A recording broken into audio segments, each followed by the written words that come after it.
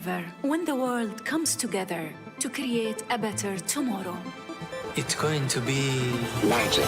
Oh, La magie. Magic. Magic with music. With architecture. With colors. Magic with celebration. with your safety. From here There. And everywhere.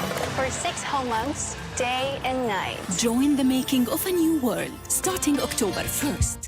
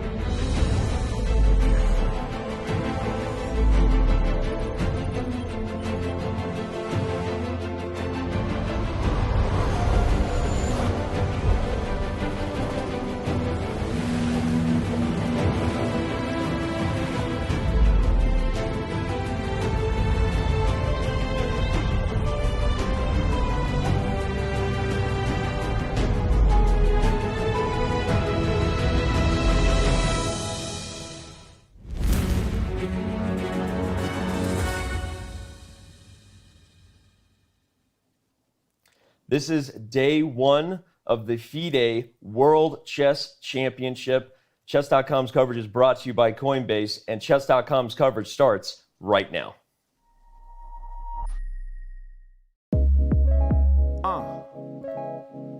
One, two, 1, 2. Yeah, chess.com in the house, come on. Harry Mack in the house, come on, yeah. Turn your volume up right now, y'all. We about to make this happen. Look, come on. My name is Harry Mack. I had to hop on camera and spit. Welcome to the FIDE World Championship. 135 years, that's craziness. Been going down since 1886. Match format with 14 games. Many queens will be captured and kings will be slain. Check out the way I'm unraveling the rhymes. This is sure to be a true battle of the minds. Just so it don't remain a mystery, I'll take a moment to walk you through the history. I said we gotta show love to the masters. 27 years strong, that's Emmanuel Lasker. This next name here is an honor. Said it's the end game master, Jose Capablanca. Can't forget Alexander Alakon. Ayo, his technique matches my style of rhyme. Why is that? Well, he's a master of attack, and I'm the master of causing disaster over tracks. But when he died, who's gonna be the next leader? FIDE came with a 3-year feature. Soviet reign for 24 years. Cold War pressure, it had us in fear. In comes the American Bobby Fischer. He had to get the crown, I'm just painting a picture. I be in the shuttle straight blasting off. I be slaying my rivals like Kasparov. When it come to spitting, son, I'm about to get it done. Won't stop till my rating 28.51. I'm getting loose with the style. That was the past, let me take it to the now. Coming off top with the clever words. Time to introduce your first competitor. If you don't know, this is a reminder. The endgame magician, Norwegian grinder. Triple crown winner, go hard for him. Of course I'm talking about Magnus Carlsen. Is he the GOAT, the greatest son? Highest score ever, 28.81. Can anybody test the crown? Well, I guess so. I mean, if anyone can do it, then it's Nepo. Cause he's never been the wannabe. Give it up, y'all, for Ian Nepomniachtchi, the ill Russian. The one that's causing a concussion. People pay attention from the moment that he's touching. The first pawn, making the move that's dynamic, intuitive, the way he's doing it. Yeah, gonna be an exciting challenge. Nepo about to keep the game in balance. Going down 2021 in Dubai. Chess.com, we gon' keep it too live. Twitch exclusive, so keep it locked. We got Fabiano Caruana up in the spot. My man Robert Hess and Daniel Rancho. Yo, the gameplay guaranteed to be intense. FIDE Chess Championship, it's on. Keep it locked right here at chess.com. Peace.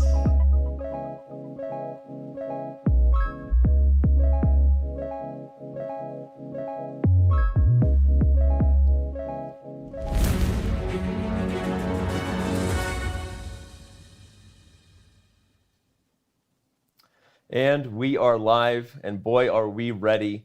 Chat rooms are buzzing across the world. It's time for chess to break the internet. Once again, this is the FIDE World Chess Championship, the 2021 FIDE World Chess Championship. What better way to start than with a Harry Mack rap attack? Perhaps the only way to follow it up is to intro my two co-hosts for the next few weeks. On the end here, we have the man who you cannot spell chess without. You know him, you love him. He is Robert Hess. Robert, you happy to be here? Yeah, I have Fabiano by my side, so Yeah. I'm pretty happy about that. But in all seriousness, it's a great event. It's the World Chess Championship. I'm pumped. Speaking of which, here's the man who they're all waiting for. We're old news at this point. This is Fabiano Caruana, #1 in the United States of America, the last challenger to Magnus Carlsen's throne in 2018. Perhaps the man most qualified to commentate on what we're going to see on the board for the next few weeks. Fabiano, we're pumped to have you, and how are you doing? Thanks, Danny. It's great to be here. I'm super excited to be commentating on what's sure to be an exciting game and World Championship match. Yeah, I can't wait to get into it. We're going to spend the next part of this half an hour as we lead up before the moves are finally made on the board, previewing things. We're gonna give you our predicted results. We're gonna talk about the different angles coming into the match today. So don't go anywhere. This is the place to be.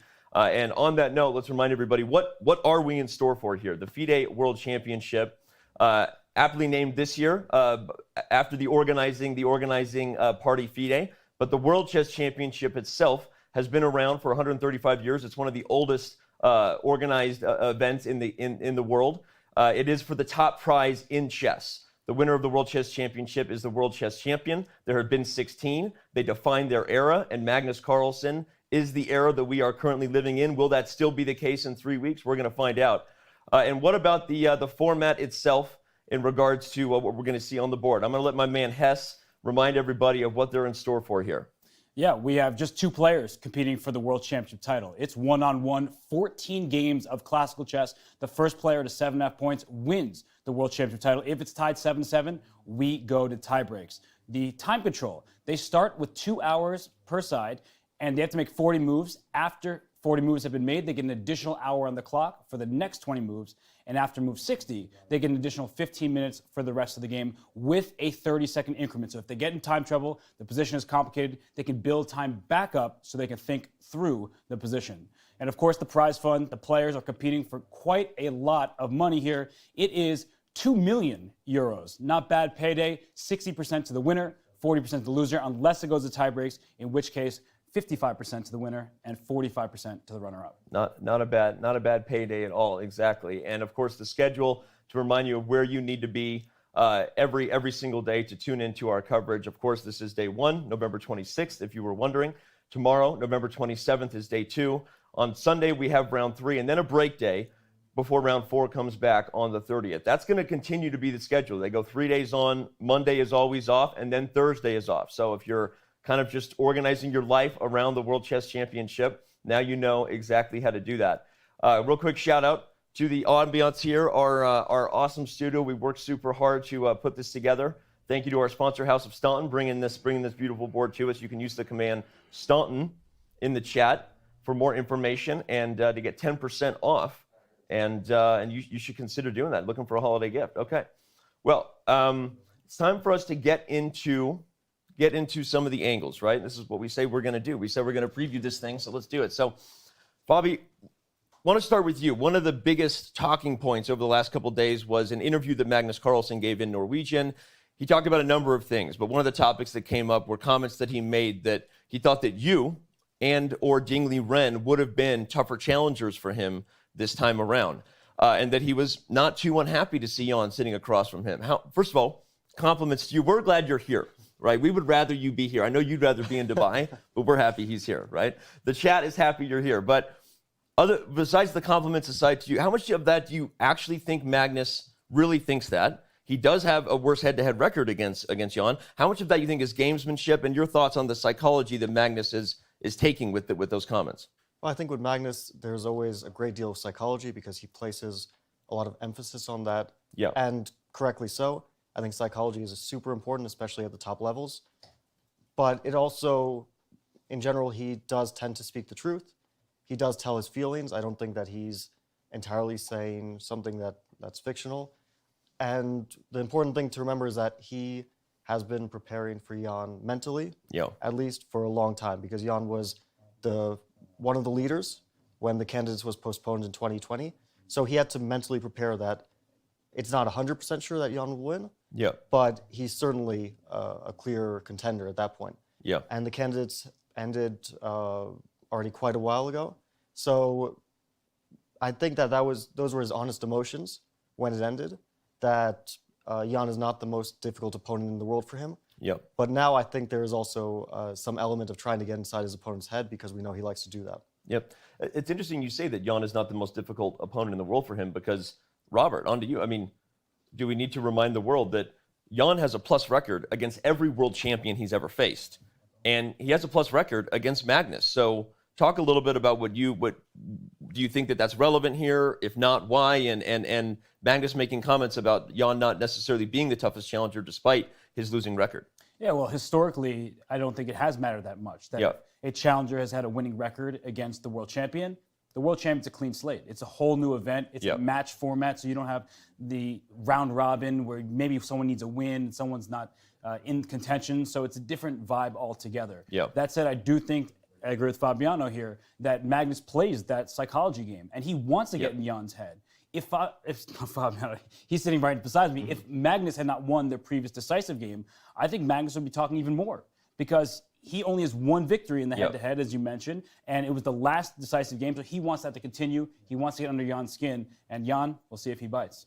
Well, let's bring up our head-to-head record here and show everybody exactly what we're talking about. You mentioned the last decisive victory. Okay, so the last classical game they had that was decisive was in Zagreb 2019, where Magnus did indeed beat Jan. So fair point, right? And obviously the last time they actually played was in Norway, which was Armageddon, but still Magnus took that as well, right? I want to come back to one point you just made because I think it's interesting that this is the longest Magnus has ever had to think about who he's going to play, right? Or at least, I guess he didn't know for sure, right? We had, of course, the COVID-19 pandemic that cut the candidates in half, and he already knew who maybe his challengers would be. So do you think that helps Magnus? Do you think that hurts a little bit to think more and more about the fact that he didn't have a winning record against Jan? And what are your thoughts on the time the world champion has had to put into this? I don't think it hurts him. I think it was more stressful for the people involved in the candidates to have that. And Jan, of course, even though he had the great emotions of winning the candidates, he still had to deal with the stress of that. But I think that Magnus having that extra insight in the year break that we had between two candidates' halves is some sort of advantage in terms of thinking about his potential opponent. It wasn't, of course, 100% that Jan would win after the first half, but for example, we knew that Ding Liren didn't have a very good chance because he was in a minus score 7 rounds in. So there was some information there which is most likely helpful to Magnus. Okay. Well, amazing stuff already. Great insights from Fabiano. And on that note, we're going to announce for the first time that we have something super special coming your way. More opportunities to get insights for Fabiano. For 10 lucky fans, we will be debuting our new feature, Classroom, on December 13th. Still in beta right now. It's a tool that will be connecting coaches and students forevermore on the interwebs. We can't wait for everyone to get their hands on it. And the first person to get his hands on it and give 10 lucky people a chance for a private group lesson, I will be there with Fabiano. All you have to do is solve at least one video lesson in his new video series that's on chess.com. Tweet or share on Instagram proof of it with the hashtag LearnWithFabi. All you got to do, again, take a lesson, get better, take a screenshot, use the hashtag, you will be entered to win, and 10 people are going to get a lesson with Fabiano on December 13th. I absolutely cannot wait for that. All right, when we come back, we are going to have, well, look at that. We have Jan sitting at the board right there, just doing his, he's a little early, huh? Little early. Early bird gets the worm, as they say, right? Maybe he's still not sure what he's going to play on move one, but we'll come back to that. When we come back as well, Jonathan Korbla will be bringing us a trivia question every day. Jonathan Korbla is a bit of a renaissance man for chess. He's been on Jeopardy, if you didn't know that. Now you know. Jonathan Korbla is the voice of Chess.com's new documentary coming your way, Chess, A Reflection of Us. And every day, he will be bringing us a rather difficult trivia question. I looked at today's. I don't know the answer. I don't know the answer to this. These are going to be fun and tough. So make sure that you play along with that. All you got to do is tweet your answer with hashtag FWC Trivia, and you will be entered to win. Every day, someone gets a 1-year diamond membership. Not a 1 month, a 1-year diamond membership is going to be given away. All right. When we come back, we're going to be giving our predictions. We're going to talk about what we think we're going to see on the board. We're going to be diving into it all. So don't go anywhere. The FIDE World Chess Championship, day 1 of that event, and Chess.com's coverage brought to you by Coinbase continues in just a few. Chess.com's coverage of the 2021 FIDE World Championship is brought to you by Coinbase.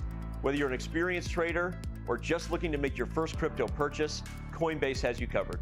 Visit coinbase.com/chess to get $5 in free Bitcoin just for verifying your account today.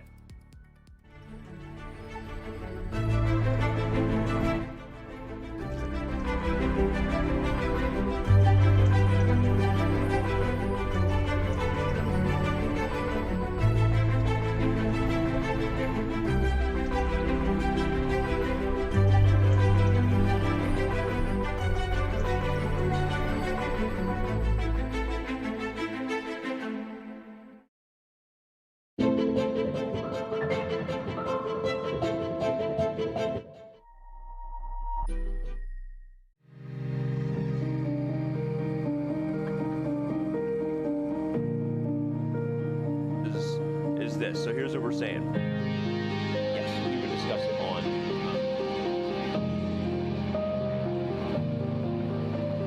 first game of the 2021 FIDE World Championship. And what better game?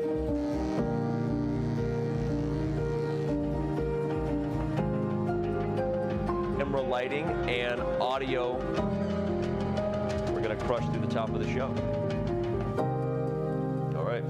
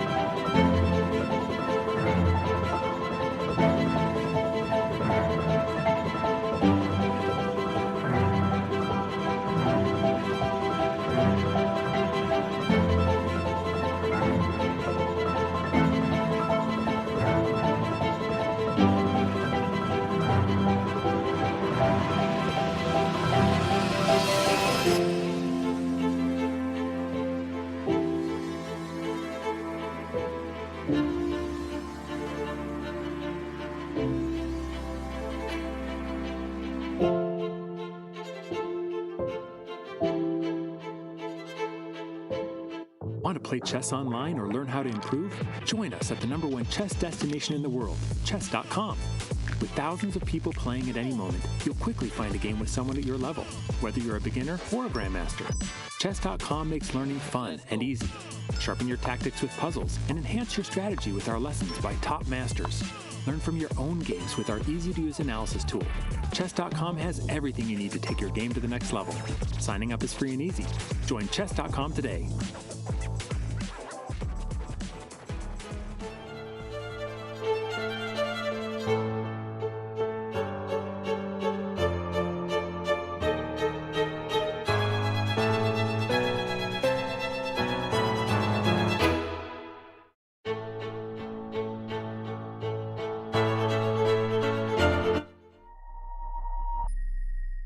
In case you didn't see, our partners at Coinbase are sponsoring Chess.com's coverage of the 2021 FIDE World Championship, and boy, are we thankful.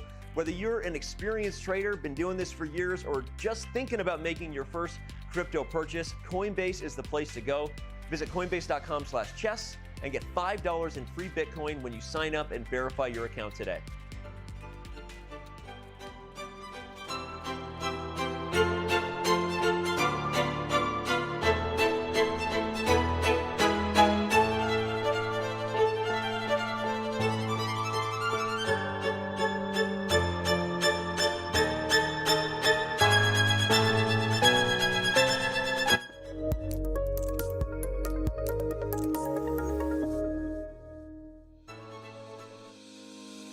Want to hold a massive chess tournament with dozens of clubs or hundreds of players? Or maybe a small chess tournament with local but competitive clubs? With club arenas, you can. Club arenas allow for tournaments of any size with any number of clubs and players. Customize the arena with any time control, with standard chess or mini chess variants, and with any starting position you want. Club arenas are the most flexible tournament format on chess.com. Try one out today.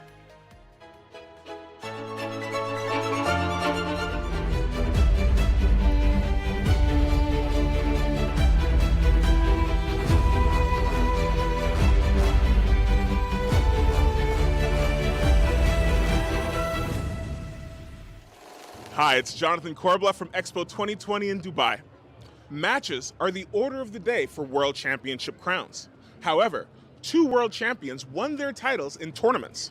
Who are they?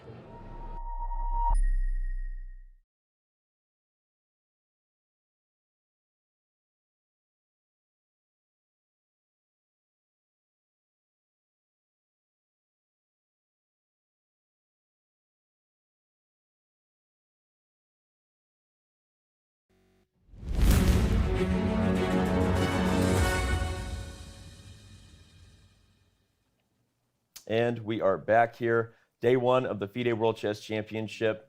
Chess.com's coverage brought to you by Coinbase. And that question there on Chess.com about what 2 world champions, two world champions first won their title via tournament, right? And we were discussing it at the break. So I do now know the answer because Fabiano knew it and he told me. So, but it's actually the interesting one. There's some controversy we'll get into later because there's maybe one or even maybe. Okay, we'll talk about it. We'll talk about it later in regards to what the answer could be. It's a little bit debatable, but you can get involved using the hashtag FWC Trivia. You can also use the official hashtag to get more notice, Carlsen Nepo hashtag, but definitely use the FWC hashtag in order to get involved. And once again, we will be giving away a 1-year diamond membership every day. Diamonds every day. All right. Every day we got to get into this, guys. So let's on the first day, we haven't seen anything yet, right? So a lot of times in the next day, we're going to be talking about what happened in day 1, how's someone going to recover.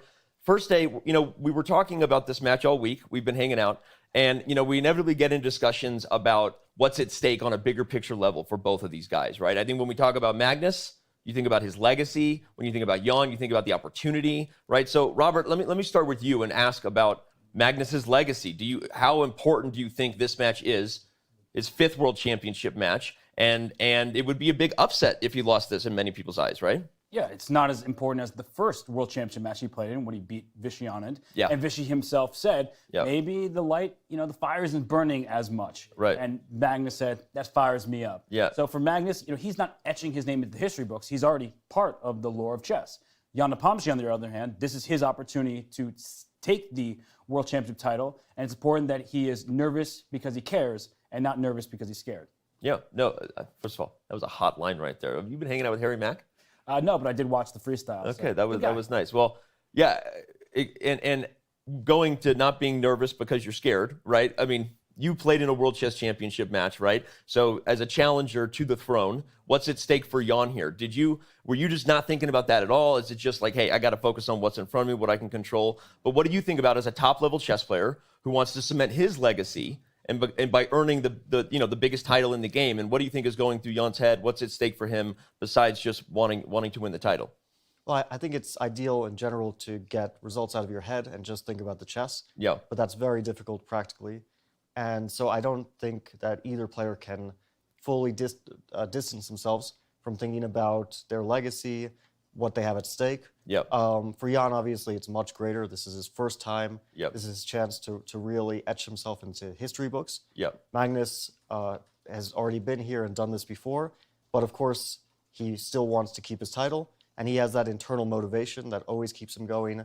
That's kept him #1 for a decade now. Yep. So yeah, they both will be extremely motivated. I think the more interesting thing is how much nerves will come into play, and will they find that healthy balance of nerves? Because you need nerves. You need to have some butterflies in your belly. You can't just be there like, I don't care about the result, because obviously they both care a lot and they both need that. But they don't want that to become overpowering to the point where it chokes up their decisions. Well, how was it for you? You had the first game. In fact, that first game was one where maybe you faced some of the most trouble you would face in hindsight throughout the entire classical match. Were you nervous because you cared, or nervous because you were scared, according to Robert's prime time? I didn't feel scared, but I definitely cared a lot, and I was very nervous. Yeah. And I think the nerves showed in the first game for both of us, because I didn't play well. I got into a losing position, and then Magnus did something extremely uncharacteristic, where he had a position which was easily won. And I would say that on a normal day for Magnus, he would have won that 99 times out of 100, maybe even 100 times out of 100. Yeah. But that particular day, he messed it up. Mm-hmm. So I don't think that was normal. I think that nerves were involved. Yeah. The first game is always the nerviest, except maybe for the last game where the tie breaks. Mm-hmm. because you're still settling in. Yeah. For Jan, it's a totally new experience. He's Right. never been here before. He doesn't know the feeling, well, now he does, of sitting down at the board and for the first time. But for Magnus, it's still been a long break. He hasn't done this in years. Yeah. And it's not like any other event. Yeah. Well, one of the other things we, of course, were talking about in a lot of our preview discussions around the dinner table was what color they would have and how that changes things. And of course, now we know that, right? This was video from the opening ceremony, kind of a fun video for those of you who maybe haven't seen it yet on social media. I'm not gonna pop your balloon or burst your bubble about what's about to happen here, but this was when the players found out their color. Robert, why didn't Magnus just lean over and pop the balloon in front of Jan? You know, I thought this was a little unfair, in fact, because you're not going to stab across from you in front of Jan's face. So, of course, you're going to pick the balloon that's in front of you. And so he starts here with the black pieces. The black pieces. And, you know, he's proven to be quite good in game one, Yeah. the black pieces. But the thing is, getting good positions is enough. And Yeah. in the past 2 World Championship matches against Fabiano, against Karyakin, you know, not to burst his bubble, as you would say, Yeah. he didn't convert in the positions that otherwise he normally would. Yeah, but again, Fabi, you were saying that Magnus has said he prefers white, yet he's had black, as Robert just said, and now he is black again for the first game for the 3rd World Championship match in a row. Think maybe he's feeling a little more comfortable with the second move at this point? I was actually a bit surprised when I saw him, read him, that he said that he prefers white in the first game. Yeah. Because I have a slightly different feeling. Of course, this is very subjective. Everyone will have their preference. But I feel like with black, it's easier to get into it. Yeah. Because you can more control what will happen in the start.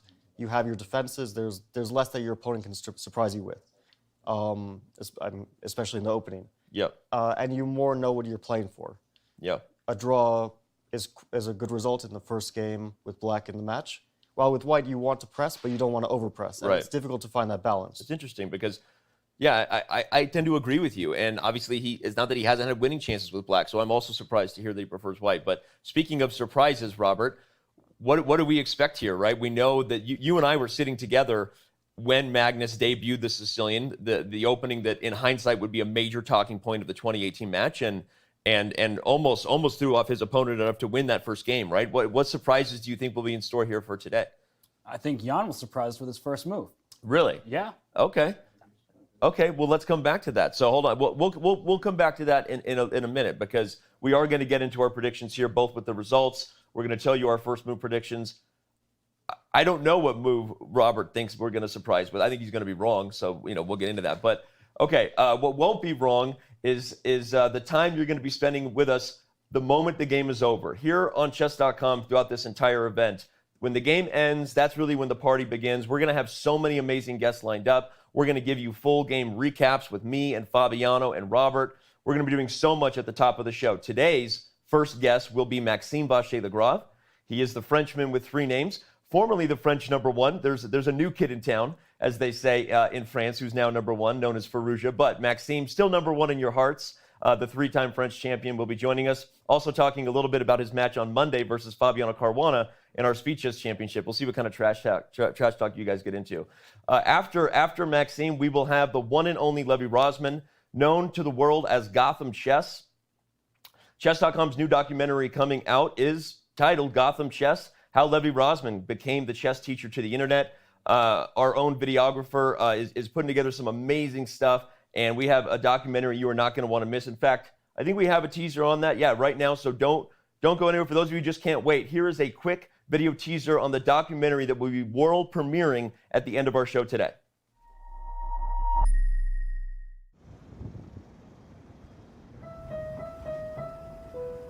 Oh. I met Lucy for the first time in November 2015, actually. And the story is that I met her. She was the suite mate of someone I had gone on a couple dates with. Our first date in 2015 went so poorly because I didn't understand his sarcasm or sense of humor. And I thought it was great. I thought it was a fun date in November or December 2015, and she hated me. So that was very inconvenient. And we ended up not seeing each other again. Fast forward a couple years, you know, on these apps that people meet each other on now, and in 2017, and I saw her, and I still had her phone number, so I texted her. And he goes, "Do you think after 3 years, 4 years, I don't know, I can finally get that second date?" And I think I just responded, "Why do you still have my number?" But I still had your number, so. So what the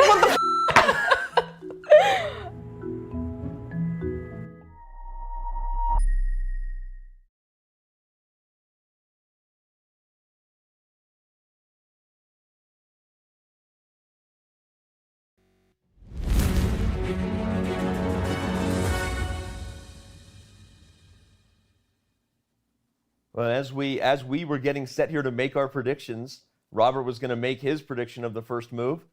Looks like we're live, gentlemen. So we're going to have to make our predictions on top of the game because E4 is on the board. Robert, was that going to be your move prediction? Not at all. So I'm glad that the move was made before I could guess. And usually the person who makes the first move, not the chess player, but there's a special guest who comes in and makes the first move, they usually make the move they want to play, not necessarily the one the player wants. I was expecting C4 on move 1. Jan used that in the candidates. He played it against Garry Kasparov. And hey, Fabi, does this surprise you? E5 for Magnus. No, this doesn't surprise me at all. I really expected that E4 would happen. Jan is a natural E4 player. He's played it all his life. He feels most comfortable in these types of positions. And also, it's the easiest way, or not the easiest, but the best way to put pressure on Magnus in the opening. And I think Jan feels like he needs to put pressure on Magnus in the opening. Yeah, that definitely makes sense. And Jan looking pretty comfortable. I mean, I don't know how to read his body language. It's his first go-around in the World Championship. He does make those faces, though. Yeah, he makes a lot of faces, as he always does. We see multiple moves being made on the board. Remember, everybody, you can cast your vote if you go to chess.com/events and vote in real time. We have $10,000 in prizes going on. We're kind of bouncing around here. This game started so fast. Well, then who do you think's going to win? I mean, okay, so we have our match predictions that we're going to be making here. So we'll just do them right now, and then later on we'll bring it up. So Robert, you go first. What was your prediction? Well, I'm on the spot, I guess. I was going to say a draw, even before I saw the opening moves. I think that we have a measured Ian Nepomniachtchi who looked like a different player in the second half of the candidates versus what we've seen from him traditionally. So I do think the game will end in a draw. Okay. And Fabiano? So I think between two players of this caliber, it's always extremely likely that a game will end in a draw. But my prediction is that Magnus will take the first game with black. And wow, that is a bold prediction. You got Magnus with black in game one. Is that a little bit of, deja vu, given that was almost your experience? A little bit of confirmation bias there? I may be completely off, of course, but my feeling is that the nerves might come into play. Okay. But Danny, do you remember we were speaking last night and I made an opening prediction? You sure did. And it was the Marshall. Yeah, indeed. And we're going to get into that right now. I'm going to quickly make my prediction and say, I think, you know what? Let's go all in. I'm going to go with Jan. Jan is going to get game one. Initially I was actually with you. I almost envisioned Jan nervously pushing through time pressure and blowing the advantage. But I'm going to say that Jan actually gets it. That Jan takes day one, and the challenger puts the champion on his heels, and we are talking all drama for the next few weeks. So there you go. Everybody, you can cast your vote if you go to chess.com/events. We are experiencing a lot of traffic. I don't even know what's happening right now at chess.com/events. So we're gonna keep on the game here, keep on the cams of the players. Someone is standing in front of the playing hall camera. This is hilarious. That is a human being standing in front of the camera right there. I thought it was Casper the Friendly Goat. That was Casper. Well, we've got also, as we said there, a vote chess event going on. If you go to chess.com/events, you can vote. Although I think we just sent literally tens of thousands of people to our site that don't normally go there. And if you're having any difficulty voting, that is why. So we will come back to you on that. For now, we're going to get into the chess. And Fabiano, you were right.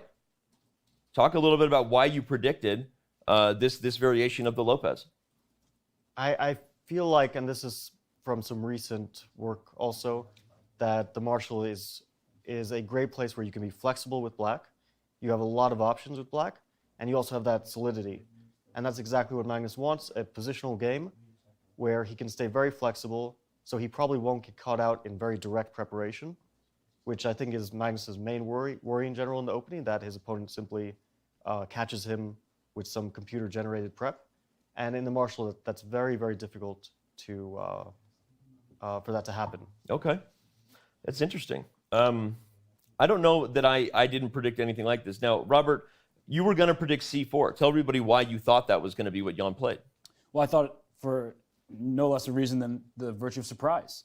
That Jan did play in the candidates. He also played against Garry Kasparov in a rapid game, but we all expected Jan to play e4. So it's not like I see e4 and I'm like, what is Jan doing? Of course, that's his main repertoire. But because Magnus is so good at surprising his opponents, I thought maybe Jan would land the first surprise in game one. And of course, I was wrong. Okay, well, hey, we're here to be wrong so Fabiano can be right. Fabi, by the way, you're looking fresh, by the way. Just want to tell you that. Thanks, Danny. All right, leave me out of it. I see how. All right, well, there we go, everybody. We are off. The action is rolling here. If you're just tuning in, where have you been? This is the 2021 FIDE World Chess Championship. Chess.com's coverage brought to you by Coinbase. We are so excited to be here. And just the first game getting underway has everyone excited. And look at that. So we've got knight a5 on the board for black. This is an interesting moment because the most common move is d6. Yeah, d6. But Magnus is sacrificing a pawn with knight a5 in order to gain the two bishops. So this move is known. It's not an unknown move, but it's not the most common move. So the interesting thing will be to see how Jan's reaction to it will be. Will he play immediately? I assume he will because he probably knows something about it. Or will he be kind of caught off guard? Right. And it was interesting, Fabi, that Magnus spent some time after h3. So do you think that he was surprised by Jan's choice? Was he trying to remember something? Or was he just trying to settle down, get into the rhythm of the game? Because if you move too quickly, sometimes you continue doing that, right? Well, I think that in general, he probably prepared the opening as a whole for the match. And when you prepare an entire opening, you're going to check, let's say, a main move like h3, and you're going to check it totally. So you're going to analyze d6 and knight a5 and all these possible options that you have and your opponent has so that you really immerse yourself into the position. So I think he was just considering his options because he can't predict that Jan will play h3 or c3 or a4 or any of these extremely popular moves. So he was just considering his options at that point. That's my best guess. Yeah, that makes sense. And Jan has indeed already taken the pawn, and Magnus has already responded by capturing b3. So we see a position where white is up a pawn, black secures the pair of bishops, and that e4 pawn does look loose, so black could go about and take that. We're going to refresh the board, refresh the mini board, because actually white has already castled. So the move's coming in really fast here. White is actually already castled, and the rook is on e1 actually. So we'll just so everyone sees the live cam and the mini board, we're going to sync that up here in just a sec. But go ahead, Robert, finish your point. No, I was just saying it's an interesting decision here by Magnus in the opening. And what I want to know from Fabiano's point of view, as somebody who played against Magnus for the World Championship, is Magnus going for a certain style against Jan? Because we know how tactically alert Jan is, and people talk about that nonstop. They're mentioning the supercomputers that he's working with, so many articles about that. So do you think we're seeing a style for the rest of the match from Magnus, or it's just game one and he's just choosing? Wow, he's moving fast here, aggressively. Yeah. Has already played d5. So go ahead, Fabi. I don't think that style really comes into play because both of these players are universal players. There are some stereotypes about, Jan's style, Magnus' style, but the truth is that they're good in all sorts of positions. So I think Magnus is simply playing the line which he believes in.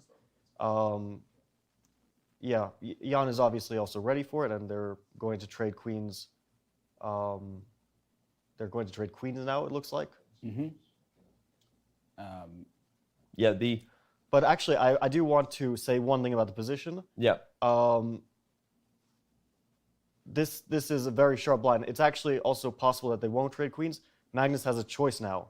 he can either trade queens or he has bishop d6. And we might see an extremely exciting line where black's queen ends up on h2, white's king has to move to the center, but white wins a pawn. We may see this line. It is a sort of theoretical possibility, and now we're going to see it because Magnus went for the line.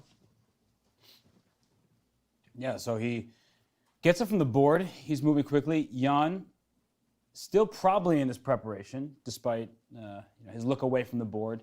And I mean, at the start of this game, at least, I guess a different move won. So Yeah. I'm already surprised by the first move of the game.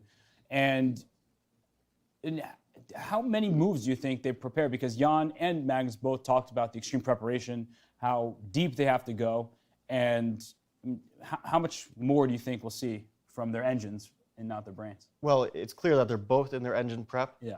And now Magnus has a choice. He can play queen takes e5. This forces queen takes b7. Otherwise, white loses a piece. And then black has to play queen h2 to justify this play. And then we have this extremely complicated fight. Or he can make another move. There are various like rook moves to force white to trade queens himself. And then we'll see an endgame where white is a pawn up in a far less exciting affair.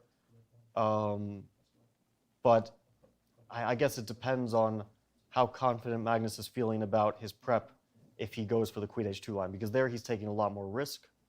But it's also, if he's prepared it super, super well, then maybe it's also a better choice for him. But he chooses rook f to b8. And now we will see a trade of queens.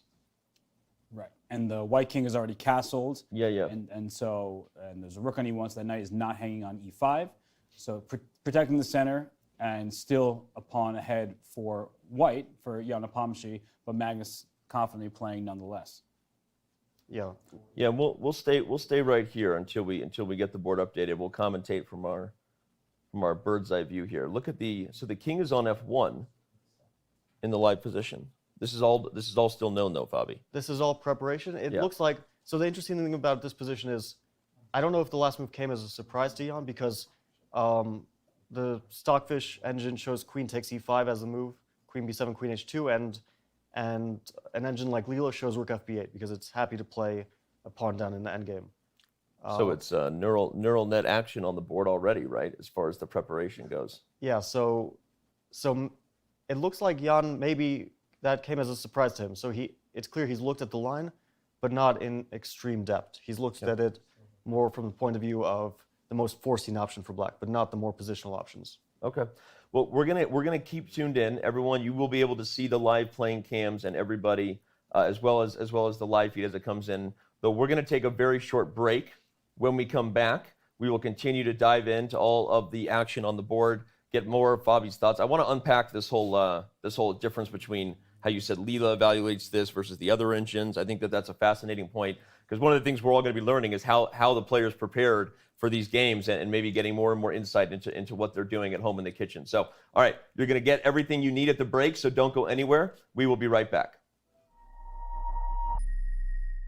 Chess.com's coverage of the 2021 FIDE World Championship is brought to you by Coinbase. Whether you're an experienced trader or just looking to make your first crypto purchase, Coinbase has you covered. Visit coinbase.com/chess to get $5 in free Bitcoin just for verifying your account today.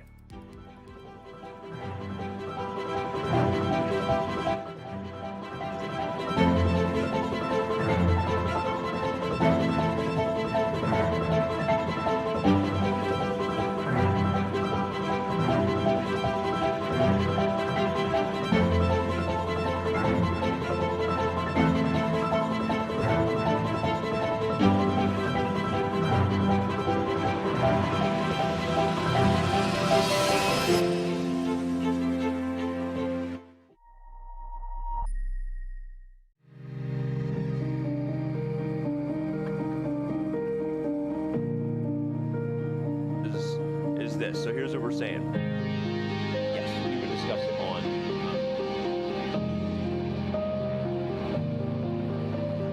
first game of the 2021 FIDE World Championship. And what better mean?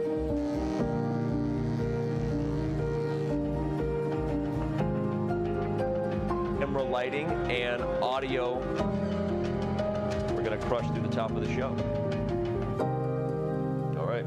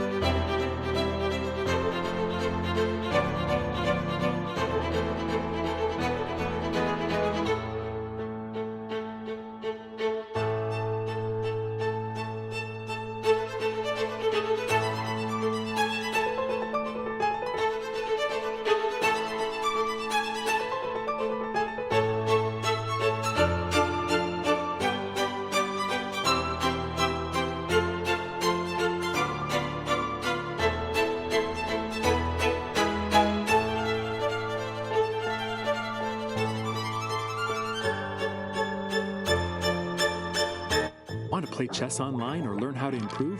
Join us at the #1 chess destination in the world, chess.com.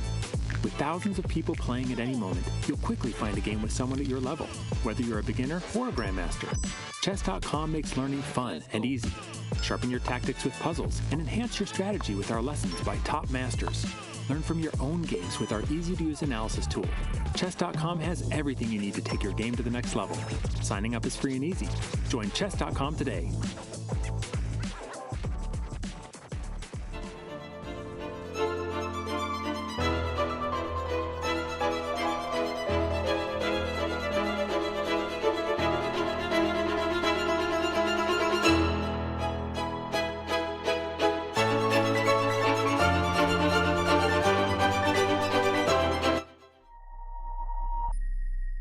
In case you didn't see, our partners at Coinbase are sponsoring Chess.com's coverage of the 2021 FIDE World Championship, and boy, are we thankful. Whether you're an experienced trader, been doing this for years, or just thinking about making your first crypto purchase, Coinbase is the place to go. Visit coinbase.com/chess and get $5 in free Bitcoin when you sign up and verify your account today.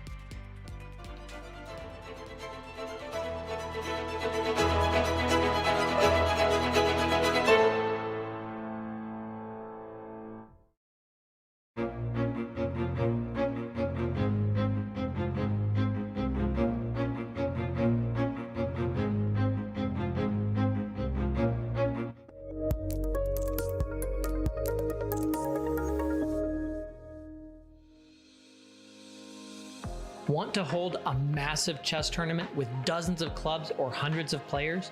Or maybe a small chess tournament with local but competitive clubs? With Club Arenas, you can. Club Arenas allow for tournaments of any size with any number of clubs and players. Customize the arena with any time control, with standard chess or mini chess variants, and with any starting position you want. Club Arenas are the most flexible tournament format on chess.com. Try one out today.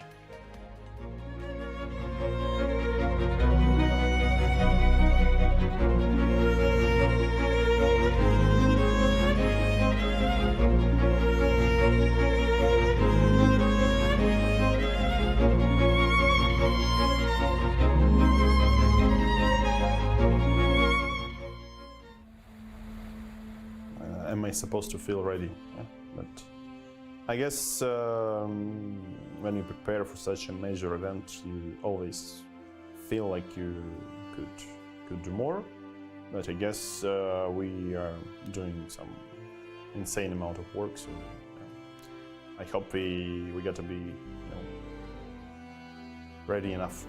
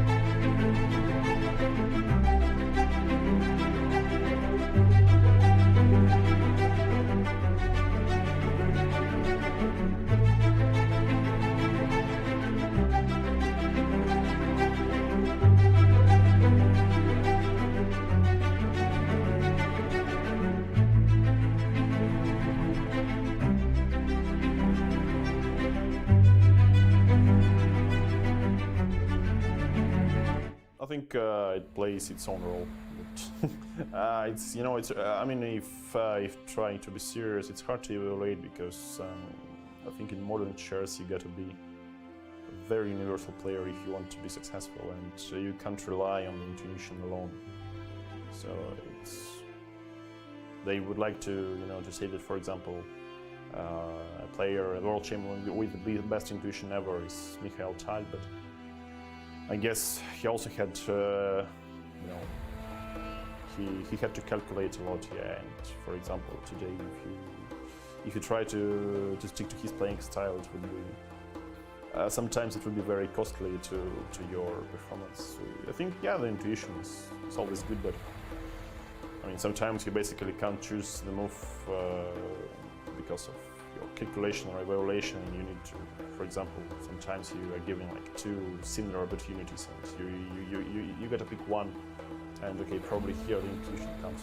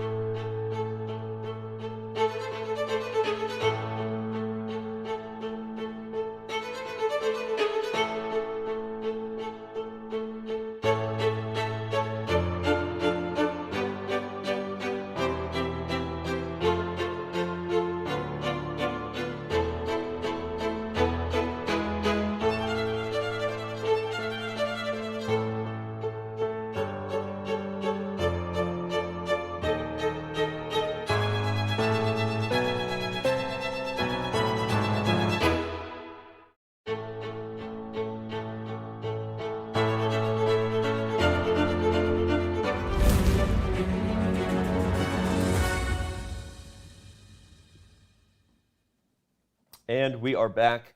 Day one of the FIDE World Chess Championship is underway, and we have action, guys. We have a lot of moves on the board to unpack. This is going to be quite the game here. I think the prep is being revealed right now. It looks like Magnus might be a little bit deeper down his prep than Jan, given we don't normally see Nepomniachtchi take a second to think unless he really needs to. So, Fabi, let's talk about this live position real quick, and then we'll have plenty of time to back up and break down every single ounce of how we got here. Yeah, so it's clear that Magnus is still in prep, and this is this is not a position that Jan's checked before. Yep. But he did play the correct move. I think Bishop D2.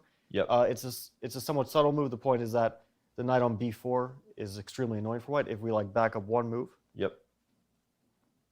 And let's say White plays, instead of Bishop D2, Knight C3, which looks like you're developing the knight, you're trying to trade off pieces when you're up material, but the knight b4 hits the pawn, and the only way to defend that is by rook e2, but then the rook gets overloaded.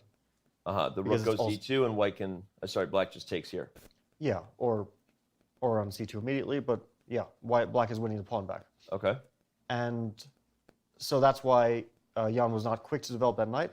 First, he wants to control the b4 square, and then he'll think about where to put that knight. Maybe c3. It could even potentially go to a3. It looks like a strange square, and normally you say knight's on the rim or dim. Right.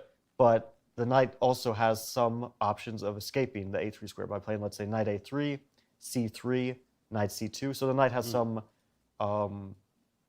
possibilities there. The important thing is that white is up a pawn, so he needs to try to get his development. He needs to get his last piece developed, the knight on b1, and then he should be better. And while black will try to create as much, let's say, counterplay in that time that he can. Okay, Robert, the practical things we're seeing on screen here, right? That's not necessarily a nervous yawn, right? But he's clearly thinking, like you and I have talked a lot about, the normal behavior we see from him and the way he manages his time. What are your thoughts on what's going through his head right now? Or you think he's trying to remember prep, or you think he's in the woods? Yeah, Fabian and I were talking about this during the break, and we think that Jan's probably in new territory for him.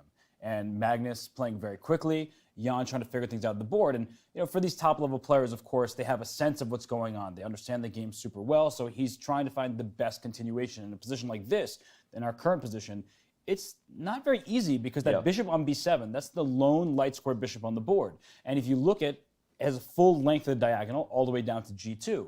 And if you're ever going to block that bishop, well, preferably you'd have your knight getting to e4 or something like that, but that's really difficult because, as Fabian pointed out, every time a knight comes to c3, there are knight b4 ideas, and that might be an issue for white to have to deal with that. And so, dealing with that bishop, the rook on b8 looks awkward. It was placed there earlier for a specific purpose to defend the bishop on b7. Yeah. Now it's going to hurry right back to the center. Right. No, that's super interesting because I think, okay, so now we'll have a second to back up. We see Magnus kind of looking around there, and let's show everybody how we got here. It was the moves started coming in rapid fire, but it was indeed a Lopez as predicted by Fabiano. Main line with bishop a4, knight f6 castles, and bishop e7, rook e1. Really, the first move that kind of turned our head here, Fabi, was after h3 by Jan, which is a specific move to decline the marshal. For those who don't know, if you play c3, you are opening up the possibility for black to play d5 and go for a mainline marshal gambit. But h3 being met by knight a5, Fabi, this was the first thing that kind of had you taking pause, right? Yeah, this was the first interesting moment. Yeah. Because normally black plays d6. Yes. Normally black plays bishop to b7. Okay. So to explain the line a little bit, if black plays d6 instead of bishop b7, okay, which is, let's say, the most normal developing move, okay, white plays c3, yep, and reaches a classical Ruy Lopez, right, which is what he wants. He's avoided the marshal. He's avoided c3, d5. He's gotten what he wants. Yep. So normally black plays bishop b7 instead of d6. With the aim of playing d5 and sacrificing the e5 pawn later on. Right. For example, after d3, black plays d5. It's an extremely sharp variation where white often takes on e5, but then, black can take back or can even put the knight on d4. And then black has all this pressure on the king side. The bishop at some point will come to d6, and all the pieces will be aiming at white's king. And also, black has knight d4 instead of knight takes e5. Instead, in this main line here. You have knight to d4, which is... And this is actually very similar to the game in some ways, because black will often take on b3, and then we'll have the same position, same type of position, but with the queens on. Right. So it's a bit of a twist. Okay. But knight a5 played instead, and Robert, this is a sacrifice of a pawn, right? The e5 pawn. Now, white doesn't go for it right away, necessarily. No, white does go for it right away. Sorry. So we get caught up to the live position here with d5. And you and Fabi were talking a lot about this position right here. Yes, queen f3 is such an important move because we see the bishop and queen lined up on the g2 pawn, threatening checkmate. So queen f3 is one of these moves that forces the queens off the board. Black has no choice because if wherever the queen goes, the bishop on b7 is hanging. And you could get crazy pieces. The queen takes e5. Yeah, I was going to say, what happens if we get crazy so just to back up one moment, because queen f3 is the best move, but it's not the only move. There's also knight f3. Okay. Right. But it's clear that white would rather trade queens. Right, and that's because you're up a pawn. Because white's king is the one that is potentially in harm's way. So knight f3 is not a bad move, but queen f3, it's clear that Jan was ready for this. He knew about this line, which is a rare line, but he had obviously studied it. He knew that queen f3 is the best move. Bishop d6 is a good move. White doesn't want to trade on d5 yet. He wants to trade under more favorable circumstances, like we saw in the game. So and why is it more favorable to play king f1 and rook fb8? Well, because in many lines, the rook will come back to e8. Well, let's say if white doesn't play king f1 but takes on d5. Okay. Knight d5. And now if black plays rook f8 or rook a8 at some point, the rook on e1 is not defended, which means that white will be forced to retreat with the knight all the way to the back rank. And there's one more important move, which Fabian had referenced earlier. And if we just go back a step before bishop d6, queen takes e5 is one of those moves where now both queens are under attack. So it looks like I'm giving up my queen, but the bishop on b7 hits the queen on f3 as well. But then after rook takes e5, bishop takes f3, it's a queen trade, and rook takes e7, we see the problem. That white was up one pawn to begin with.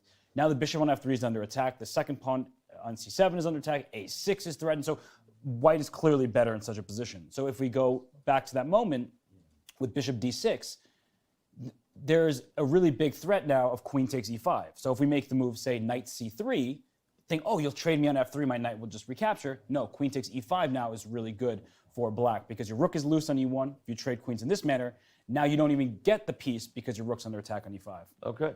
Okay, makes a lot of sense. And obviously, as you said, this is a slightly rare line in this version of the Lopez, but one that both of them seem well prepared to play. So after king f1, now we understand this little intermezzo kind of high-class waiting move, if you will, just to make sure that you force black to commit all the way to guarding the bishop. Otherwise, the queen is frozen, right? But once black does guard the bishop, now white's hand is forced and you have to trade. But there is a very interesting moment after king f1. So king f1 had two purposes. One was as a slightly useful move in the endgame, but the other one is shown after queen takes e5. Robert referenced this move. Instead of rook fb8. Robert referenced this move when white played another move besides king f1. But here it's very different because after queen takes b7, white's rook is defended. But this would still be super interesting because black could play queen h2. Now that would have been a spicy way for us to start off the first game that would have been of very this World Championship. Yeah.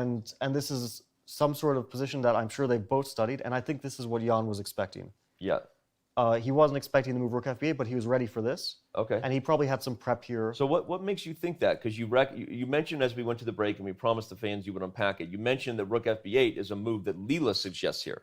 So to unpack what you're saying the move that you think Jan was expecting was queen takes e5, and is this because this is what the more traditional engines would go for? Or this is the most forcing way, and if you're preparing this for white, and let's say you think this is a sideline, this is not something where I want to put all my effort in. So he's looking at the most forcing and dangerous option, which is queen e5, queen b7, queen h2. And he has something ready here. And engines show that this is playable for black, but he has some prep that probably goes quite deep, involving very, very sharp lines, because white's king will inevitably at some point have to escape to e2. It'll just have to, because after queen h1 check, there's nowhere else to go. Do you have a lot of prep in this line? I've checked this line. You don't have to reveal it. I mean, you can if you want. Well, the funny thing is that now that it's been played, everyone's going to check this line, right? Okay, well, suddenly now you could start revealing your prep, because, there goes the, rabbits out of the hat now. Yeah, so, I mean, it's a funny situation, Fabi, where I have to ask, Jan, of course he studied this line probably quite deeply. Do you think he was hoping for this rather than expecting it, right? Like there's this weird balance between hope and expecting, and for him, he wants a tactical position. He doesn't want to be in an end game, I presume, because that's where Magnus is really at his best.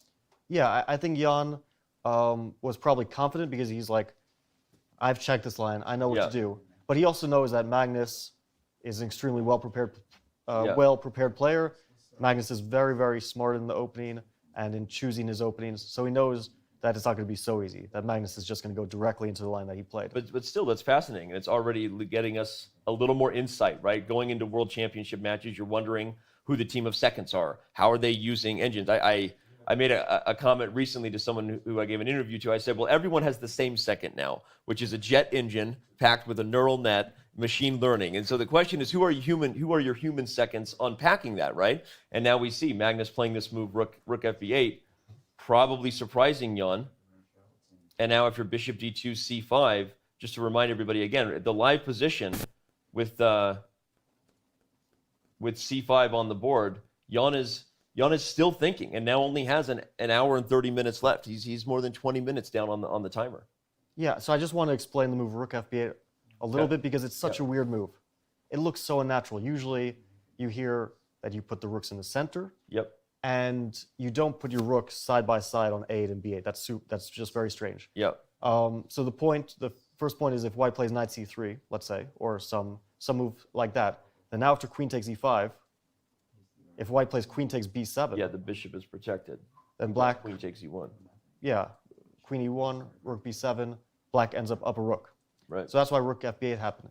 And why didn't rook ab8 happen is the other question. I knew exactly where you were going with that. So now the point is if queen takes d5, and black wants to play knight takes d5, put the knight on the center like he did in the game. Fork down. But then comes a fork, knight d7, and black loses an exchange.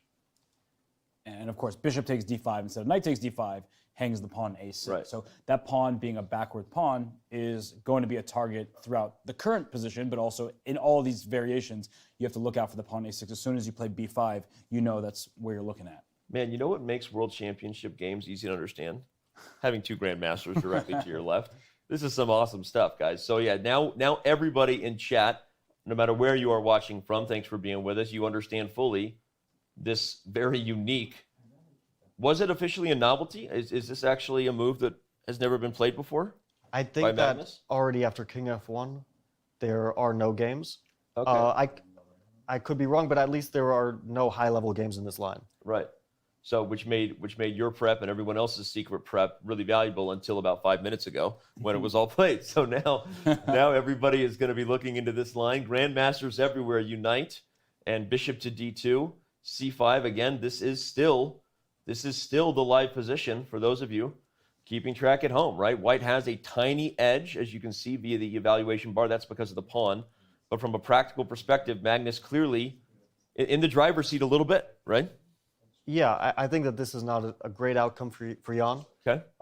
He has a decent position. He's objectively slightly better. He's the one who can press his position rather than Magnus. Yeah. But Magnus knows the position. Yeah. He has knowledge that you can't figure out over the board. You can figure out a lot if you're a player as strong as Jan, but you can't figure out computer analysis that's done over hours and hours. Right. It's just impossible. Yeah.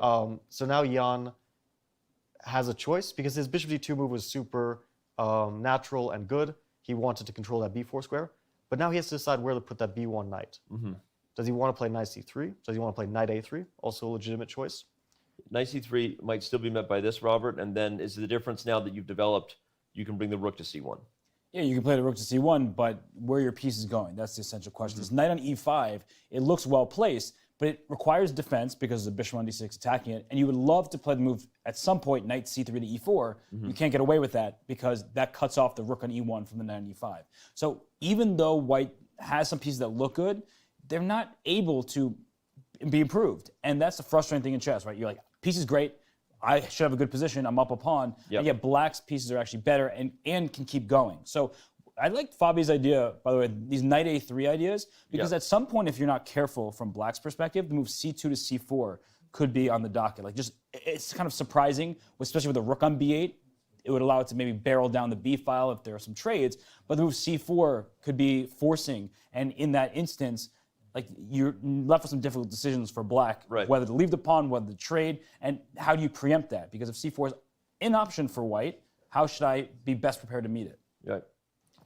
Well, good points, and obviously, like you said, not all about looking good. Though you look good, by the way, on camera. There, we were I just want to say that sweater. It's not, but seriously, I think the more you guys are explaining this, the more it's I'm starting to understand that White's position is It's weird. The engine is going to continue to say white's a little better, but it's hard to find a useful plan here for white that doesn't make your position worse. Yeah, I think Robert pointed out a extremely logical idea to play c2 to c4. Okay, because, so let's go into that. So knight a3 first? Well, this was generally speaking, because after knight a3, I think black will probably play rook e8. Okay. And then things will get a bit more forcing because white will be forced to drop the knight back to f3. Right, okay, so let's look at c4 now then. Yeah, c4 now is an option. It kicks the knight out of the center, but it also damages the structure somewhat. Yeah. You have those backward pawns on b2 and b3, so you don't have that structural advantage that comes with an extra pawn that you normally do. It looks like we have had a move. We saw Jan just played the retreat from e5 to 3. This makes sense based on a lot of the things Robert was highlighting, that you're kind of stuck having to protect that centralized knight as long as he's there. So bringing him back frees up your options a little bit. I think that Magnus is prepared for this move. It's a very logical move because the knight at some point will retreat. Black wants to play rook e8 or even f6 in some cases to kick that knight back. So it's going to go to f3 one way or the other. No matter what, right. So I don't think that this comes as a surprise for Magnus. The question is now, he has a lot of options. He's made the most logical moves up to this point, but now the play is no longer forcing. And he has to decide where to put his rooks. Does he want them on d8 and c8, for example? Does he want them on e8 to trade off rooks? And he could also even consider a move like f6 at some point. To play king f7 and just do the thing you do in endgames. Well, but it's not even just to get your king centralized. There could be a good time with g5 and like a g5, h5, because black is very stable on the king side. And we keep talking about the bishop on b7. Don't lose track of that bishop, because if black can push pawns forward over there, maybe the bishop will have the full scope of the diagonal once more. And I don't know, Fabi, when I'm looking at this, the knight on d5, like I want it there, but I also want to move it at some point. And white wants to develop the knight from b1, likely to c3, and now the e4 square is possible, but you also don't want to allow the knight to b4. So it feels like a weird waiting game. Yeah, so if white plays knight c3, the play will become a lot more forcing and concrete. Because let's say black makes a move like rook to d8. Knew you were going to say that. And white plays knight to c3. Black will play knight to b4. White will almost be forced to play rook ac1. Rook ec1 is an option, but it looks a bit strange to lose that open e-file. And then black will have to decide how to deal with this idea of knight to e4. And one surprising way of doing it is actually to capture on f3. I was just about to say, are you ever... We know, black has the bishop pair, and in the long run, the open board will favor them. But when are you giving up that bishop to permanently damage white's structure everywhere? Yeah, it's a difficult question. Do you value the bishop pair more highly than the damage structure on the king side? Normally, I would say that you don't. But in this case, I kind of know that this is an idea. And after bishop f3, gf3, black often plays a slightly unusual move, because normally you think, I shouldn't be damaging my kingside pawn structure. I should keep those pawns in line, or maybe play h6 to make some luft. But in this case, a typical idea is to play f5. So you're kind of opening up the king a bit, but it's an endgame, so you can do that without risking king safety. The main point is to keep this knight out of e4. You mainly want to stop knight e4, and where else does that knight go? It doesn't have many other good places to go. Robert, you were going to say something on that? Yeah, for sure, because the move f5, if you go back before capturing on f3, you have to worry about things. Maybe the knight will hop to g5. Maybe the knight will go back to e5, and you can't kick it out with a pawn. So bishop takes f3 is committal for sure, but it does remove some options for white. And actually, Fabi made a really interesting point. When rook a to c1 is the natural move, right? You already have a rook on e1, an open file, and we tend to bring our rooks towards the center because that's how we think we develop them. The rook on a1 is developed here. Yeah, that's... Because there is a target on a6. So in this moment, if you go to that variation with rook e to c1, so you bring the rook to protect the pawn on c2, with rook e to c1, and we go through this line again, bishop f3, g takes f3, we see a position where the rook on a1 is targeting the pawn on a6. So white's idea, as we talked about, is knight e4. And if we can move that knight, we are actually threatening at some point to remove the knight on b4 and then double up rooks in the a file. So the rook on a1 is well positioned, even though principles of chess, your coaches tell you, put your rooks in the center. That's not always the case. No, that's a really good point, actually. And you could see that keeping the rook there also makes you think twice about parting ways with that bishop, because doing so makes that pawn even weaker, right? So Magnus, now you said, Fabi, you expect that he is prepared for this move, but this is the first time, for the record, that we have seen the world champion really go into any kind of think in this current World Chess Championship. So if you're just tuning in, thanks for being here. And Magnus either trying to remember all the things that his team of seconds and Leela said about this position, or he's regretting those eggs he had for breakfast. So go ahead, Fabi. Well, I think it's possible that he knows the position, this concrete position, and he's deciding between various options, because it's not like there's one clear best move here. Yep. The other thing is that he may not entirely remember the details, because a lot of these positions look very much alike. Right. So it's not entirely clear if this is the exact position or if it's just a similar position, right? That we've seen before. It feels like this is early enough that probably he would still know it, right? Or what do you think? I mean, you've been there. Well, it gets a bit less concrete here. So early on, it's super concrete. You can basically figure out the options because the line is just straightforward. Right. Here, white has, knight f3, knight c3, knight a3. Bishop d2 was also not a forced move, so white had like 3-4 options there. Right. So when you have 3-4 options each move, the branches just grow out exponentially, and you can't really keep it all analyzed. Right. You more or less. So you're saying chess is hard.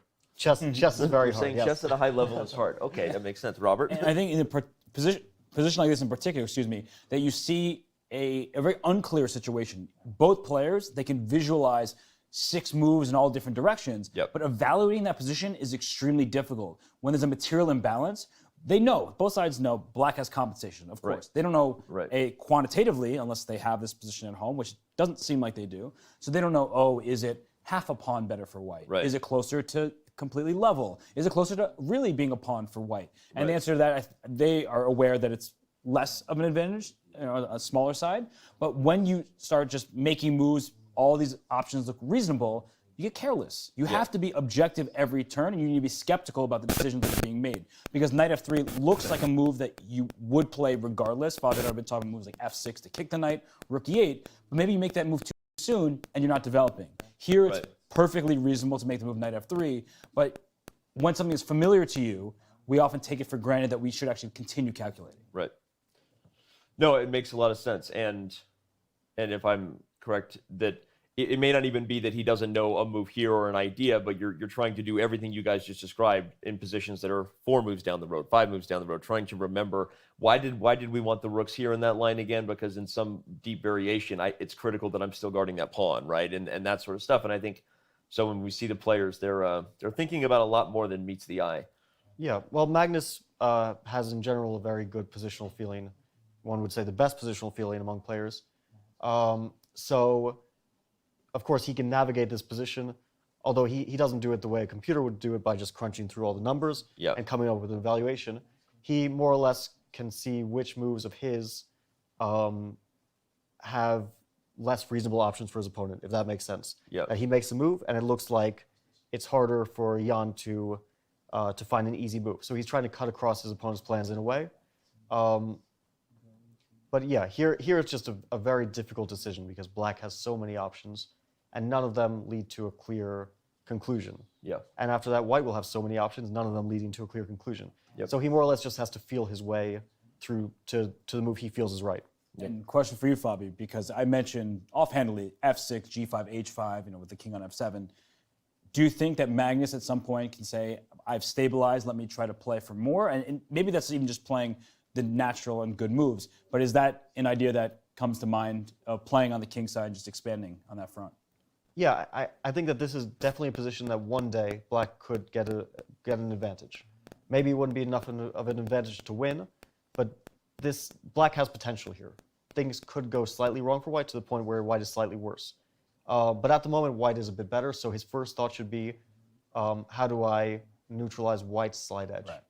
So I don't think he's thinking about long-term like winning chances yet. I might be winning this game. Right. I think first he's thinking, let me consolidate my position, and then try to equalize this. Right. I guess I was asking in the sense of like, can you combine those things? Because sometimes we equalize, but we trade all the pieces and it's just a draw. Yeah. Other times we make moves that are completely sound and reasonable, but give us that flexibility to play for a win. So you played Magnus, of course, in the last World Championship, and he tends to like to play on. He's the type of player who doesn't want to make a quick draw. So I'm just wondering, if he plays a move like f6, which takes that knight's jumps away from it, and we had mentioned as a move even before knight f3. What do you think Magnus's mindset is at this moment? Of course, you said equalizing first step, but can he combine that? I think if he were playing a weaker player, then he would try to keep that tension in the position without compromising his position. But here, I think he doesn't want to take any extra risks like that. It's the first game of a World Championship match. He's playing black. For him, and for anyone, a draw is a good result in this situation. And it's the result I predicted. So if he wants to make me happy, exactly. That's what's mainly on his mind right now. Well, Fabi, another thing I'm thinking about here is, in general, the side that controls the pawn breaks is the happier side, but white is up a pawn. So we mentioned c4. I'm still looking at that, not necessarily on this turn, but combined with knight a3. Is there any future in c4, or is that too ambitious? I don't really see c4 happening, but it is definitely an option. Yeah, let's try it this move. Well, your c4 for black? Sorry. After I thought so when you said this. I'm not entirely sure about rook d8 though, because it's also difficult to decide if black wants to trade rooks. That's a big question. Does black want to play rook e8? Yeah, and that's a difficult question to answer. Let's look at that first then. So rook. So rook e8, okay. What? I think I didn't suggest the next move because I have no idea what white should play. You paused. What are you? You guys are the grandmasters. Rook e8 definitely suggests that white wants to connect his rooks. Yeah. Because he would rather capture on e1 with a rook to have that open Okay, file. so knight a3 now. Knight a3 definitely makes a lot of sense. Okay. Yes. Okay. Is there a possibility, if we just go back a half step here, can I trade on e8? I'm just wondering if we get a bit forcing. So trade, and then I play knight c3.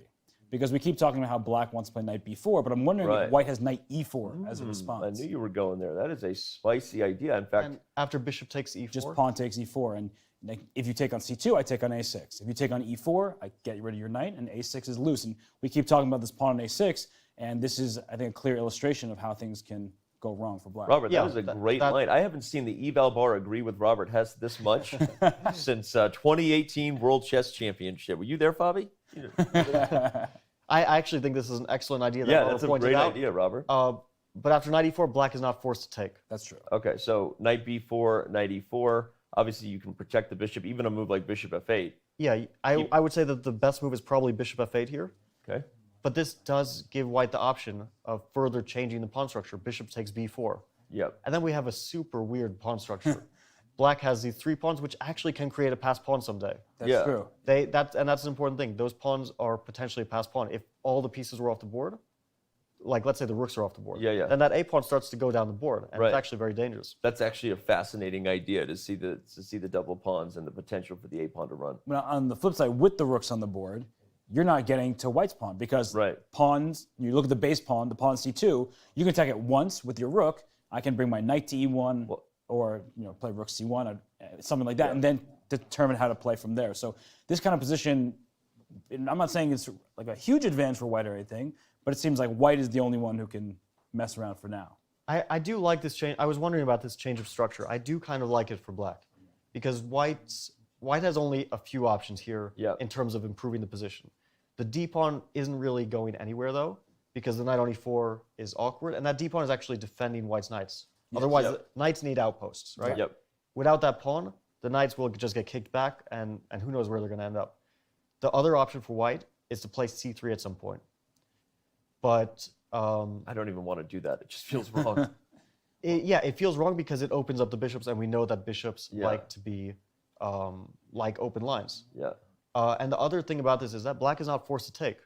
Right. It's true. Black can also wait and say, well, if you take on b4, then you end up with a erect pawn structure. Well, and I keep thinking that black has long-term ideas to kick the knight rather than take it. Yeah. Right. Whether you need to play h6 or not, I don't know. But kicking the knight opens up the bishop on b7. It forces or it allows the king to have an entryway. It's a very double-edged position. Yeah, and white is up that pawn. So even in the event of a rook trade, I like your point, Fabio, because I wasn't thinking about that, the outside pass pawn potential for black. But if the rooks just disappeared, white could push that c pawn without any repercussions, because then the rook can't go attack the remaining pawns there. So it's a really interesting dynamic to have. And this is the thing, right? They see that as a possibility. And people at home, of course, when you're commentating, you can make mistakes and then take it back and then keep going. The players have one opportunity, right? You make a mistake, you lose the game against Jan or Jan versus Magnus. So they have to visualize it and have to accurately assess that position right here where we're not even certain, and we see it slightly better for white, but... We get to make the moves on the board, see the eval bar and all those things, right? This is, Fabi, maybe next time you play the World Championship, you know, we'll try to, I don't know, actually we can't. No, you won't have any of this stuff. You won't have any of the fun tools we have here. So, okay, just remind everybody, we got to this line because of Robert's suggestion on the move rook to e8 to actually trade the rooks and then aggressively bring this knight into e4, which the more we're looking at this, guys, this is seeming like a critical idea that could happen, right? And perhaps something that Magnus is thinking about right now. As we can see, he is still on the clock. Yeah, the thing is that all the lines that we've just looked at are only some of the lines that are going through Magnus and Jan's mind right now. And even though Jan isn't at the board, I'm pretty sure he's still thinking about the position. Right. Probably, right? He's probably still thinking about the position in his rest area or wherever he goes. Yeah, by the way, he has not been at the board since he made his move. That's interesting. Yeah. He's been gone for quite a while. So, Robert, I see you're deep in thought over there. I love it when the man whose name is a part of chess is thinking. What line you got for us? No, I'm just trying to figure out what white should do here because, of course, it's black's turn, and there's many options I see for black. I'm just trying to come up with a concrete plan for white. Like ideas come more naturally to me in this position from black's side. Right? We know the knight wants to go to b4. We know we can take on f3 at some point. We can play rook d8. So I see all these options, and I'm trying to figure out if I do nothing, right? If I just pass the turn, what exactly is white's plan? We've talked about knight c3 to e4, and we've also talked about ideas where the rook on e1 goes to c1 or the a1 rook. So it feels like a very complicated position despite the queens being off. There are no checkmates. It's one of these really richly complex situations where you need to find a legitimate plan, not just make moves and hope that it works out. Right. I think that all of white's pieces are perfectly placed except for one. Yes. We have that knight on b1. So white's plan is either... It is really funny you say that because if we could just grab that knight and put it on e4, right? It's much better. Like white is just much better. So that's a really fascinating point of all the struggles that white has. So sorry, continue. So white has basically two approaches here. Let's say after Magnus makes a move. Yeah, we'll go back to this line with rook d8 just to have something. White either plays knight c3 and calculates the consequences of knight c3, knight b4, like we were just doing in a similar position, or white goes for a long-term plan and says the onus is on you with black to come up with something before I play c3, knight c2, eventually d4, try to gain some squares for my knights in the center. The downside, of course, is that c3 is a very weakening move of the b3 and the d3 pawns. And since black has a light square bishop, and in this case also a rook on d8 that barrels down potentially on the d3 pawn, that is a double-edged sword. The other downside of this, maybe, is that after knight a3, maybe black has knight b4.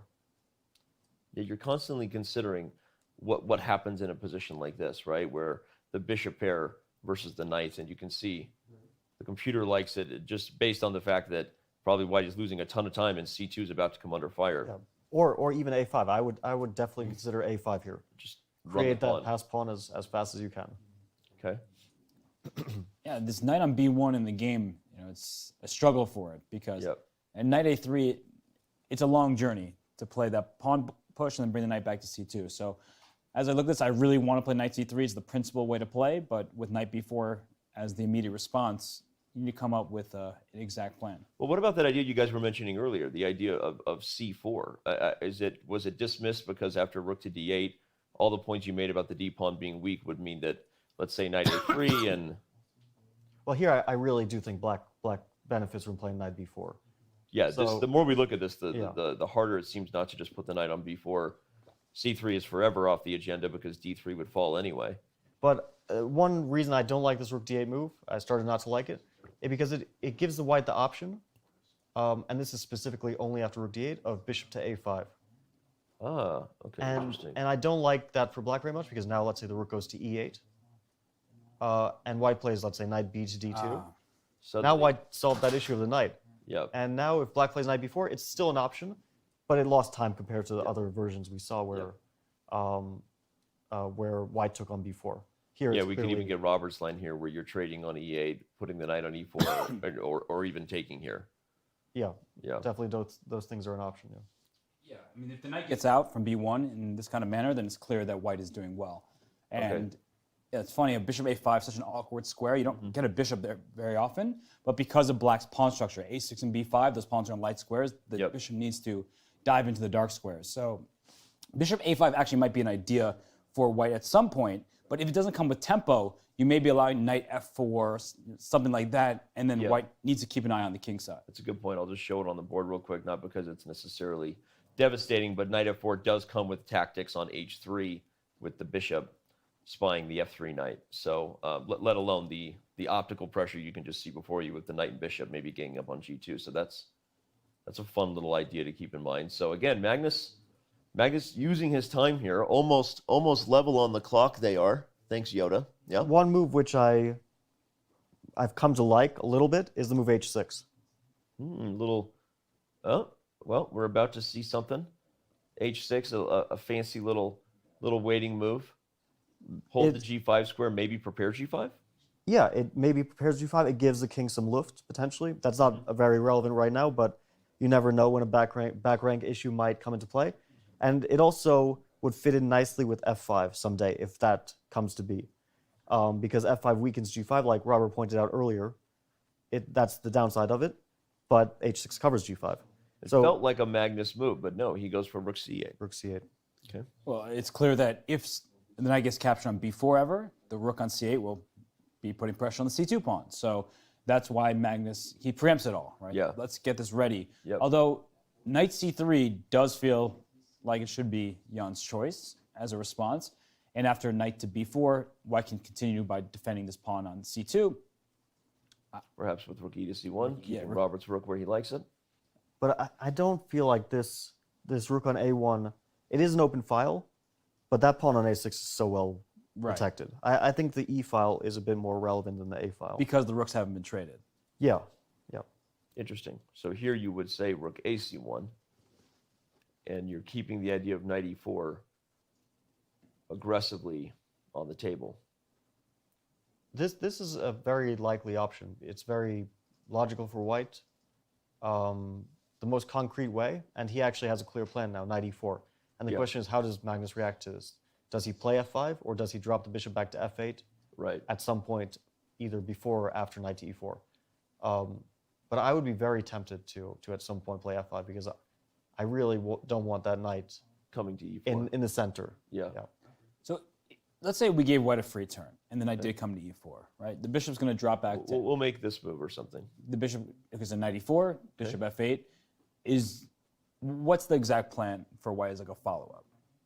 That's a good question, and I'm not sure. I was going to say, we're back to the pieces looking good, but it's not all about looking good, unless we're talking about you guys. Well, part of the reason I ask is because, of course, that's what's going through our heads. Knight e4, and we know that's what white wants to accomplish, and once white accomplishes that, it should be good for white. Yeah. I'm just trying to figure out the plan. Well, should black be afraid of anything like this? I think it's difficult to come up with a plan, but there is a move that certainly comes to mind, and the move is d4. Right. Which just concretely works out here, that after c takes d4, knight takes d4, the c2 pawn is defended. And white is very happy to have traded off those pawns, because the c5 pawn is objectively a more valuable pawn than the d3 pawn. It gives black more space, and here it feels like white has suddenly some space for his knights. Right. He might also now have the plan of taking on b4. I was just going to say that. You can't play c3 before that because of the fork on d3, but you can take here and then play c3. And sometimes it's a bit difficult to decide if you want to give up the two bishops against two knights advantage. But here, the knight is so good on b4 and it's so annoying to deal with that I think white is happy to get rid of it, to play c3. And then the knights in the center are actually very, very dangerous. They can hop into f5, d6. They control a lot of squares. Centralized knights typically can counterbalance the bishop pair. But the more we look at it, the more it feels like it's inevitable. If that knight comes to b4, it's inevitable that white will have to take it at some point because it's too much of a unicorn. Most likely. To let it be there. Yeah, okay. Well, we're still waiting for Jan to respond to his move, and we're going to keep analyzing this position. The more I look at this, the more I'm with you guys. That feels like aggressively going for this plan is going to force the lines the way that white wants.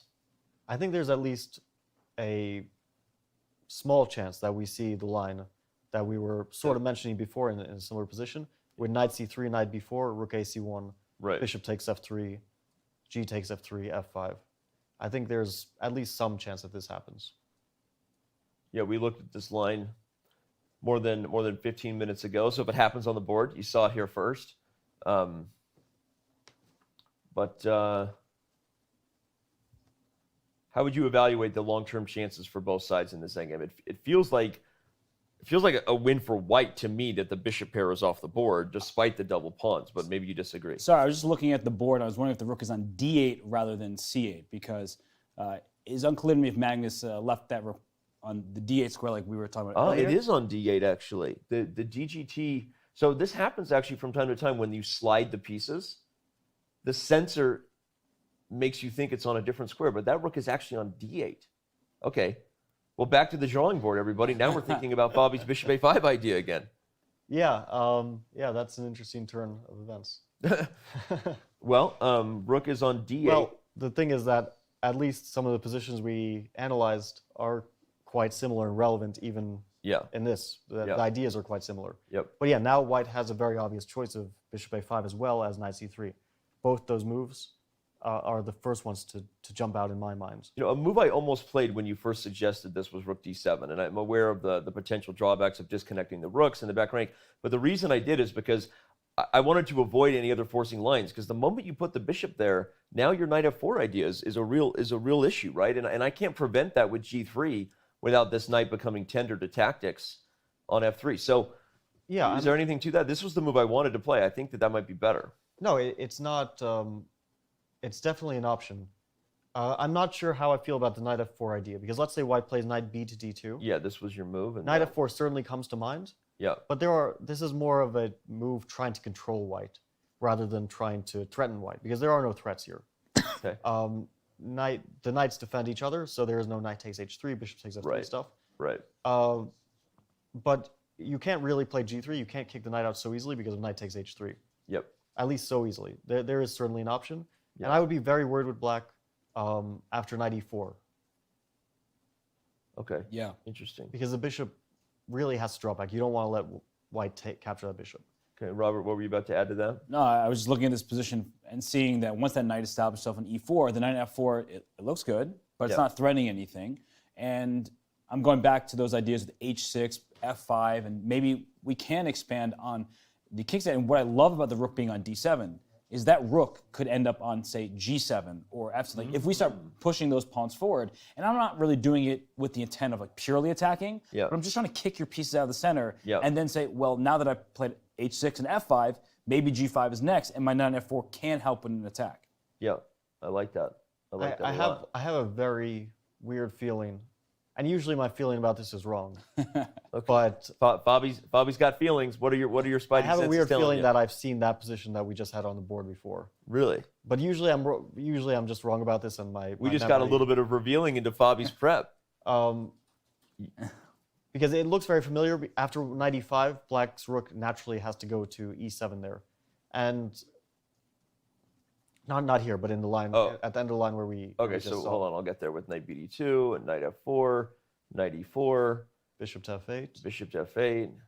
Because it's what Robert said is true. If you give black time, h6 f5 is coming, and that's going to be annoying. White doesn't want that knight kicked back again. Yeah. It just got to the center and wants to stay there. The question is, what can white do in the meantime? White has a few options. One is knight e5, attack the rook, but that suddenly becomes super concrete. Rook e7, and things are hanging for both sides. Yeah, and now f5 is even more of a threat because g2 is hanging at the end of these lines. And c5 looks like it's unprotected, and it can be captured, but then g2 can be taken right back, and you see the evaluation dip because this is not a good look for white's king. Yeah.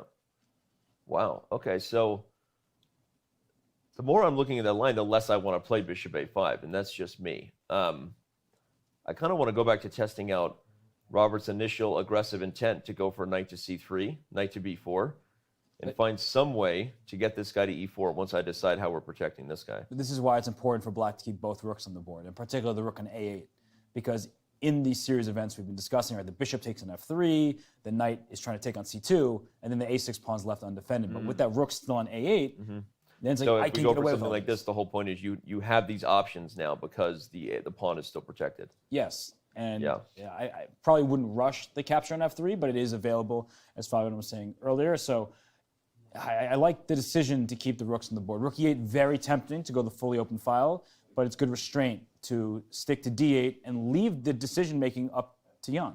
Yeah. Yeah, this is a difficult choice for Jan.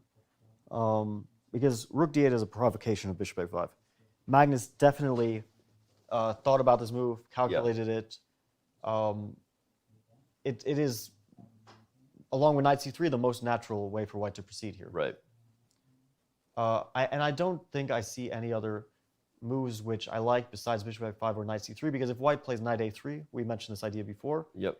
I don't think there's a good response to knight b4. Yeah, this just feels so good. The more we looked at the transition here, for those who might have missed that analysis earlier, the more we just love this for black. This one is even better, because now after knight b1, black can play rook a c8, along with the a5 idea, which I feel I was just going to say, I feel like your original idea of just push them, baby, but even rook a c8, of course, hitting c2 is enough to convince us that this is ugly. So I think knight a3 is off of our candidate moves list. I'm kind of expecting that he'll play bishop a5, because I don't think that he will feel like there's any advantage to be found after knight c3, knight b4. And here, this is the most ambitious way. It's hard to say what Magnus's intention is after that. Rook d7 or rook e8, both moves. Yeah, both are moves possible. Are extremely sensible. I mean, I think this one's a little better, but sorry, just kidding. I actually do like rook d7. No, I mean, we've talked about this a lot, right? And Fabiano explained it in his video series, which I watched, by the way. You watched our video series? His video series? Yeah, don't hour this. No. If you ever watch content that I do, I just go nuts. Yeah, you were there. I muted all the parts where you were talking. You did a great series, but the point I was going to make was you talked about... You see how genuinely excited I was to watch the video?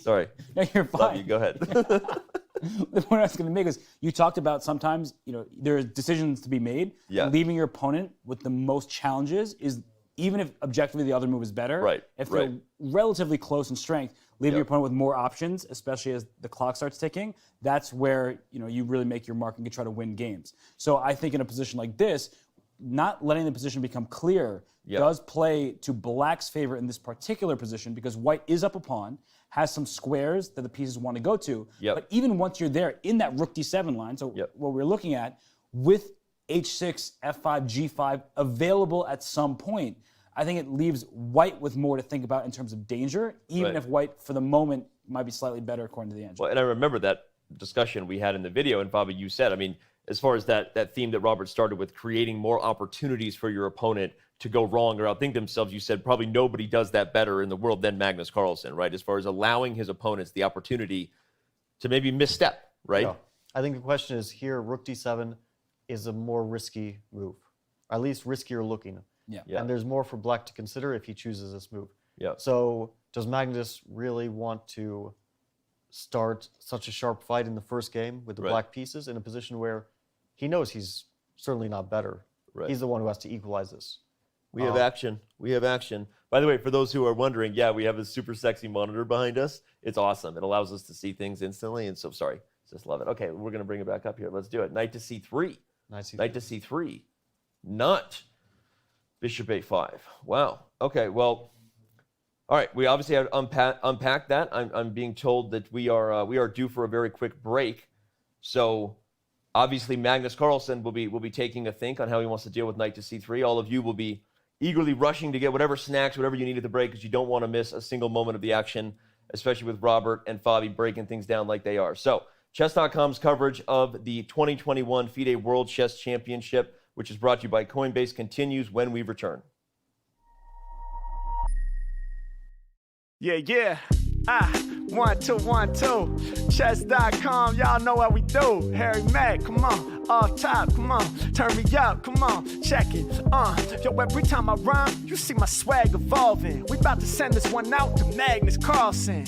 I'm spitting lyrics and I'm blessing your ears, son. Became a grandmaster at 13 years young, 4 months and 27 days, if we being exact. I break it down with the freest of raps, second youngest GM ever at that time, so I'ma have to explain while kicking these rap rhymes. Y'all see me going wild for days, most known for his positional style of play, getting pieces in position, and then he's taking strong aim, grinding competitors down up in them long games. A pragmatic player who always managed to win without a significant opening advantage. And with these raps, I be spitting strong on the song. Defeated reigning champion, Viswanath and Anand. It's Harry Mack. I'm here to get props on the word scene. Became the world champion in 2013. Yeah, and y'all know he's about to do it again. First achieved #1 rating in 2010. Been ranked #1 in the world since June 2011. I mean to say his chess game is heaven. And I'll be spitting the fiery lyrics just to scald minds. The highest chess rating of all time, 2,881. Wait a minute, hold on, no, that's crazy, son.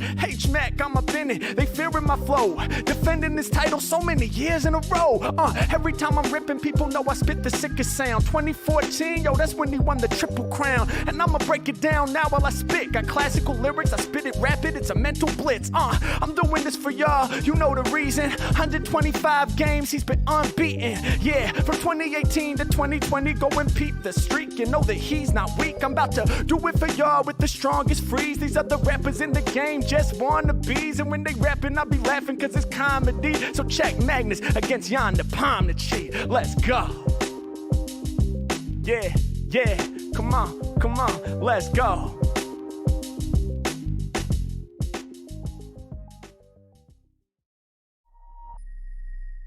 Chess.com's coverage of the 2021 FIDE World Championship is brought to you by Coinbase.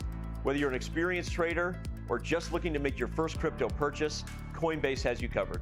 Visit coinbase.com/chess to get $5 in free Bitcoin just for verifying your account today.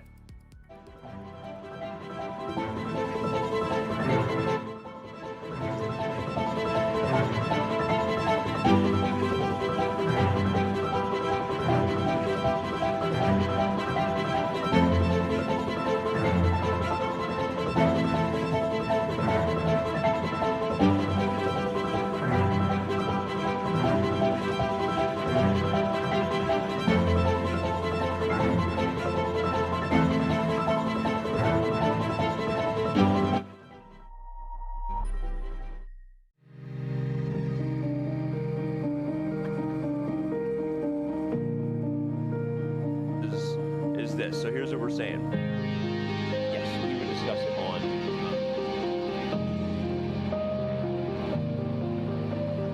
first game of the 2021 FIDE World Championship. And what better be?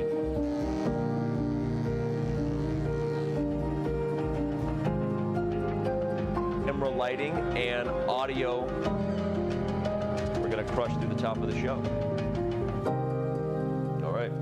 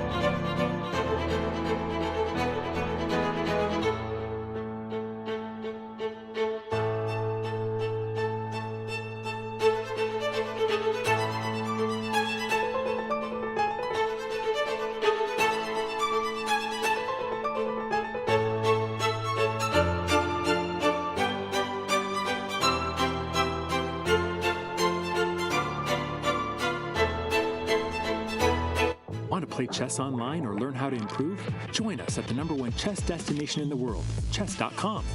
With thousands of people playing at any moment, you'll quickly find a game with someone at your level, whether you're a beginner or a grandmaster. Chess.com makes learning fun and easy. Sharpen your tactics with puzzles and enhance your strategy with our lessons by top masters. Learn from your own games with our easy-to-use analysis tool. Chess.com has everything you need to take your game to the next level. Signing up is free and easy. Join Chess.com today.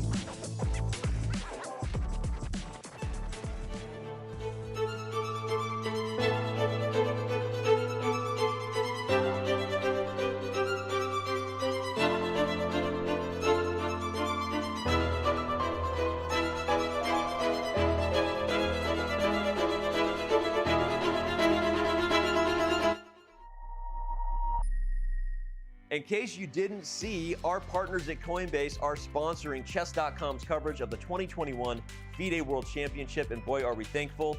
Whether you're an experienced trader, been doing this for years, or just thinking about making your first crypto purchase, Coinbase is the place to go. Visit coinbase.com/chess and get $5 in free Bitcoin when you sign up and verify your account today.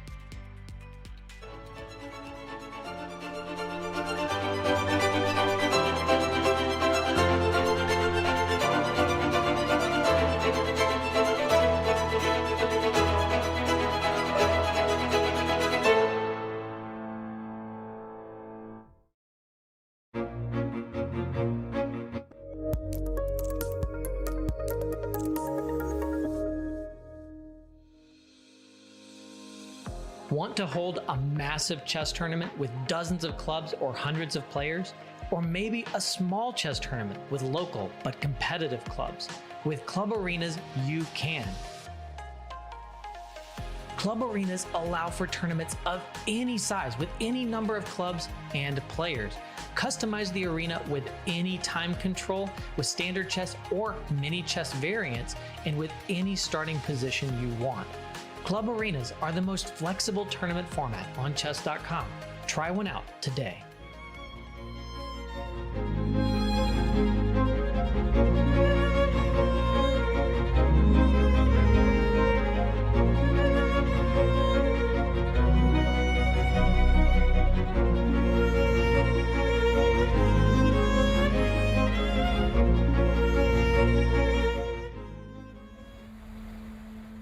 Am I supposed to feel ready? Yeah, but I guess when you prepare for such a major event, you always feel like you could do more.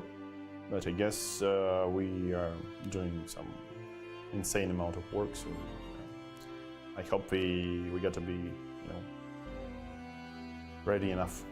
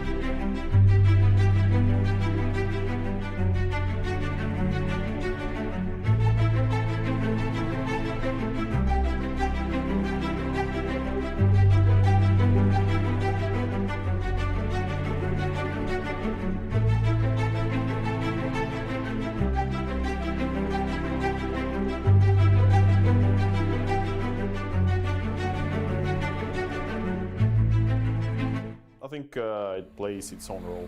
But it's I mean, if trying to be serious, it's hard to evaluate because I think in modern chess you got to be a very universal player if you want to be successful, and you can't rely on the intuition alone. So they would like to to say that, for example, a player, a world champion with the best intuition ever is Mikhail Tal, but I guess he also had, he had to calculate a lot, yeah. And for example, today, if you try to stick to his playing style, it would be sometimes it will be very costly to your performance. So I think, yeah, the intuition is always good, but I mean, sometimes you basically can't choose the move because of your calculation or evaluation, and you need to, for example, sometimes you are given like two similar opportunities, and you got to pick one, and okay, probably here the intuition comes.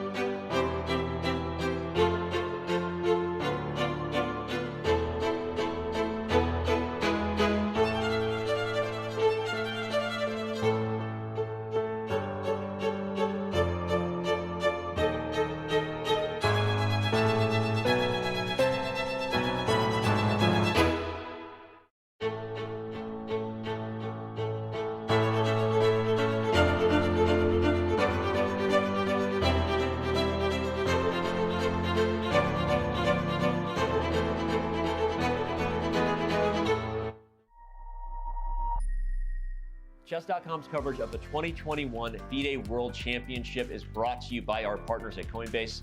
Whether you're just thinking about making your first crypto purchase, just wanting to learn a little bit more about the crypto industry, or if you've been doing this thing for years and you're an experienced trader, Coinbase is the place to be. Visit coinbase.com/chess and get $5 in free Bitcoin just for signing up and verifying your account today. We really encourage you to do so. Go check them out at coinbase.com.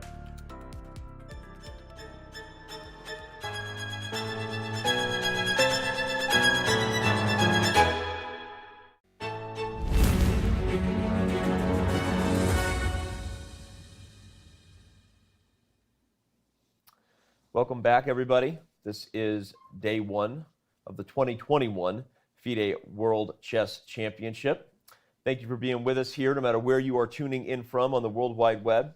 Chess is where it's at for the next few weeks, and we're happy that you're with us here. So, guys, we've had several moves made on our break. When we first left it, knight to c3 was on the board. Magnus didn't take too long to play knight b4, this was the line we've been analyzing, so we'll continue to go there. It just makes a lot of sense. Rook e to c1. That was the big moment, which had been Robert's suggestion, right? To keep the rook on a1 and sacrifice control over the e-file for that long-term pressure there. Your thoughts, Fabi, because you had highlighted, you felt that at this stage in the game, it might have been more critical to keep fighting for the e-file. So your initial reaction to that? Yeah, I still feel that way, but Okay. there is definitely a point to be made for the rook on a1. Right. You can't get rid of it. So black's rook will most likely be staying on a8 for a while. Right, stuck. Well, actually, we see in the game that he played rook a to c8, so...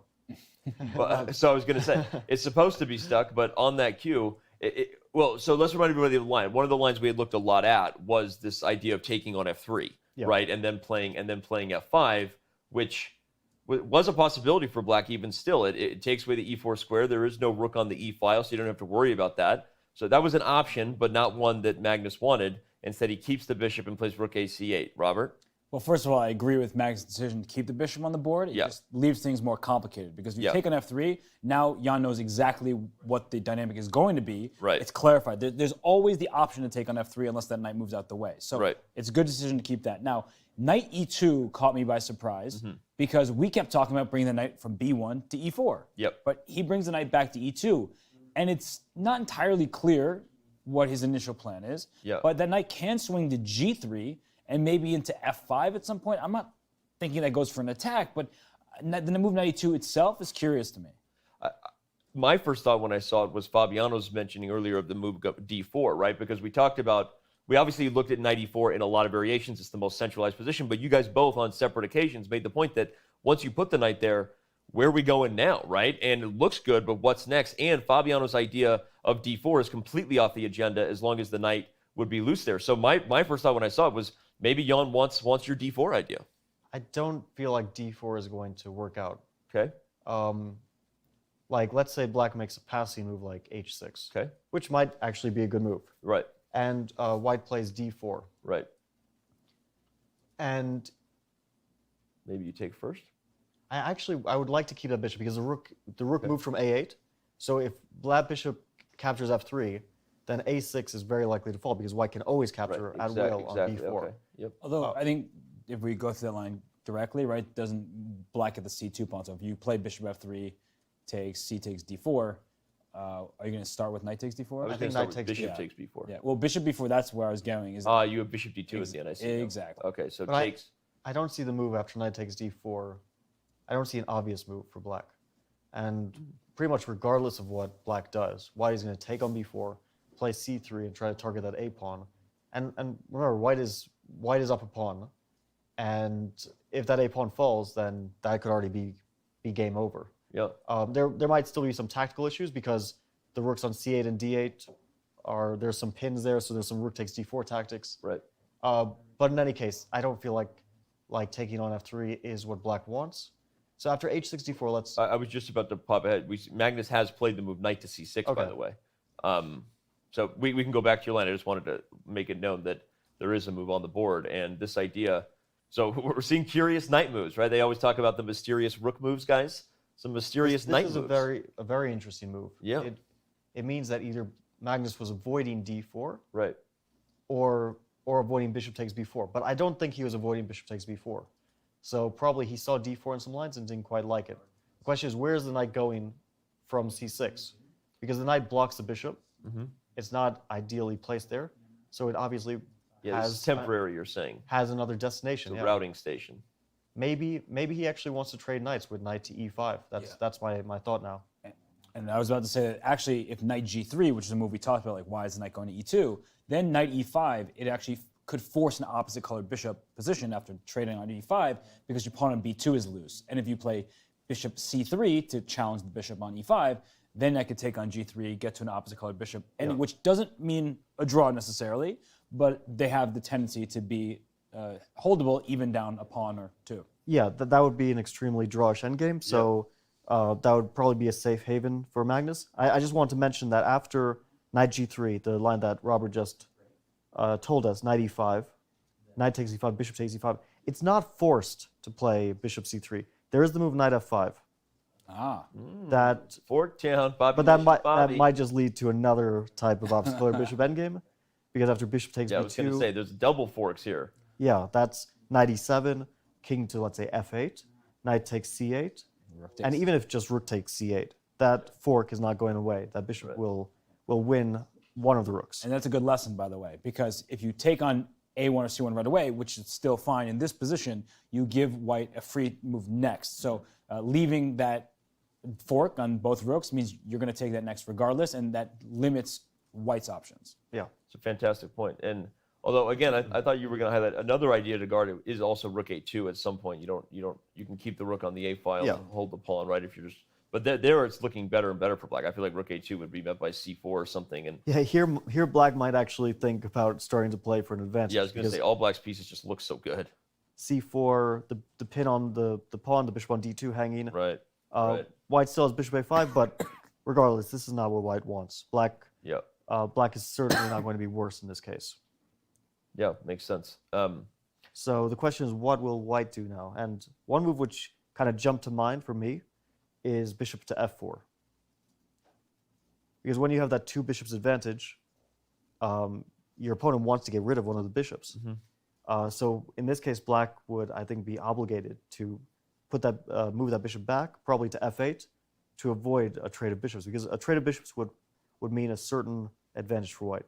Maybe not a huge advantage, but some sort of edge. Yeah. And it looks like Jan put his bishop on e3, so he's moved, playing with more restraint and plays bishop e3 rather than bishop f4 off of the trade. Interesting. We have another move. Good call. And both sides are kind of doing this, right? Yeah. They're avoiding trades, avoiding conflict. Yeah. And they're not trying to make this position liquidate. And that leaves difficult decisions for both players. And bishop e3, there is pressure on the c5 pawn, which is well defended for now. I think most importantly, the bishop leaves the d file, because you were just talking about a variation with move c4. Now there are no concerns about c4 winning any material. In fact, c4 would just give away a pawn right now. Well, and again, it's also renewing the idea of d4. And the reason I was on that idea earlier is because of what Fabi said, that just key to the structure in general is white's extra pawn, but white's inability to use that pawn, right? So I don't think it's an accident that a lot of attention being centered around white changing that, trading off this pawn would free up the idea that Robert mentioned very early on in the show, which is to use the extra pawn with the c pawn. Yeah, that's a good point. The d3 pawn is actually a sort of weakness. Right. It doesn't look like it because it's well defended, but if white's structure changes in any way with the c pawn, that d pawn becomes a weakness. So I also see some sort of idea I want to mention with the move bishop e3. I think that Jan's idea is after knight e5, if Magnus were to play knight e5, a trade would be good for black. Not good in the sense that black is better or anything. But it brings the bishop to the center, all that stuff. I think black would equalize pretty comfortably after a trade. But this opens up the idea of knight d2. Yeah.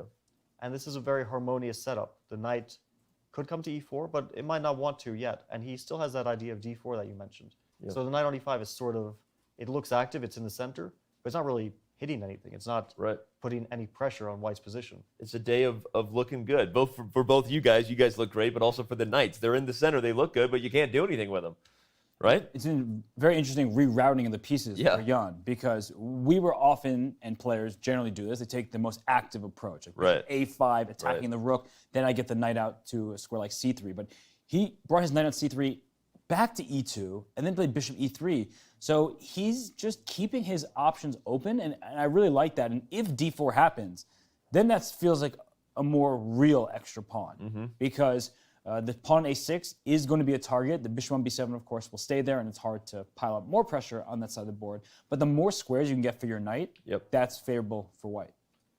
Yeah, I like the way that Jan is handling I agree. I'm feeling better about white's position. But I also think that is a result of Magnus's last move, which doesn't look like a great move to me. Knight to c6. Yeah. That was surprising. It's both a bit unnatural, and I feel, in this case, not that good. I think he had a clear idea, play knight e5 to trade off some pieces and get closer to equality. But it feels like it's just artificial to take that knight from an active position where it doesn't obstruct the bishop and put it into a slightly less active position where it blocks black's bishop. It'll be interesting to see whether we get this line as well. I know sometimes we talk the meta of the match beyond just the X's and O's of this game. Be curious to see, because, like you said, this is something that both sides seem prepared to play, even though it's a unique line, and maybe Magnus isn't getting what he wanted. Won't be going back for it. So Knight c6, bishop e3. The only other outside idea I thought about this knight coming back was, is there a weird idea of the knight going all the way back to b8 to make sure that a6 is held? I don't think it stops d4, so yeah, probably not. But it doesn't stop d4, and yeah, Black's compensation was based, somewhat on his two bishops, but also on the activity of his pieces. Right. You take that knight from d5 where it was, and you put it on b8, and you lose half of your compensation. Right. Right. And concretely d4. Don't undevelop your pieces, Dan. That's what you're trying to say. Don't undevelop your pieces in general. Yes. I really didn't like the move knight to c6. Yeah, the more we look at it. As you were saying, it just, you take away your activity here. Now you have to find another rebuttal to this move here. So funny question. Yeah. What if Black plays knight b4? I was actually what going if to Black ask goes that. right back? I was going to ask it. I was going to say I'll go for the move I've wanted. I want to make it work, so let's try it. But now I have two ideas. One is bishop e4. I don't know if this works concretely, but it's certainly an idea. And the other one is simply to play c4. Yeah, I thought c4 would have been a good counter shot. The question is b takes c4. White will play. Rook takes c4. So now c2 is hanging, but c3. C3, and there's not a fork on d3 because you moved the correct rook to c1. Yes. It comes back to Robert's point that another advantage of not having the rooks on e1 and c1 is that c3 is an opportunity in these lines. And if you put the knight on d3, it looks like it's active, it's attacking stuff. Rook c2, that knight is, yes, it's active. It's also getting trapped. Actively trapped, I like to say. It has to go back to b4, but if you're retreating here, then of course Black is not doing so well. So c4, it's a move you want to play, but considering your pawn down, and then it becomes a pawn that's unopposed for White, that will make the advantage felt. So I'm feeling. But the question is, after d4, I'm still interested in this position. Okay, so knight b4, d4. So let's say we do your bishop e4 idea. Yeah. So this is a huge threat suddenly on the board. Knight takes c2, but there's d takes c5, and I don't know if that quite works out for Black. Bishop takes c5. Bishop takes c5, rook takes c5, and after simply c3. Oh, I thought I could just put a knight on d4, but... Well, the c2 might drop. If you put I'm still... Okay, c2 drops, but a6 drops, but yeah, okay. So and here's a big problem, right? If you go knight c2, you're only attacking my rook and welcoming it to capture the pawn on a6. Right. And if you go to d3, there's even rook d1 ideas because your back rank is not protected very well. So you get out of the immediate attack. Now the knight can't capture on b2. a6 is still a target. If I can attack your bishop, your knight feels stranded on d3 and could be lost. So this would be a terrible turn of events for Magnus. Of course, we don't expect that to happen. It's unraveling. Fabi just sat up a little bit. I think you're getting excited over here. How you doing over here, yeah? Oh, I'm always excited. Always excited? But I still feel like that knight b4 move is an interesting one. I just keep coming back to it in my mind that maybe there's something after d4. I feel like there's some way that Black can get a decent playable position there. Yeah. Maybe Black just takes on d4 there. But regardless, knight b4 is not the only option Black has here. It's just something that, it's kind of a funny thing, you know? You think like... You move the knight back and you go right back, right? Sometimes, Well, one thing worth exploring after knight to b4, and this line we're talking about d4, is what if I now take on f3?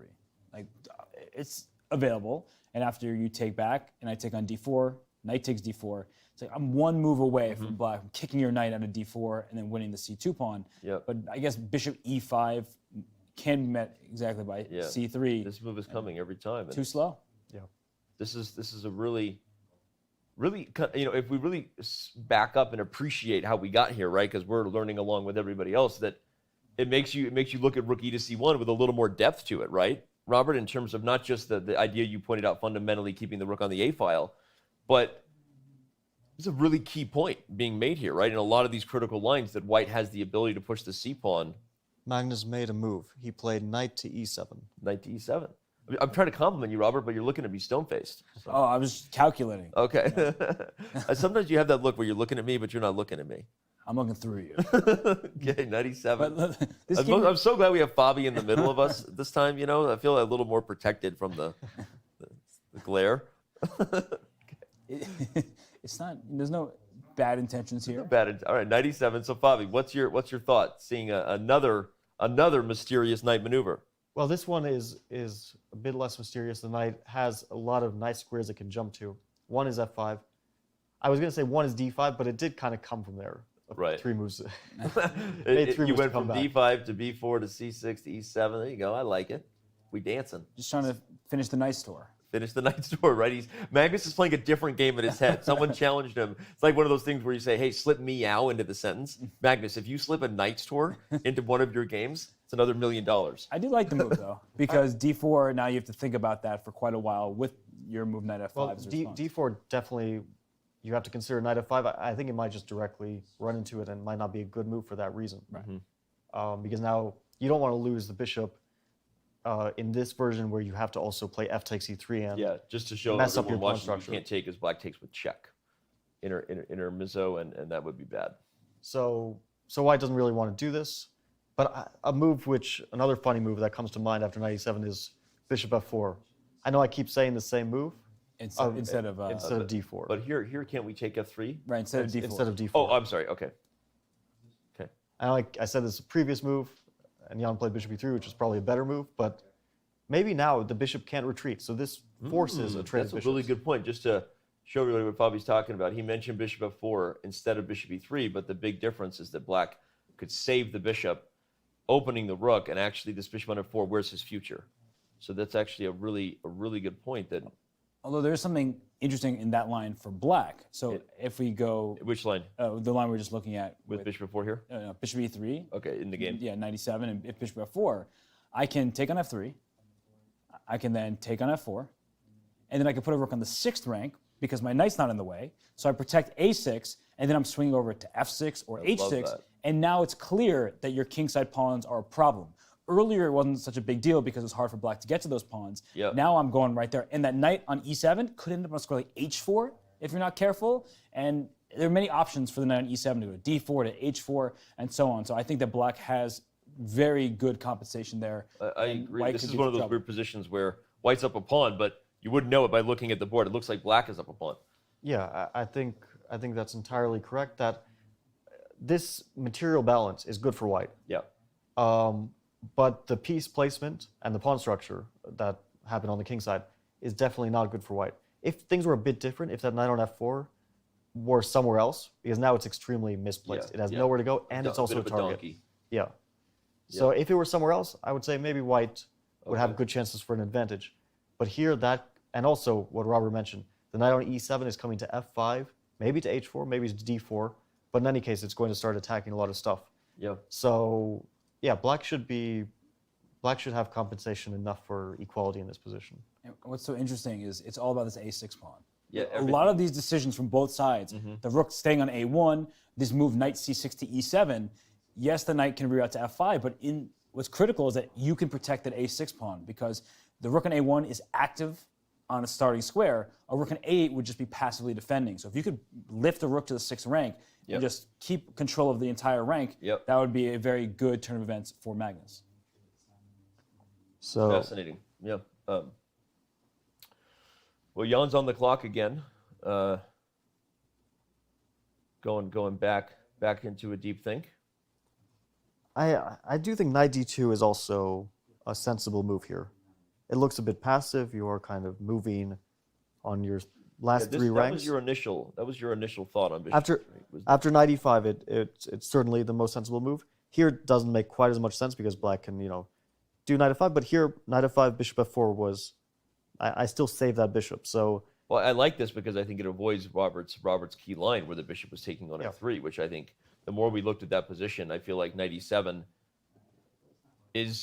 has a sneaky idea, right? You almost are thinking when the rooks are gone, you're never going to take away the protection of the a6 pawn, but not in a line like Robert just showed, where the rook comes to the 6th rank. Although knight d2, you can play knight d5. We were joking about the knight going back the to the square. knight store lives. But I take away your bishop's options, right? You can't go to f4 now. I have two pieces covered. Yeah, you don't take away all my options. You can go up there, but then you're asking me to play f6 and g5 at some point. You're welcome. It actually could happen that way because the bishop does have the potential here. And yeah, no, you're right. You're right. That is one downside is knight d5. Another downside potentially of knight d2 is also bishop to e5 is pretty annoying to deal with because now the e5 square is no longer protected, so white has to make some slightly awkward rook move. Yeah, probably rook a2, but it's a bit awkward to do this, and now, like Robert mentioned, knight d5 is an option. Knight d5 and knight b4 is even stronger now because you have the rook here. Wow, what a funny turn of events it would be just to see that knight bounce around the board and ultimately end up on its square b4. Okay, so we're not thrilled about this move, knight d2. A funny idea. Again, this is probably too clever for its own good.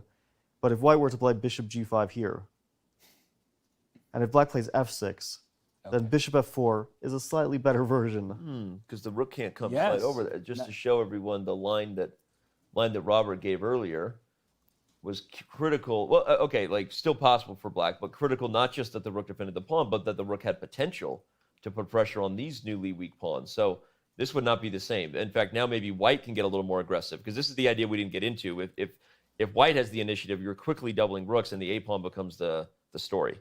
Yeah, it's such a good demonstration of having a free move isn't always a good thing. Yeah. Especially with pawns. Right. Because pawns can't move backwards. So the f3 pawn becomes safe when the black pawn is on f6. It's how hard I try. I can never get those pawns to move backwards. The only downside of bishop g5 is that, well, black doesn't have to fall into this idea, and it can play, let's say, h6. Right. And it's not really clear if you gained anything from this whole maneuver at all. Yeah, maybe bishop Do you h4. fully commit to this idea? It's a bit artificial, but that doesn't mean it's bad. Sometimes artificial is a very bad thing. Right. Sometimes it's not so bad. But generally speaking, I don't think I would approach it like this, because it kind of feels like you're just spreading your pieces in too many random positions. To give the educational point on the bishop pair dynamic versus the two knights, is there ever a scenario, I'll start with you, Robert, where white is just going to capture here and try to get rid of the knight, because this bishop can't seem to find a home, right? So rather than trying to remaneuver it everywhere, you make the trade and then try to centralize your knights. It just feels like you don't have really good outposts for your knights. And if you try to attack... So is that like a factor you would weigh in your head before you would give your opponent the bishop pair? I'm looking for where my knights can go, Right. what weaknesses are on the board, and the weakness we keep talking about with respect to black's position is the a6 pawn. Right. Look at, pawn is on the rim of the board, so there are fewer options for the knight to even attack the pawn. Right. And there's nowhere you can feasibly go. Right. So where you make progress from there, it seems a little bit difficult, and the bishops are actually pretty strong in the position. And then, if I get the bishop pair, I keep mentioning this idea with f6, g5, and so on. You give me both bishops, I'm pushing my pawns. Right. Because bishops love open space. They control much more of the board than knights do. And a pawn 3 squares away from a knight dominates that knight. So a pawn f6 against a knight f3 is typically a good thing. Yeah, it's an educational point, right? Weighing the criteria of when would you go into an endgame with knights versus bishop. One of them is, do your knights have good outpost squares? Do they have permanent homes they can sink themselves to? But you don't really have that in this structure. If anything like this happens, even if you got the knight to e4, he's not permanent there because of all the things Robert's talking about, the aggressive intentions that black has. So sorry, just snuck in a free tip from Robert Hess, right? I asked for a friend, but secretly, educational. The d4 move, that's really what it comes down to. Yeah, Will white be able to get that d4 move in? Because then maybe you do something that drastic is give up the bishop pair against two knights, but I don't think you're going to get d4, and black's rooks are so perfectly situated in the event of a d4 move. Yeah. Okay. Yeah, I don't think that white wants to give up that bishop for the knight. Also because black's bishops will just tear across the board. If that bishop gets to f6, for example. This bishop. Yeah, like let's say bishop g5, h6, the line that we just showed. Bishop takes e7, bishop takes e7. That bishop is going to f6. A rook will be tied down to it. And you don't want to start tying down your pieces to defense when you're up a pawn. So I think in this scenario, black is for sure not any worse. Right. But the question is, what does white do? It's not an easy question to answer.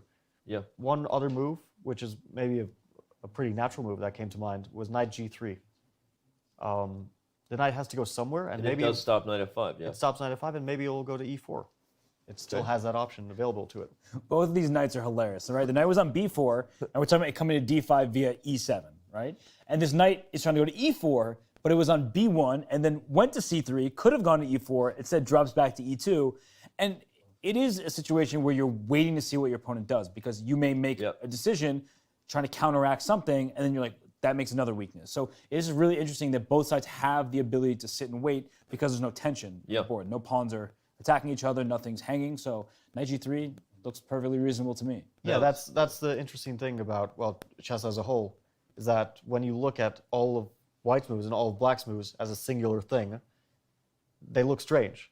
But they're not part. White is not just playing a game himself. He's playing against black. So they're both reacting to each other's moves. So although white's moves look weird, they all have a particular idea on that move, which was a reaction to what black did the previous move. Right. So although it's like, why would you play knight c3, e2, g3 to go to e4? Well, it's because now black's knight is on e7 versus where it was. So if a knight comes to e4, black's bishop can't drop back to f8. It's kind of minor adjustments like that in the position. The footwork of 2,800 plus chess. So glad we have a guy like Fabiano with us to make sure that we get all that insight. And yeah, this is awesome. If you're just tuning in, where have you been? We are in the middle of game 1. This is the start of the 2021 FIDE World Chess Championship. This is chess.com's coverage. It is brought to you by Coinbase. We're going to be here every day for the rest of our lives. Fabi doesn't know. He's never going home. We're going to be doing this forever. So, okay. Just kidding. We'll let you go at some point. All right. Well, 97 still has Jan in a think. He's twiddling his other black knight. He won a knight and he's twiddling it. I'm just making an observation. Where are we going? Chess players do tend to play with pieces, and some are off the board. Off the board, yeah. You can't touch. Well, there is a story about. Yeah, who's the most irritating? I want to ask with the pieces off the board, but no one's watching the show, so you can say whatever you want. Go ahead. There is a story about Bobby Fischer who tended to fiddle with a pawn on the side of the board, but he was once playing a game in a Sicilian, and he didn't realize that the pawn he was fiddling with was actually his H-pawn. It wasn't on the side of the board. He was absentmindedly thinking about the position. He was actually fiddling with his H-pawn. And he realized at that point that he had to make a move that was catastrophic to his position. When you're castled in the Sicilian and your opponent's pawns are on g4, f4, you start playing like h6 or h5. Right. Not a good idea. You open up the king side, you get mated. Yeah. But he had to, and that was that for that game. Wow, that's a fascinating story. I never heard that one. I've never heard that story. So of the top players you play, be honest, like I said, there's not tens of thousands of people watching this. Who's the most irritating body language? Just so you know, you don't have to answer this question. Oh, I'll answer it. Oh, here we go. Go for it. Body language? Yeah. Specifically? Body language or like, the little things, like what Jan's doing. Would you get irritated if you're sitting across and trying to think on your turn if someone's doing that? I mean, I tried not to get irritated by some players. You get used to it at some point.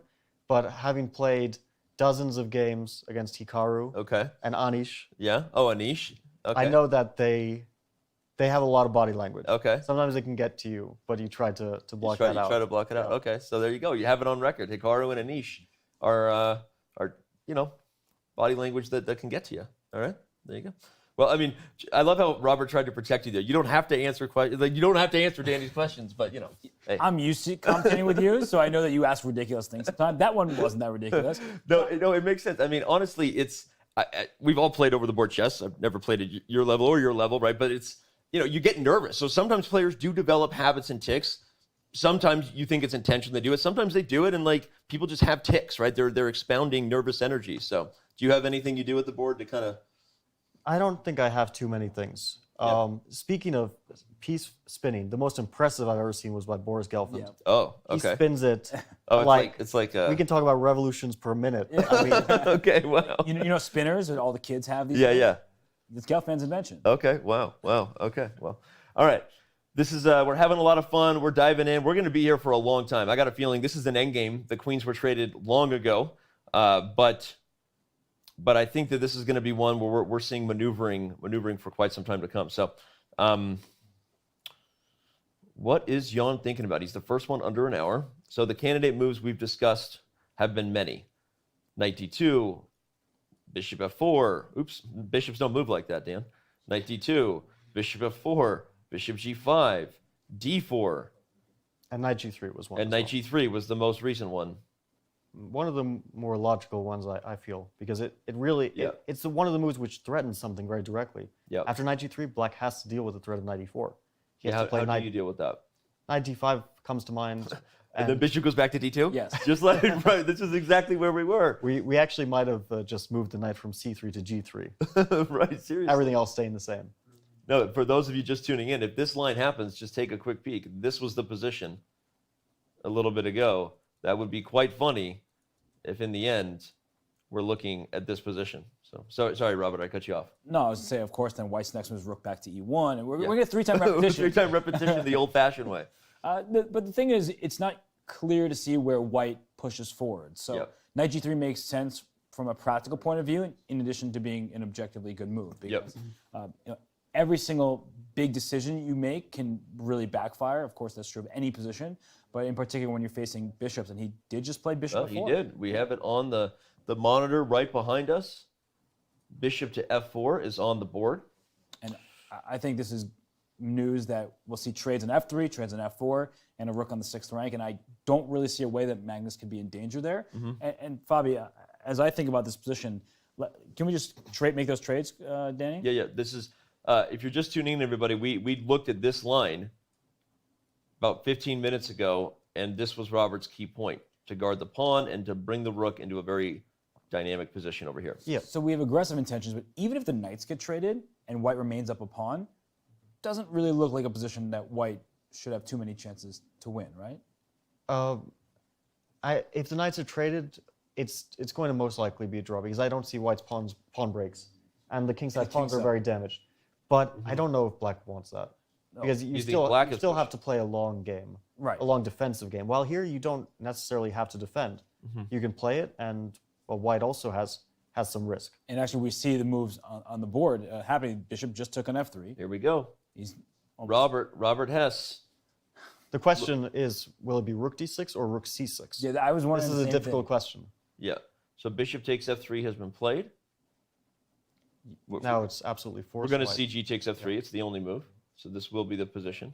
And so Fabi's point is, hasn't come in yet, but it will. Go in the sequence that we undoubtedly will see, after bishop f4, knight f4, rook c6 or rook d6. And we've been defaulting to rook d6, but there is some benefit to playing rook c6, namely that your rook can come to d4.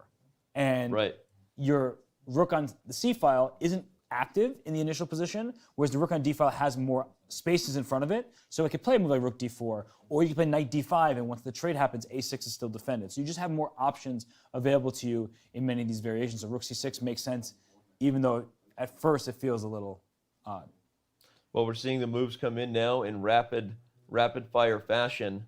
We are already in the position right here that we predicted several minutes ago. Magnus has already given this position a fair amount of thought. Yep. Because Jan was thinking about the position before bishop f4, and bishop f4 was one of, like, let's say 3 or 4 extremely logical candidate moves, and the most forcing one. So Magnus has given this thought. He's going to decide now between rook c6 and rook d6.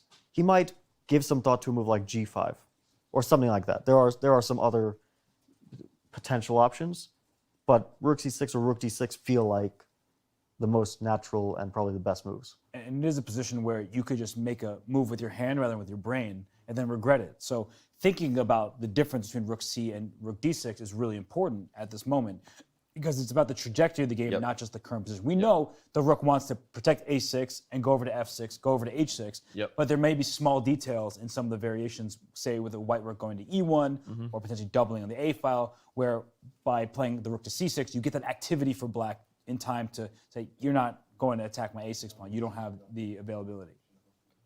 No, it's a really critical point, and it'll seem mysterious in some ways. We always joke about mysterious rook moves, but whichever rook comes to the 6th rank, the concepts behind it will be very deep for sure. And just one quick thing. If you do want to play rook d6, maybe you want to throw in rook d4 first. I don't think you do, but there are times where you throw in a move, the knight retreats, and then you go back to d6. I don't like that here because it sort of provokes White's knight back to e2, and one of the benefits of Black's rook on the 6th rank is going rook f6 with tempo, kicking the knight, and then winning the pawn f3 behind it.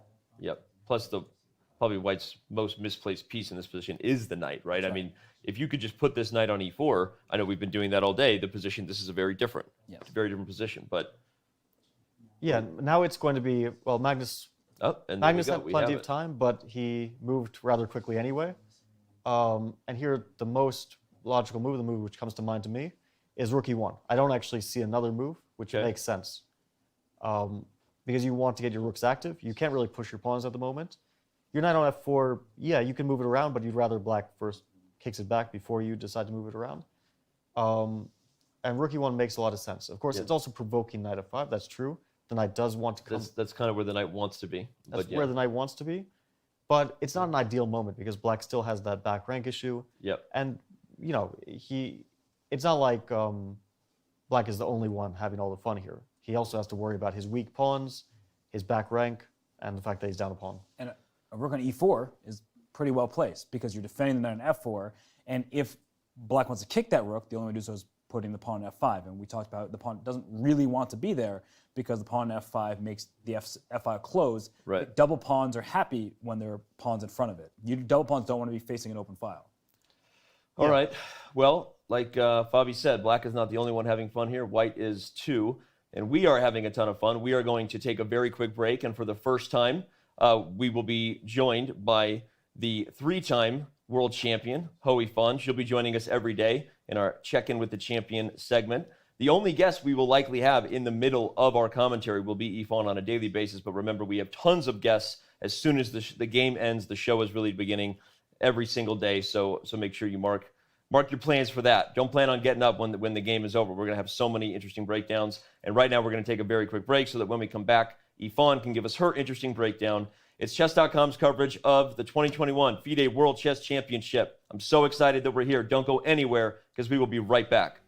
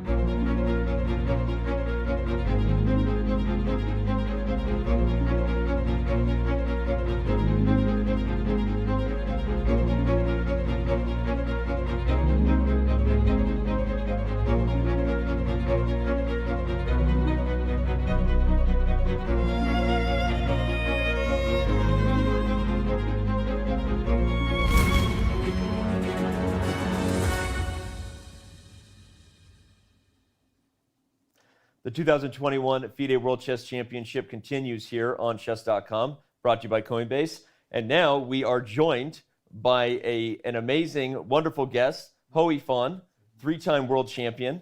And I think it's fair to say, Robert, she literally stole the show in 2018. She's right behind us here. Joining us became a regular thing because her commentary and insights were so amazing. Yifan, thank you for being here once again. Hello, Danny. Hello, Robert. Yeah, I'm very happy to be back here. Yeah. Well, we're excited to have you. You agree she stole the show, right? Absolutely. Yeah. And you never give me any credit, but I'm glad at least you give somebody the credit they deserve. And this year, Fabi and Yifan. No, Yifan, we can't wait to hear your thoughts on what's going down in the game currently. We've had one move since we went to a break, everybody. Thank you for sticking with us and being here. We see that C3 was played on the board by Jan. So, of course, we like to get all your thoughts on what's going on, how we got here, Yifan, and get your insight on where you think the match might be going on a day in and day out basis. But let's start with the live position. C3, what are your current thoughts on the winning chances, slipping a little bit to Magnus's favor, and where is this thing going? Yeah, well, so for this endgame, I think after this couple of exchanges, like the bishop and the bishop for the knight, after one of this pawn structure, I thought black at least wouldn't worry for any, let's say, bad result. But the question is the advantage for black could still be like very tiny, but we all know that Magnus are pretty good at this, so we'll see that whether Nepo would be, let's say, strong enough to defend this easily. I think it should be around equal, to be honest, but I wouldn't expect that white could get so much chances under this current position. Absolutely, Yifan. And to take us back to the start of the game, just a question, general question for you. You played in a number of World Championship matches. I was predicting that Jan might play the move c4 on move 1. He's played in the candidates. He played in some rapid events, including against Kasparov. Were you surprised at all that he continued with e4, or do you recommend that people stick to their main repertoire? Well, I think it's really hard to expect for these like top of the top players what they might choose for this very important match, because basically they're universal, both, let's say, the opening repertoire and also playing style, so it's very hard to expect. And also actually Magnus faced quite a lot of e4 games in his let's say World Championship matches, right? And last time with Fabi, mainly Sicilian, this time he switched back to this e4, e5. So I guess that both players definitely, and their team, of course, have a, let's say, well-rounded preparation for different possibilities, as we can also see that I think after Rook FBA is still like the home preparation for black, I guess for Nepo as well. So I mean, it's just, let's say, a normal strategy. But what I'm curious is actually whether in the second half or let's say the later games, would any of the players change their, let's say, opening choice? I mean, not like updates in a variation, but let's say main switch, for example, e4 to c4, like you mentioned, or maybe e5 to c5, things like that. You stole my follow-up question. I was just going to ask, and so I'll adjust it to say, having played in so many matches yourself, is there something you look for in regards to when you're going to go away? Are you trying out of the gate to try different things, to maybe poke at some poke and prod to see if you can reveal where you might be better prepared, or do you like to just stick with something until it's broken? What is the match strategy in that regard?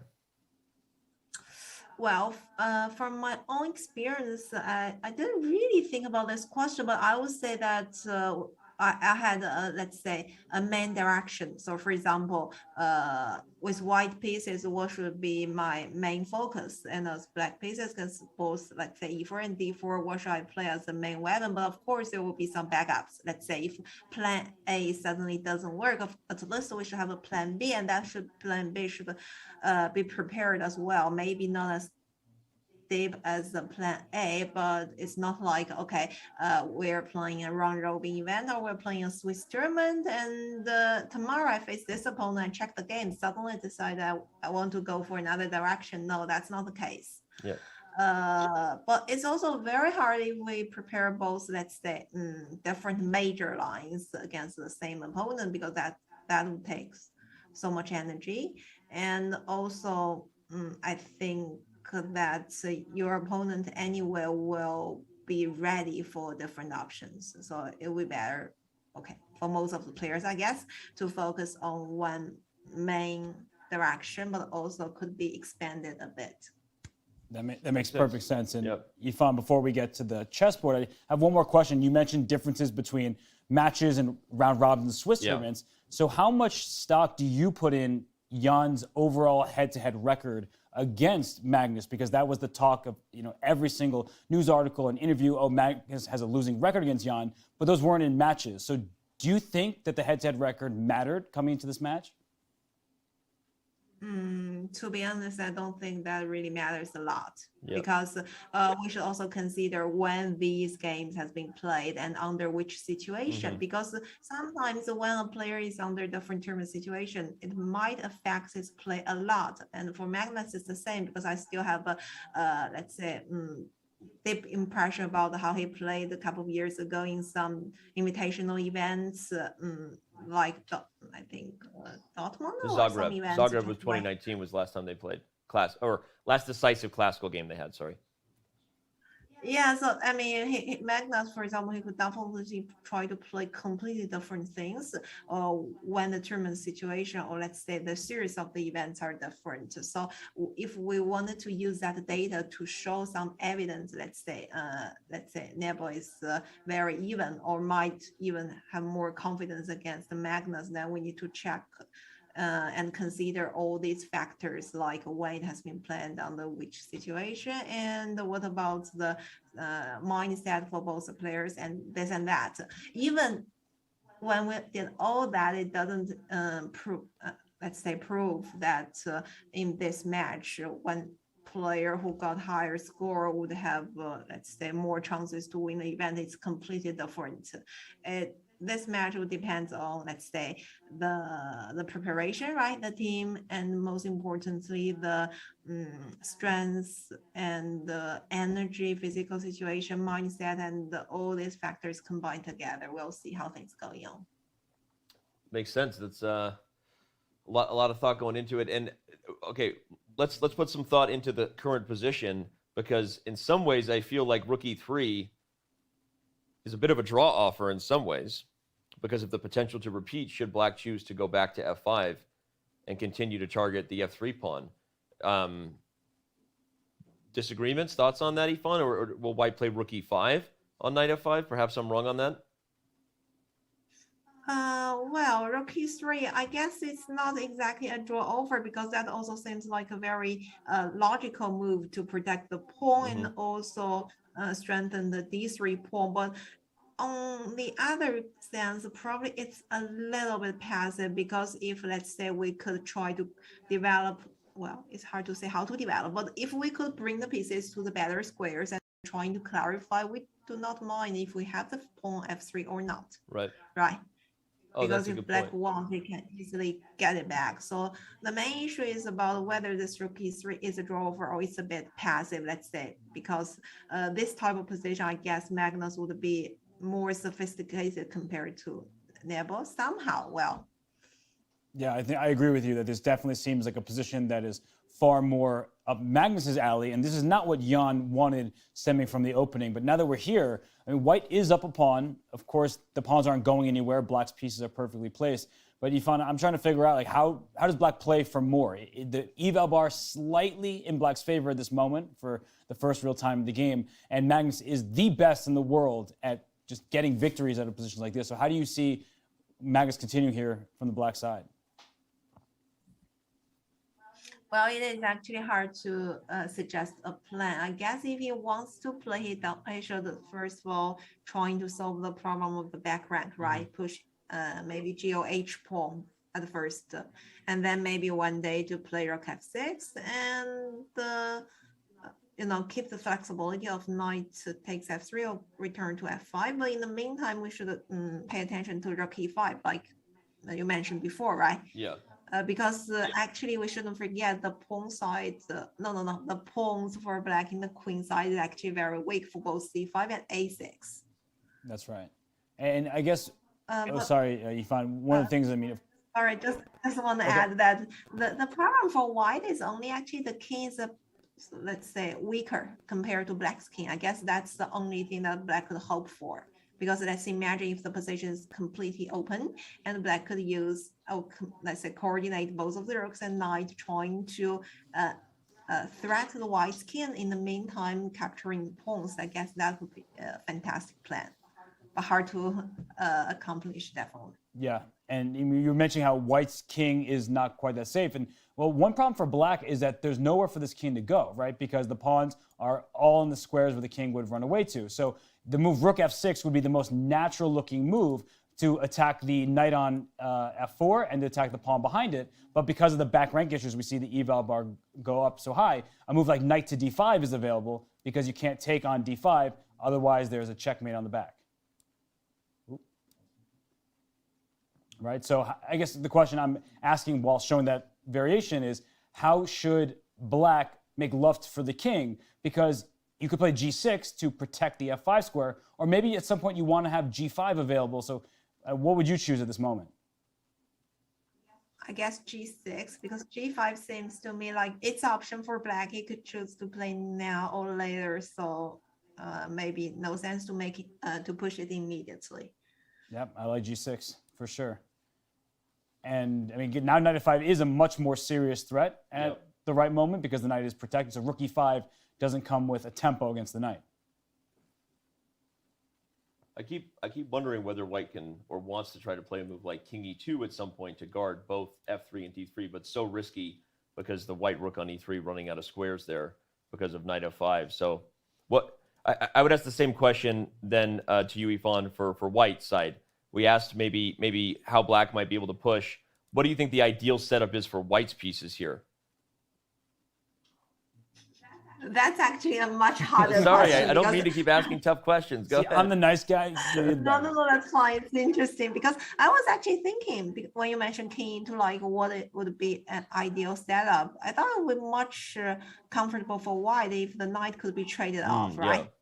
Because if f4 traded with h4, white definitely has no, let's say, risks at all. But the point is, it's very hard because when your knight move away from f4, there will be knight f5 and d3 is hanging. So we cannot trade the knight, we cannot trade the rook, and maybe king e2 is not that bad. Danny, you heard that? Your move suggestion, not that bad, but okay, you might have to. Sorry, I didn't. That's the best. That's the best compliment I can ever get around here. Is not that bad. Yvonne, you did nothing. I just like to mock Danny. You're all good. But I mean, the g6 move, it looks very reasonable, and even coming up with individual moves for white is not that easy at this point because, as you were mentioning, Yvonne, ideally the knights are traded off, right? But knight g2, well, it's very clear you want me to take. I'll just go back right to f5 and. Then this d3 pawn is lost because your rook has to move out the way. So, I mean... Yeah, exactly. So maybe we should, well, protect the pawn first, but then you need to either king e2 or move the other rook. But the rook on a1 is still like, making sense. Yeah, right. The rook to d1, it just looks like it's very one-dimensional, right? You're protecting the pawn, but maybe at some point you could even consider pushing it. I don't know. Is that too brazen? Well, maybe it's possible, but I thought that is actually opening the files for black because then knight f5 and then maybe rook c2. Right. Oh, you're saying once we trade on the d4 square, this rook can get access to it. Plus, the moment you're not putting pressure on the a6 pawn, that black rook is looking for all kinds of ways to be more aggressive. And the other plan for white may be trying to go rook e1, rook e8, trade off one rooks to release the tension a little bit. But at least black can try king f8 or even king g7 just to avoid the immediate jumps. One idea you just gave me, Yvonne, because of something you mentioned earlier, that maybe there's a way at some point for white to give up the f3 pawn. Started making me think, I wonder if there's some idea eventually of playing rook e7 to go to a7, even with the f3 pawn falling, if it meant that you could win the a6 pawn and break through. I'm not sure if you think there's any, maybe not right away, maybe after king e2, but even right away, it's something that white might be looking for to be aggressive. Is there any equity in that idea? Well, that's interesting, definitely, but I'm just worried a bit if black. Okay, you say rook e7 instead of rook e3, right? Because otherwise it will be rook f6 and rook d3. Black is so fast. But if you play immediately, then maybe g5. I mean rook e7 instead of rook e3 because there is no sense to waste this tempo. Right, right. So rook e7 immediately would have served that purpose, and yeah, actually that's a really good idea to try to get around to this pawn. Just active defense rather than trying to defend the ugly pawn on f3. How about g5 here? So now we don't have to wait, exactly. But yeah, g5 right away, okay. So Yifan, of course, trying to win this d3 pawn, and then if the knight goes over to h5, you can't take on d3, just to show everybody that not all pawns that look free are free, because that's a checkmate in one on the back rank. The knight covers the square. So yeah, g5, knight h5, what was your intended follow-up here, Yifan? Well, my intention was something like rook h6 or maybe knight f5 first. Yeah, maybe rook h6 because knight f5, rook e5, right? Yeah. Well, now the knight could go to g3, which would stop knight f5. Right, and I think. Yeah, and now taking on d3, maybe. But no, there's.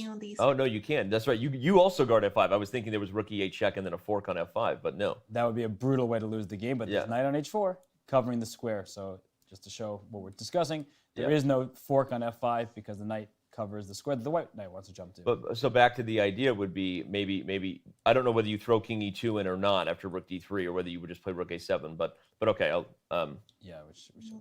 Yeah.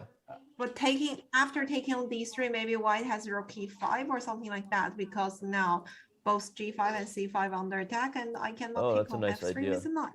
Rook e5. Yeah, we don't want to tunnel because our idea was to go rook a7 to go for this pawn. But now that you played g5, we're happy to slide that rook back right there to e5, hitting c5, hitting g5 with check, and that will win at least one of those pawns. Yep. Taking a bigger step back, asking a question here. If this first game is a draw, Yifan, obviously from Black's perspective, Magnus's perspective, a draw is a good result generally at the high levels of chess. But having played in so many World Championship matches, you were at one point the challenger, right? At one point you were playing in your first to win the title. Is it good to get a game out of the way, right? To get one under your belt and just draw the first game to ease some of the nerves? How would Jan be feeling after a draw here?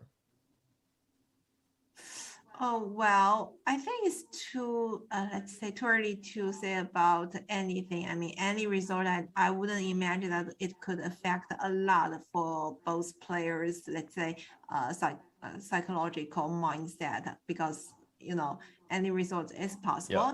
And from my personal experience, actually, I also didn't think too much about whether, I should make use of this first round. Let's say as white pieces, I should win. I mean, try to win. And as black pieces, a draw is a victory. No, never.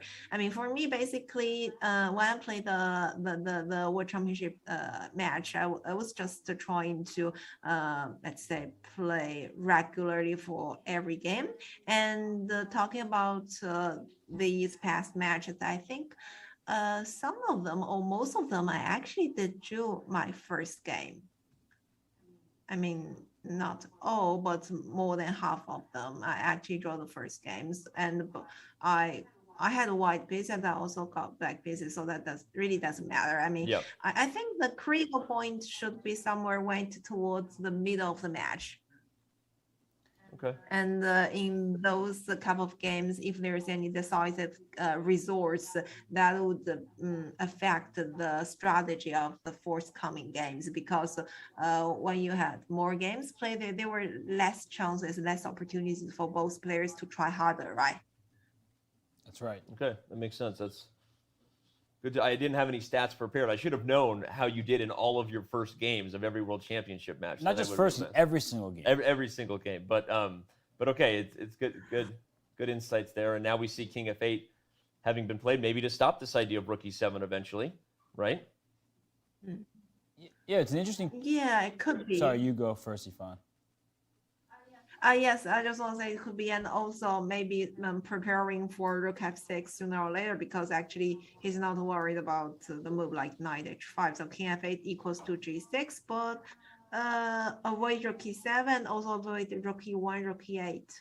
Right. So what Ivan's discussing is we were talking about knight d5 as a response to rook f6 earlier, but let's say in this variation with king e2, rook f6, just to put this on the table here, knight d5 no longer works because you could take, there's no back rank checkmate, it is covered by the king. Yeah, defends himself. And who needs help? Yeah, helping Self-sufficient himself king. for a change, yeah. The king f8 is a multi-purpose move. Defends e7 and is actually an aggressive move. It's funny when you play a move like king f8 and it's actually an aggressive move because now the rooks can both get active. And I wonder, because the rook at a1 does look well positioned to hit the a6 pawn, but rook a to e1 does make sense. Ivan mentioned that idea earlier, but this f3 pawn, always an issue for white to deal with. So it's not always easy to figure out, do I put my king on e2 to preemptively defend a second time? Do I bring my rook to e1 to then allow for knight d5 ideas later in the game? So it's a choice that Jan is going to really think on. He's not going to take it lightly. But I wonder what's going through their heads, because right now we see the eval bar off the side. It's pretty level. Close to equal. Yeah, it's going slightly better for black, slightly better for whites, moving around a little bit. But Ivan, you said this is more Magnus style than Jan's style. Of course, he's an objective player. Do you think that at this point he's still searching for opportunities to win, or is he just recognizing the position shouldn't have too many chances for white? Well, in general, I thought they're just making the most reasonable moves, and I guess both of the players realize a draw is acceptable and could be most likely the result for today. But I think one of the strong point, the special ability for top players is actually they're very, let's say, alert for any tiny chances. So for example, it looks like a very drawish position, right? And they just keep playing normal moves, but suddenly if you made a tiny, let's say, mistake, and they could change their mindset and applying from a situation to draw to a win. By the way, it's knight g2 yeah, just knight played. g2 was just played, and also played rather quickly. That was going to be my next question for you, Ivan, is we see Jan is picking up the pace a little bit. He actually has about a 8-minute time advantage on the clock, and we know how fast he can be.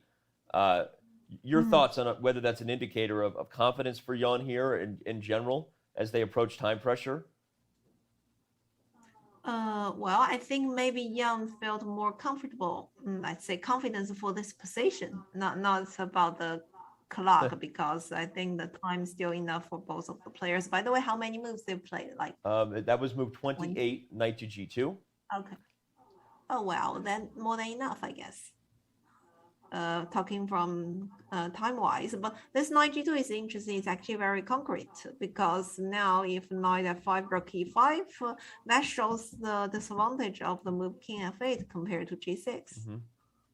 Well, so if black plays g6 now, though, and then white has time to defend this pawn, whereas if the pawn were on g6 and the king on g8, then knight g2 would not have been an option. So Magnus essentially allowed knight g2 to be played.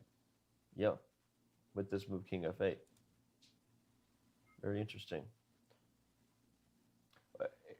Any chance you would go for the rook ending here? I think the rook ending most likely a draw, but who has better chances should that trade happen?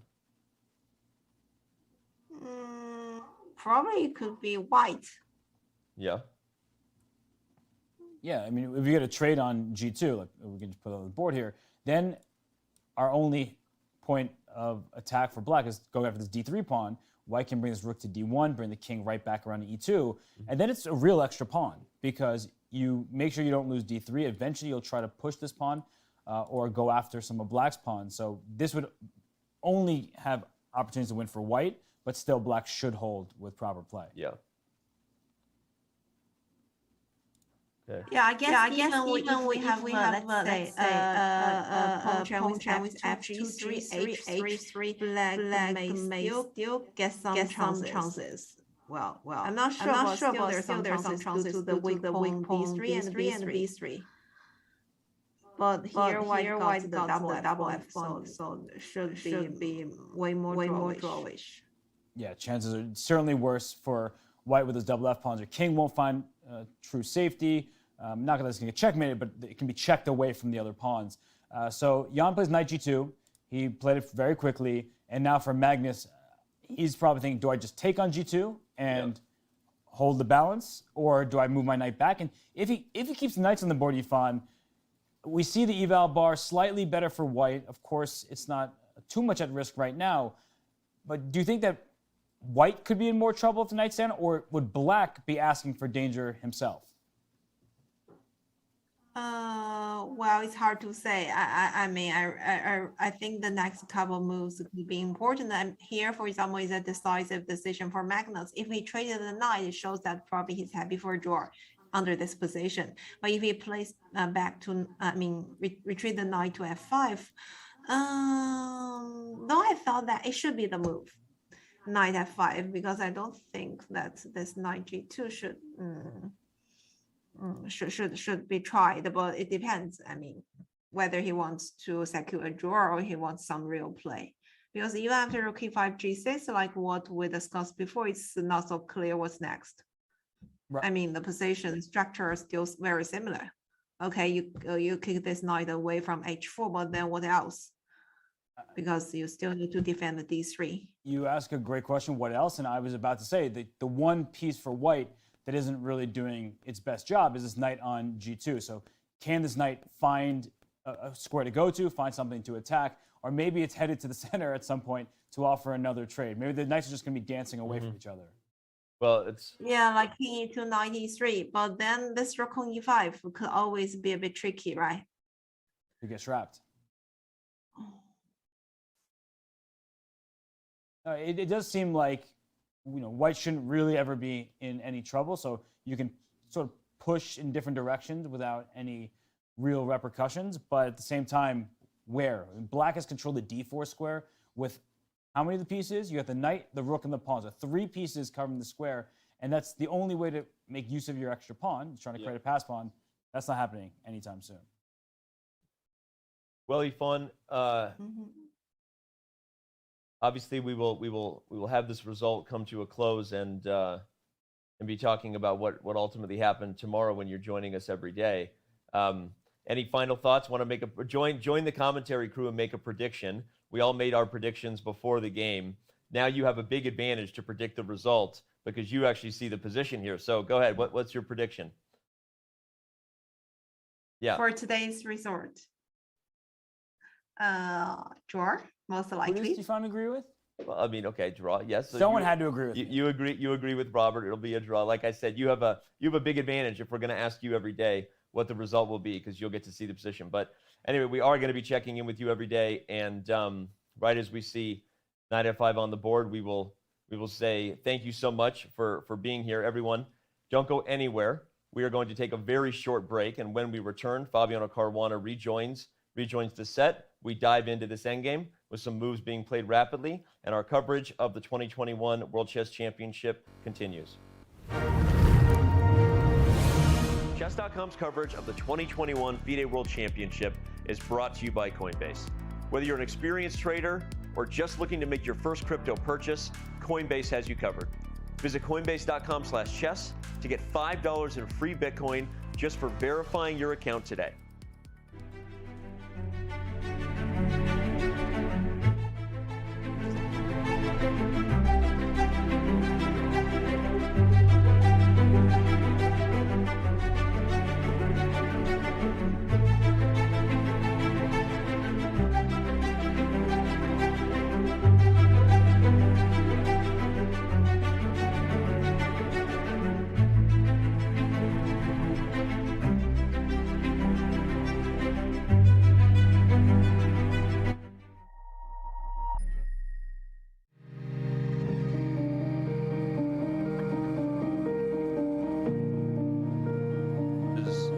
This. So here's what we're saying. Yes, we can discuss it on.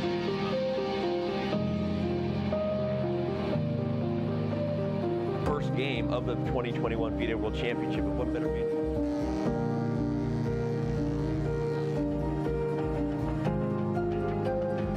lighting and audio. We're going to crush through the top of the show. All right.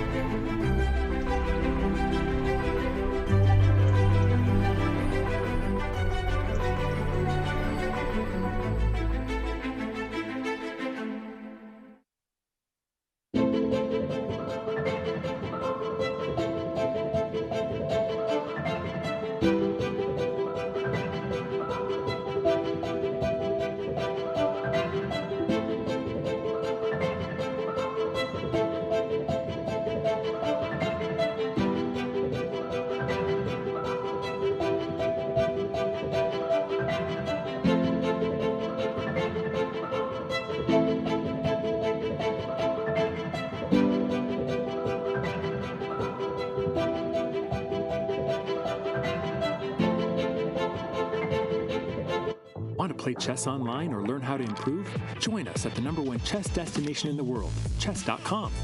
With thousands of people playing at any moment, you'll quickly find a game with someone at your level, whether you're a beginner or a grandmaster. Chess.com makes learning fun and easy.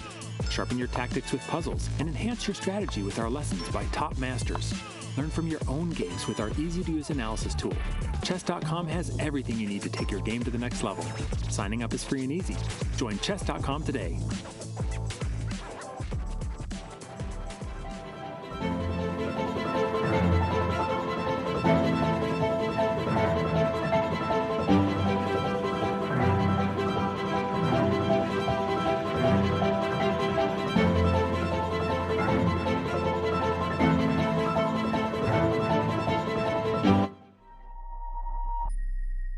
In case you didn't see, our partners at Coinbase are sponsoring Chess.com's coverage of the 2021 FIDE World Championship, and boy, are we thankful.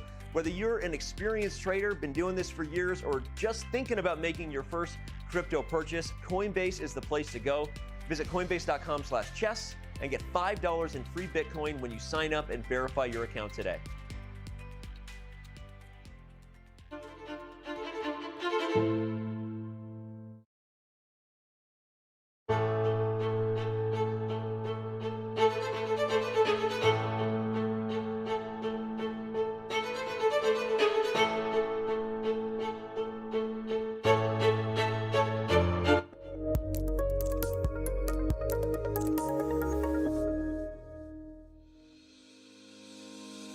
Want to hold a massive chess tournament with dozens of clubs or hundreds of players? Or maybe a small chess tournament with local but competitive clubs? With Club Arenas, you can. Club Arenas allow for tournaments of any size with any number of clubs and players. Customize the arena with any time control, with standard chess or mini chess variants, and with any starting position you want. Club Arenas are the most flexible tournament format on chess.com. Try one out today.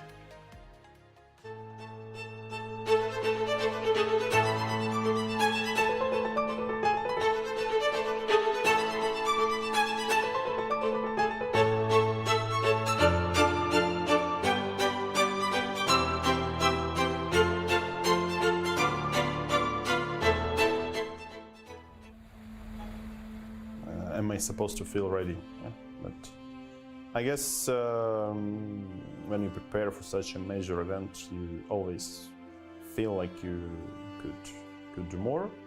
But I guess we are doing some insane amount of work, so I hope we get to be, ready enough.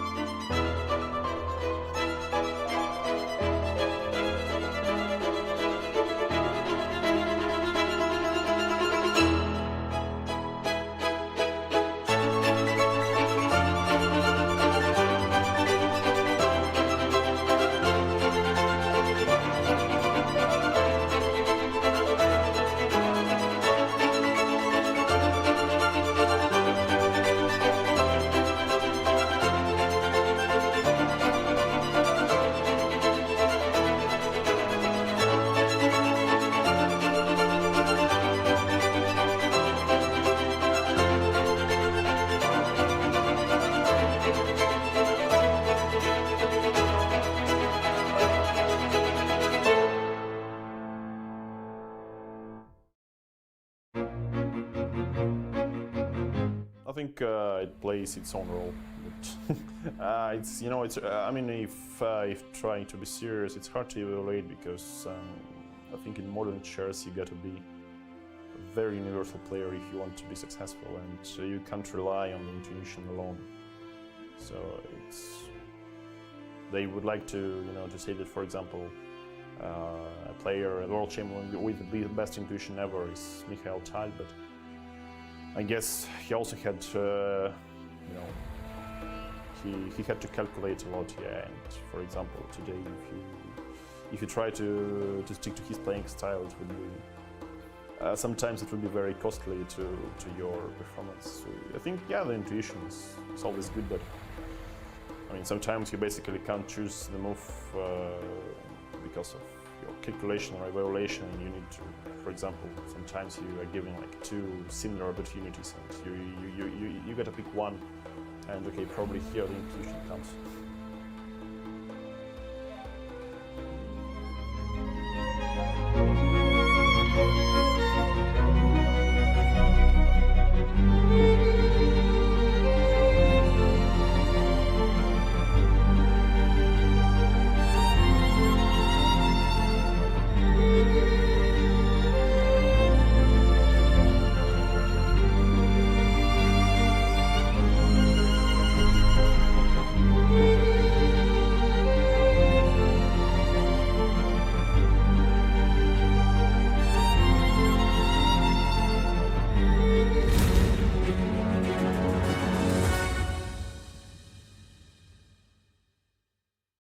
The game continues here in the first round of the 2021 FIDE World Chess Championship, and we have a few moves, so we're gonna get into it.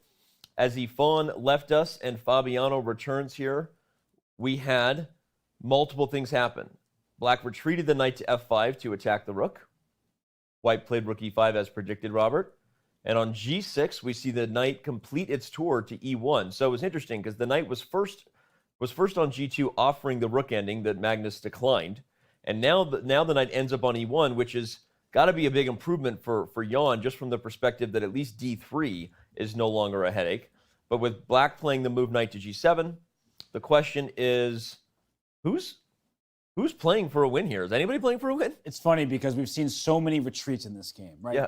Earlier in the game, the knight went out from b1 to c3, then back to e2. Yeah. And then the knight just went from f4 to g2 to e1. The black knight went from h4 to f5 to g7. So it does feel to me like Magnus is trying to keep some hope alive because he could have traded knights. He would have been on the worst side of the rook endgame, but he's never winning that. Here, at least he has some sliver of hope. And Fabian and I were discussing just briefly a moment ago, and I think we still agree that if it's dangerous for anyone right now with the knights on, it's White.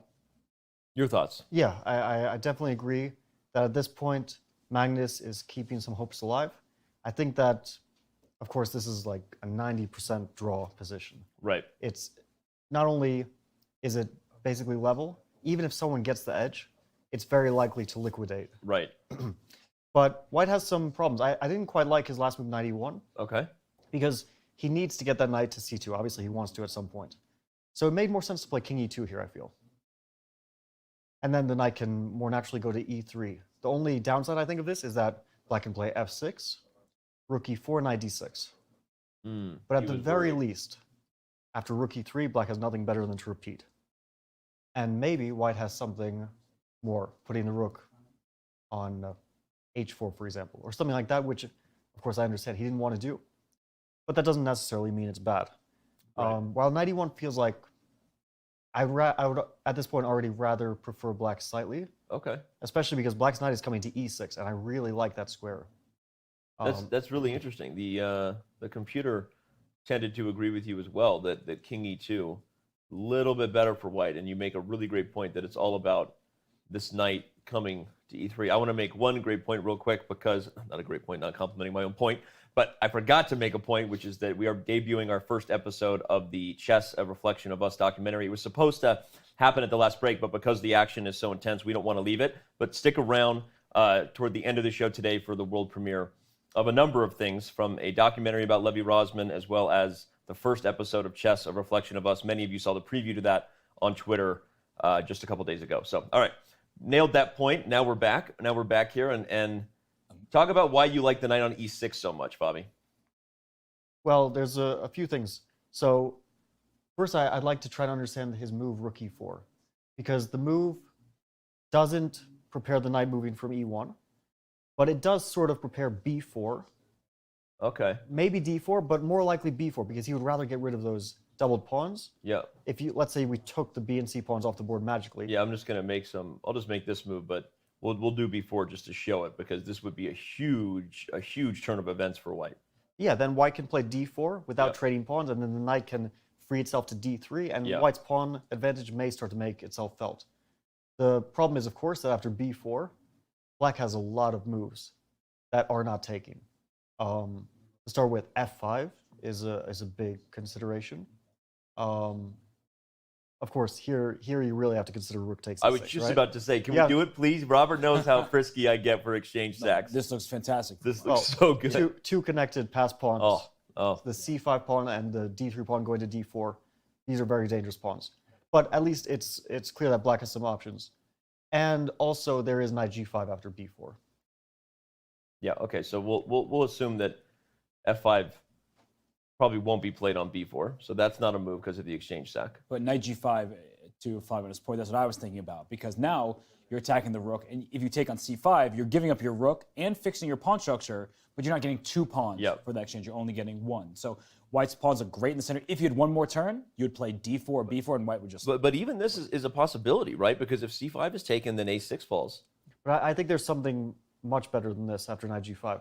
The reason I don't quite like knight g5 is because of the move rook e5. Double attack. That attacks 2 things and actually forces black to go back with the knight. So that already shows the failure of the move knight g5. The reason why it shouldn't be a good move. Okay. So black has to consider this b4 idea. It's clear that this is what Jan is going for, and Magnus will find a way to cut into his plans. The question is how. Jan is pacing, by the way, in the glass box. Feels like a bit of a metaphor. What if this is a bit of a strange one, but can you play knight e8 potentially? The knights have been retreating all game. So let's keep it going. If I go to e8 and you try b4, then I can play knight f6. And if we get here, can I play g5? Oh, man. Or knight d5. Or knight d5 should be an excellent move. Better. Knight e8 makes a lot of sense. I also wanted to point out a logical move with a funny point. Okay. Move f5 is very direct. It's also very logical. It's clear what white. And it's also exactly what Magnus And the point is, if white plays rook h4, let's say, then that's a very bad move. This is the then fun black one. plays g5, take, and king g8, and the rook is rather comically trapped. And this is not a good exchange sack. Not a good exchange sack. This is not the one you're looking for if you're Jan. We see f5 has been played on the board, and rook e3 immediately retreats. So Jan backing up that rook like he knew this was coming, like he provoked the f-pawn moving forward. Robert, your thoughts on that? Well, of course, when you push a pawn, you leave the squares that was previously covering behind. So e6, he has the knight there now, and he can play king f7 to back the knight up. But if white were able to double rooks earlier, then you wouldn't have the same kind of solid outpost for the knight. So this, to my eyes, looks really good for black. The knight can go to c2 for white, but then you have to watch out, is f4 coming? Because right now, 2 pieces defend the d3 pawn, and you can see that f5 to f4 will kick the rook out. So if the knight moves, you might just drop d3. If the knight doesn't move, well, your knight's on e1. It's a very passive piece. It's simply defending d3 and f3, but you'd prefer your knight to go to c2 so you could play Fabiano's move b4. Yeah, I don't really like what Jan has done, because as Robert mentioned, knight c2, at the very least, black can grab a pawn with f4. Might even have a better move, right? Knight f4 is also a grabbing pawn. Yeah, so it can be seen that the d3 pawn is hanging at the end of that line. I wanted to point out a funny variation after rook takes d3. Yeah. Not very relevant, but anyway, it's kind of funny if king e2, and if black were to make a very serious blunder, rook c to d6. Of course, he should just back up the rook somewhere.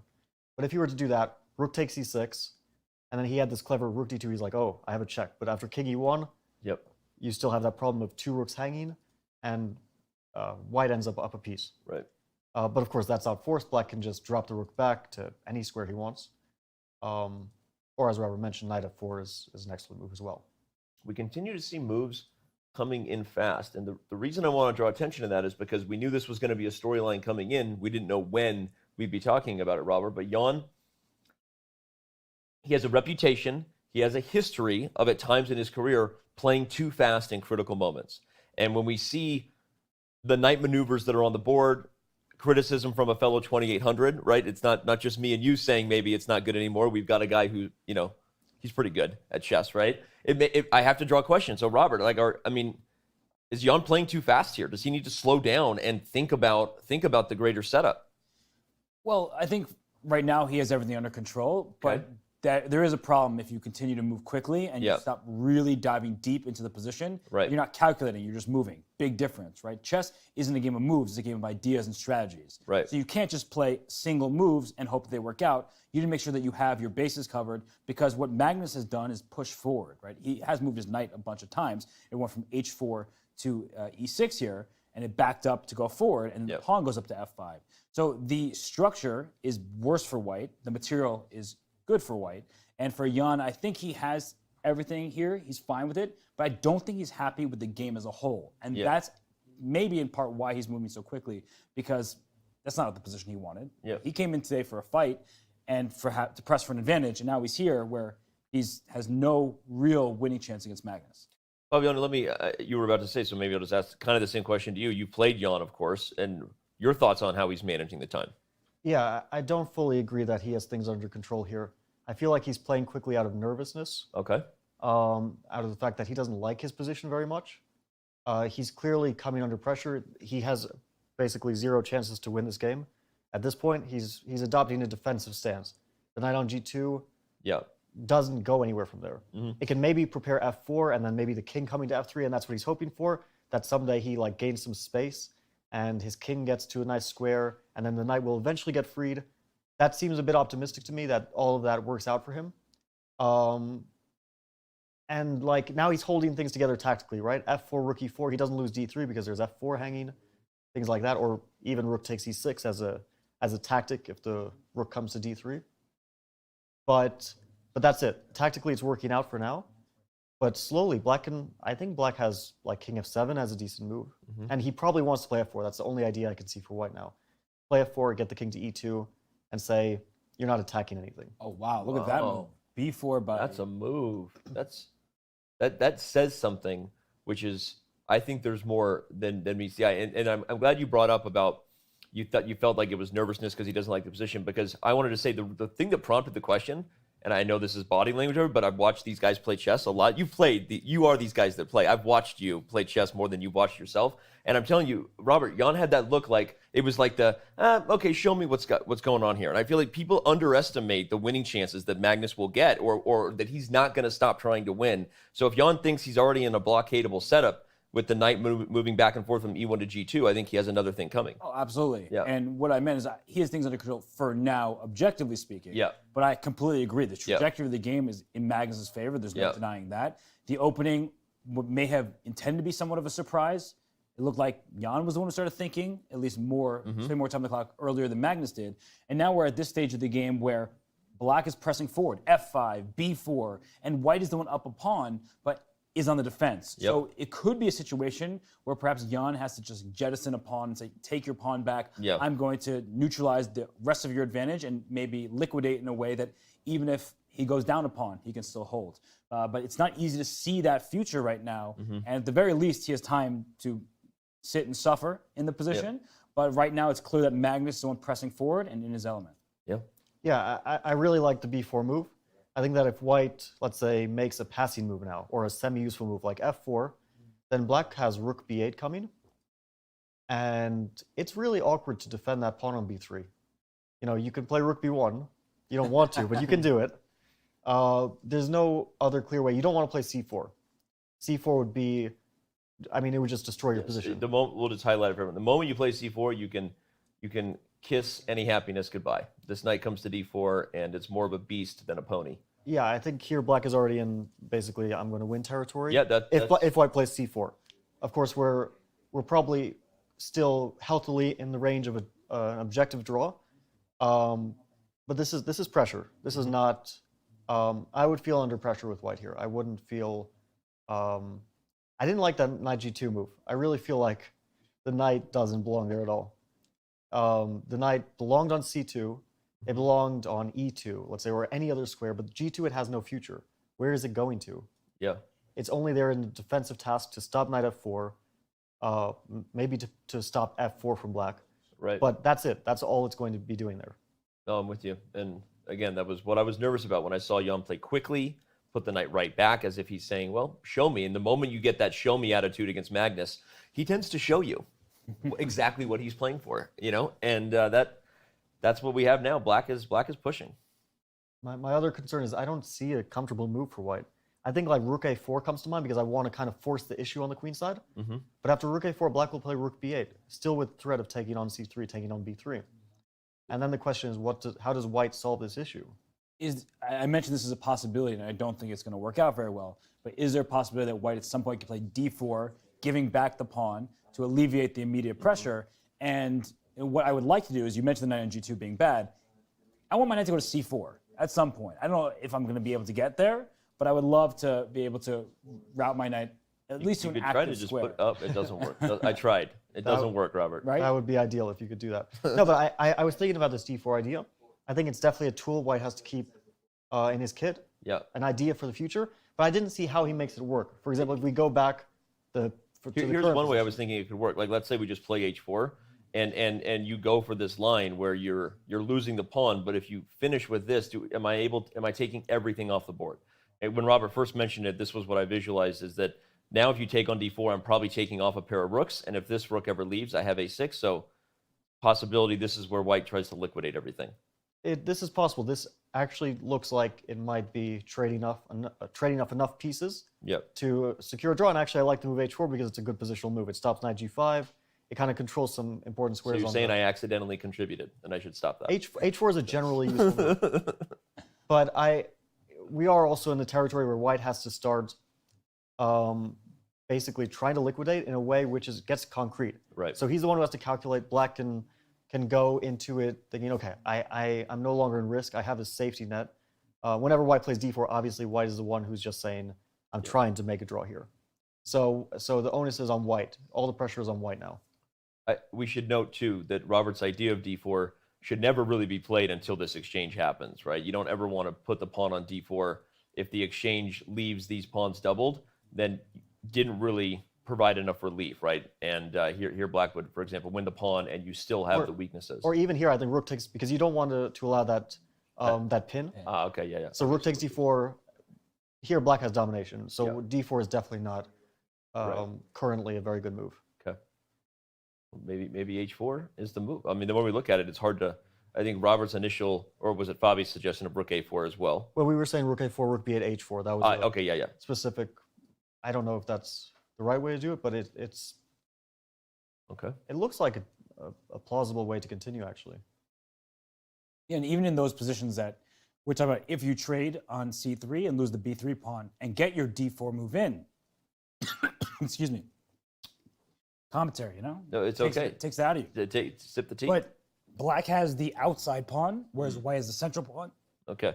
Bobby, you take over. Yeah, so we'll let Robert have the tea. So yeah, here white is in an ideal position because the rook on a4 does attack that pawn. It's an outside pass pawn, but for the moment, the rook is on the side of it, not behind it, so it can't push forward very easily. But if I were black, I would consider, rather than taking on c3, capturing that pawn, if we go back a few moves. Because we played that semi-useful move h4, right? Mm-hmm. And black, so it's not doing anything. It's not threatening anything. So black can make a semi-useful move in return. King f7. Mm-hmm. Protects the e6 knight, which was loose. Mm-hmm. Maybe king f6 will come. So the question is again, well, I didn't do anything with black, but you also didn't really do anything with white. You just made a move which is kind of improving your position a bit. Yep. So you still have to be making those difficult moves, right? No, it's a great point, and makes it even harder to find a clear plan for Jan. This is funny because you want to do things to improve your position in a game like this, right? But bringing the king in actually might walk you into more tactical problems. Yeah. And so you have to be, it's very difficult when you can't improve what you know you need to do in the end game, activate your king, and let's just show, because if this king comes in, now, okay, already you can just see the potential, but the concrete line, go ahead for black. Yeah, actually, it's funny you pointed out knight d4. That would be a great move if the king were on f6, because the rook would be trapped, right?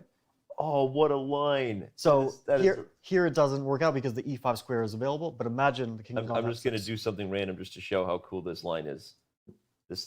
Oh, maybe it doesn't work, but no, it does. The rook is trapped. White doesn't have to play cd4, but yeah, it's an idea. It's a potential idea which could come into play. That's a cool idea, and we were nervous about that earlier, that rook has the potential to get trapped there. But more specifically, if we go back to that position, rook a4. Oh, sorry. Yeah, rook a4. Rook to b8, h4. King f7. And we were showing why king e2 is not a very good move. Now, let's say black takes on c3. Yep. Takes, rook b3, d4. And now it's a much worse version because let's say cd4, cd4, rook b2. King has to go back to f1, most likely. Rook c2. I mean, actually, the king shouldn't go back to f1 because of this. So this is just a disaster. The king probably has to go to d3 or something. But it's like I have my own little engine here explaining every time the eval bar slides. His name is Fabiano. This would be very bad. The eval bar goes up and down, and we have it there because we all like to see, we want to understand and have the engine as a guide, but we don't have any engine moves in front of us in case anyone's wondering. But we do have Fabiano, so that helps. Okay, well, Jan is... There he is. He's thinking, and this is exactly the type of moment I was nervous about, Fabi, when I asked that question to you and Robert both about how he was managing his clock, because I could see it coming. Those quick moves, and now you recognize just how much your opponent is going to push this position. And I think it might be a slight lack of experience because he feels generally that the position should be level. Yeah. Because it's kind of been level for most of the game. Right.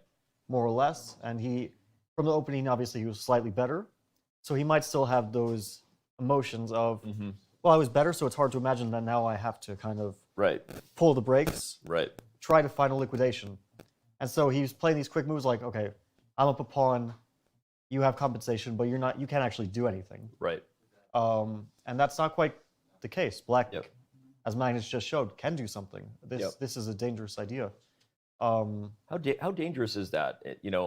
Obviously in a match setting, we talk about not letting the previous game affect the next game. You really have to avoid the emotional hangover, right? And you and I talked about that in the video series we did. But in real time, in a game, that's even harder to do because there's no rest day.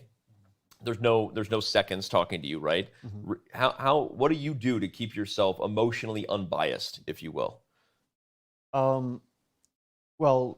Is that a situation after the game is finished or during the game? I'm saying during the game. How do you avoid that where you previously were better and now that's jading your perspective? This is a difficult situation. This will be very difficult for Jan. I think at this point he realizes he needs to find a concrete way. He can't keep playing around with this position. He needs to find a concrete way to get to something where the drawish nature of the position will allow him to hold even though he's on the worst side of it. Right. If he just shuffles his pieces around, the pressure will remain. Right. And he needs to release that quickly. So I think at this point he's trying to find a way to do that. Even though the position is objectively not in that super dangerous territory, practically because it's not concrete, white doesn't have like a very obvious concrete way of releasing the tension. That makes it dangerous. I was actually thinking about a funny move here, rook e5. Okay. The point is, if black at any point takes on d3, white takes on e6, plays knight f4, and a rook ending will be a draw. It's just a dead draw. Defensive forks. You don't see him that often anymore, huh? Not often enough. And rook e5 sort of suggests that maybe white will play knight e. It puts pressure on c5. Maybe knight e3 is coming. Right.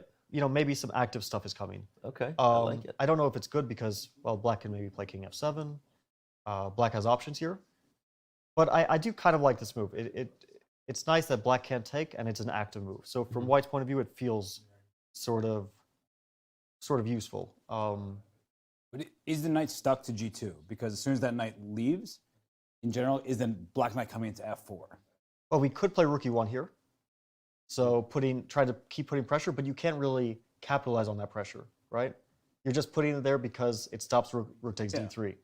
So the question is, can black do something useful there? It's not entirely easy because if he plays rook b8 at some point. Which line are we in? Sorry. Yeah, this position. Okay. Rook B1, Rook B8. If Black at some point plays Rook B8, Which, by the way, has been played in the real game. Not in this exact moment, but Rook B8 is on the board. Go ahead. Oh, so what did White play? Go ahead. So yeah, Jan played King to E2. Rook to B8. Okay. Rook to B8 is played. This was the line I was afraid of. He probably wants King to D2, I'm guessing, and if pawn takes Rook B3, King to C2. He's happy to get his king to that side of the board. He's fulfilling the Robert Hess prophecy. I would Find guess a way to this is sacrifice his idea. the pawn. The same issue exists. If Rook C6 to B6, this Rook takes E6 again, because after Rook B2 check, King C1. The same exact thing on a different file. Yep. So I guess that's his idea, because the king on E2 by itself is terribly placed. It's in the way of all sorts of checks and things. So I guess King D2 is idea. It's a pawn sack, but on the other hand, he does stop the rook from activity on that B3 square, right? The rook is stifled there. It's what you guys said needs to happen when you're in this sort of defensive position. There's pressure. You don't want to keep maneuvering. You just made those comments, right? Because they'll keep improving. You have to find a concrete way, which is good advice for all the chess playing chatters who are watching this, right? Because that's how you get yourself out of a bad situation. You have to find something concrete, and this might be the sacrifice that improves white position enough to draw. But sorry, go ahead. Danny, just one thing that you'll like. Getting back to that knight d4 idea. If Black's rook drops back, okay, knight d4 is very much on the cards. Yep. Because, well, with the rook on e3 specifically, with the rook on, let's say, e5, there's no knight d4. But in this specific position, knight d4 becomes, if not a threat, at least an idea. I'll just show it just so that everyone can see. Booyah. Yeah. Check a Ruski, discovered check. Rook a3 really is asking for knight d4. Rook a3 would have been a bad move, I hear you. Okay, Robert, go ahead. I mean, Jan doesn't look pleased, and he shouldn't be pleased with this position, but he's doing the right thing. And something that players who are newer, or even quite experienced players who are trying to improve, they know their position isn't great because their pieces can't find any good squares, but then they're materialistic. They think, I'm up a pawn, and that's what's keeping me in the game. Right. Whereas actually, maintaining the pawn is keeping white out of the game because the knight on g2 is not helping. The king was over on f1. By giving up b3 in this manner and getting the king over to the queen side, you lost one pawn, but you make sure that the rest of your problems are at least fixed for the time being. So I really like this idea from Jan. I don't think it's just, he's not out of the woods yet. Draw, but he is making his life a lot easier because a few moves, he can get his pieces forward, then he's feeling much better about his chances. Yeah, I think the question is really, because this is very likely to happen. Black is very likely to take. I don't really see other logical moves. If you don't, I mean, just to remind everybody, if you don't, then the king goes to c2. Not right now. Oh, because of knight d4. But it's not clear what else Black does here. Maybe king f7. King f7 is a very clever move in this situation because White can't play king c2. So Black is asking White, like, what do you want next? But at some point, Black's going to take on c3 and b3, right? It seems like that's at some point going to be the only way Black it has can do been played. Yep. Magnus has indeed taken, and which means we know that Jan's going to take back with the pawn. So yeah, pawn takes is necessary.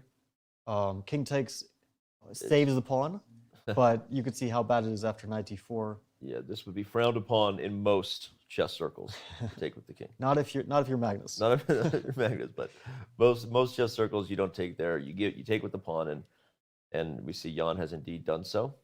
So rook b3 and king c2 will likely happen, and rook. It's hard to say where, b7 or b8 most likely. I was thinking, is there any utility in b6 just in terms of protecting the knight twice? Although that I know it looks ugly. Coming to b7 makes a lot more sense because we can get behind the pawn. Yeah, well, I think Black's idea is to play at some point rook c b6, and the knight on e6 can get defended by the king on f7. Ah, that's a very nice idea. So you don't want to place your rooks on the side. You want to double them so that they can infiltrate. Jan continuing to give. He's a very emotive player. His facial expression, that's Ian Nepomniachtchi catalog number 13, where he kind of says, well, I know I'm worse, but I don't think you have enough to win. Yeah, I wonder what I guess his idea is that, let's say, rook b7 or rook b8. I don't know which is Let's go to b7. But he's probably going to play rook a2 at some point. First, I think he's going to move his e3 rook to deal with that knight d4 idea. Yeah, like to e5 maybe or something. That looks very logical. Yeah.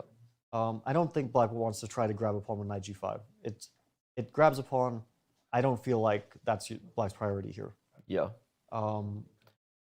And specifically after like f4, knight h3, the knight gets kind of marooned.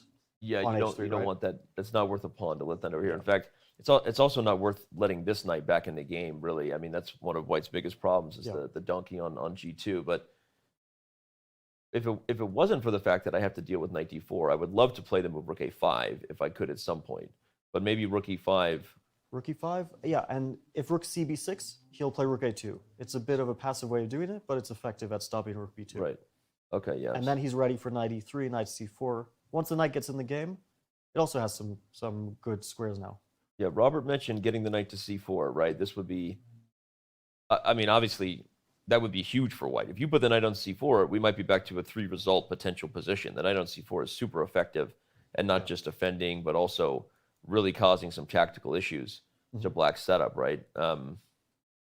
Yeah, Black also has to be careful here because his advantage could dissipate in an instant if White knight gets active again. And as you said, it could potentially, it's unlikely, but it could potentially turn into a bit of a white edge if the knight were magically transported to c4. Right? No, exactly. Yeah, we teased Robert. It was magic, and no matter what I try, I can't seem to move my knight that far. But yeah, no, jokes aside, that's a really important way to approach these positions anyway, just as a chess player. You always want to know where your pieces would be happiest. Whether you can achieve those goals or not is the second step, because it gives you the guide, the North Star for all the chaos you're dealing with. So really important that we know White's goal. Yeah, so this next move, it's hard for me to tell. I have a feeling that rook b7 is better because it controls the 7th rank. Yeah. That's like far into the future that White would ever use a 7th rank. But the downside maybe is that if a knight were to come to c4, knight a5 is a fork, yeah. But that's Again, also another thing to think about in the future is the potential tactical consequences, like you said, of where you put your pieces. So sorry, go ahead. No, it's just a very difficult decision. The which square for the rook, it's a long-term thing, and you can't really judge these things because both squares have some pluses and minuses. But he will probably choose one of them. Unless rook b5 actually also makes sense. It maybe prepares a5. a5 and then rook a6 and start pushing that pawn down the board. Oh, you get the other rook behind the pawn. That was the other reason I liked rook b7, was to threaten rook a7, but perhaps rook b5 does that. Okay, no, he does go for b7, and I think this makes the most sense in the sense that you kept highlighting one point, which of course was the double, but the other point again was just a very clear idea of trying to advance the a pawn. I guess the moment you do that, you would argue Jan's going to play rook a5, right? Yeah, I don't think that rook a7 will have the desired effect. Okay. Black's play should be more around either something on the king side, king f7, king f6, and then trying to maybe push some pawns or attack some pawns on the queen on the king side for White. Yep. Or rook cb6. But rook cb6, I don't really see the continuation after rook a2. Yeah, it looks good. It's sort of a dead end. Yeah. We've had a lot of moments today where certain things look good, but there wasn't a lot of all talk, no action. I saw several people in chat asking the move number. It is move 37, so only 3 moves remaining, and they will get additional time added back onto their clock. In a second, we'll maybe bring up and remind everybody what the time control is, because we are nearing time control. Again, on move 40, everybody gets more time. So that 17 minutes you see for Jan, 18 minutes for Magnus, is not the end of the game, and I would be surprised if this game ended at any time soon. I think that this is going to be continuing for a while. I'm looking at Fabi. You can't see me, but Fabi gave me the Fabi nod. I just got the Fabi nod. He agrees. This will be a long game, and also h4 is interesting. He played this quickly and confidently. Yeah. But it does allow knight d4. Ooh, it does allow knight d4. Knight d4 forces king d1. Any other move loses a rook. And so obviously he's judged that this is not a worry for him. Right. But it is still interesting that he played quickly. I guess the knight b5, he can still defend his c3 pawn with like king c2, king d2. Okay. I don't expect a draw to be like this. It would be a funny draw, but that would be a funny draw with knight d4 and king to d1. But let's come back to h4, because one of the next educational nuggets I was going to try to draw out of you was, we talked about the active defense Jan needed to play. He did that. He has now given back his pawn and improved his king position. What do you do next when you have a worse structure? We see h4 played. Is the idea like, hey, I need to try to play h5 and liquidate the king side if I can? Like, what are you doing here as White to hold effectively? I think the idea of h4 is purely to stop knight g5. Okay. Or in the future, knight f4 doesn't attack h3. Right, okay. I think it's just a useful move generally. He doesn't know exactly where his other pieces want to be. So he's playing h4, and I suspect black will play king f7 here. That's my... But I was going to say, if he doesn't play king f7, you don't give any credence to my h5 idea because you can't really take it, can you? f5 becomes a little too weak? I don't think h5 is the idea. Okay. Maybe if it was white's move here, because if it was white's he can move, play okay. rook e5. Right. But black's going to play king f7, you're saying? Black will most likely play king f7. Okay.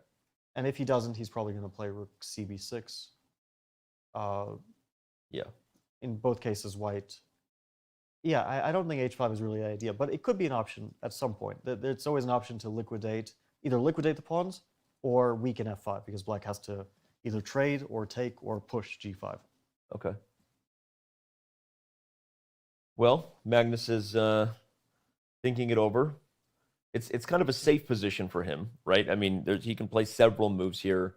He could play knight d4 to have a little fun, little tickle, if he's into that. But likely king f7. King f7 feels very natural. Yeah. A slightly strange-looking move, but one which makes some sense to me is h5.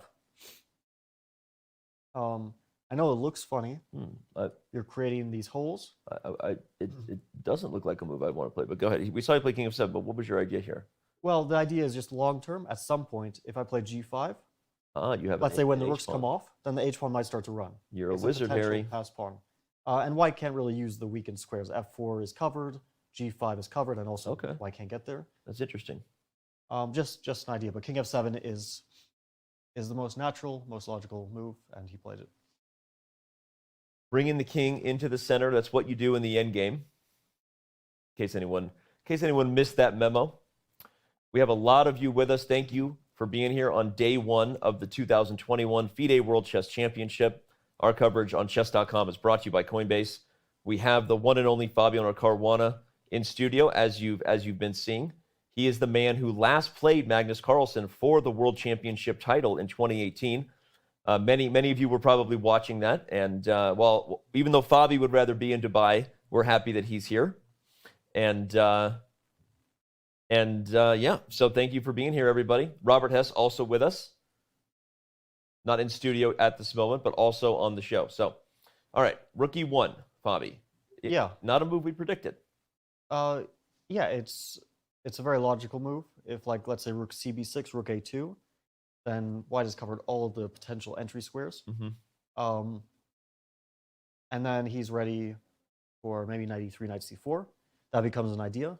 Black has to contend with, because the c4 square, that was the downside of b4. It was a good move, it won a pawn, but it did weaken black's structure considerably. So at the moment, obviously white's structure on the king side is wrecked, but on the queen side, white has a better structure.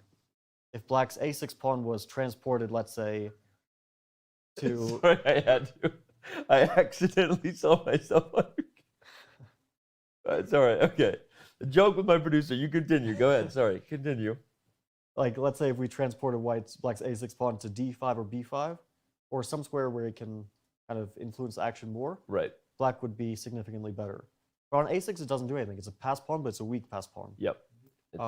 So the structure on the queen side is actually in white's favor.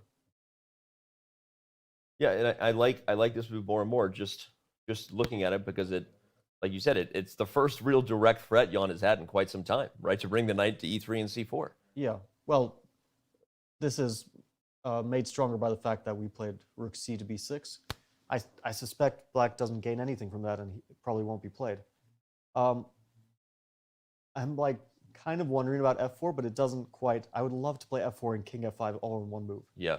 But it doesn't quite work out here, because rook e4 comes and the pawn will fall. That's a good point, though. I'm going to show it that if you could play f4 and white does something random, or if you were one tempo ahead, suddenly black is really in business here. That pawn on f4 restricts the donkey on g2.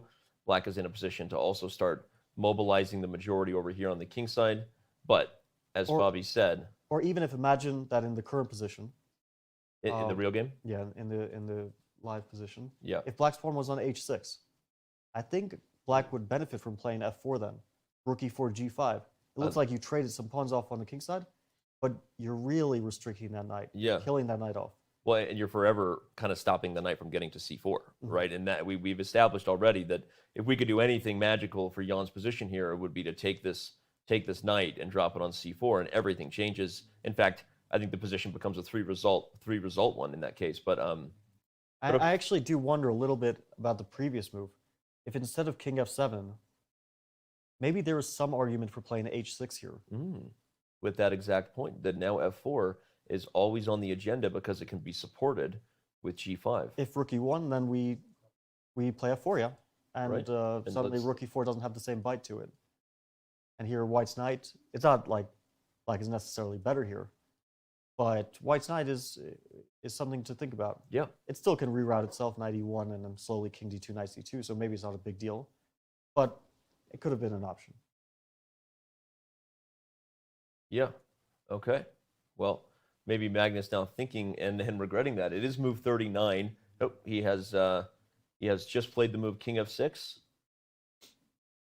relayed instantly in real time, and Jan has the ability to play knight e3. I think he should play knight e3. Yeah, I think he will play knight e3, in fact. Let's go, right? I mean, don't it. ask me twice. Let's get out of here. Let's get out of this freaking corner I've been in here. This is not good. I guess Magnus is saying that you get the c4 square, I get the f4 square, and that's a fair trade for us. Interesting. But I wouldn't be unhappy with that for white, because the knight on c4 is extremely annoying to deal with. So you're saying, what's your line? You're saying knight f4, knight c4, knight c4, and specifically that rooks on b7 and c6, they have to make a decision how to deal with the threat of knight a5. Certainly it's not rook d7, because that would have a similar issue. with knight e5.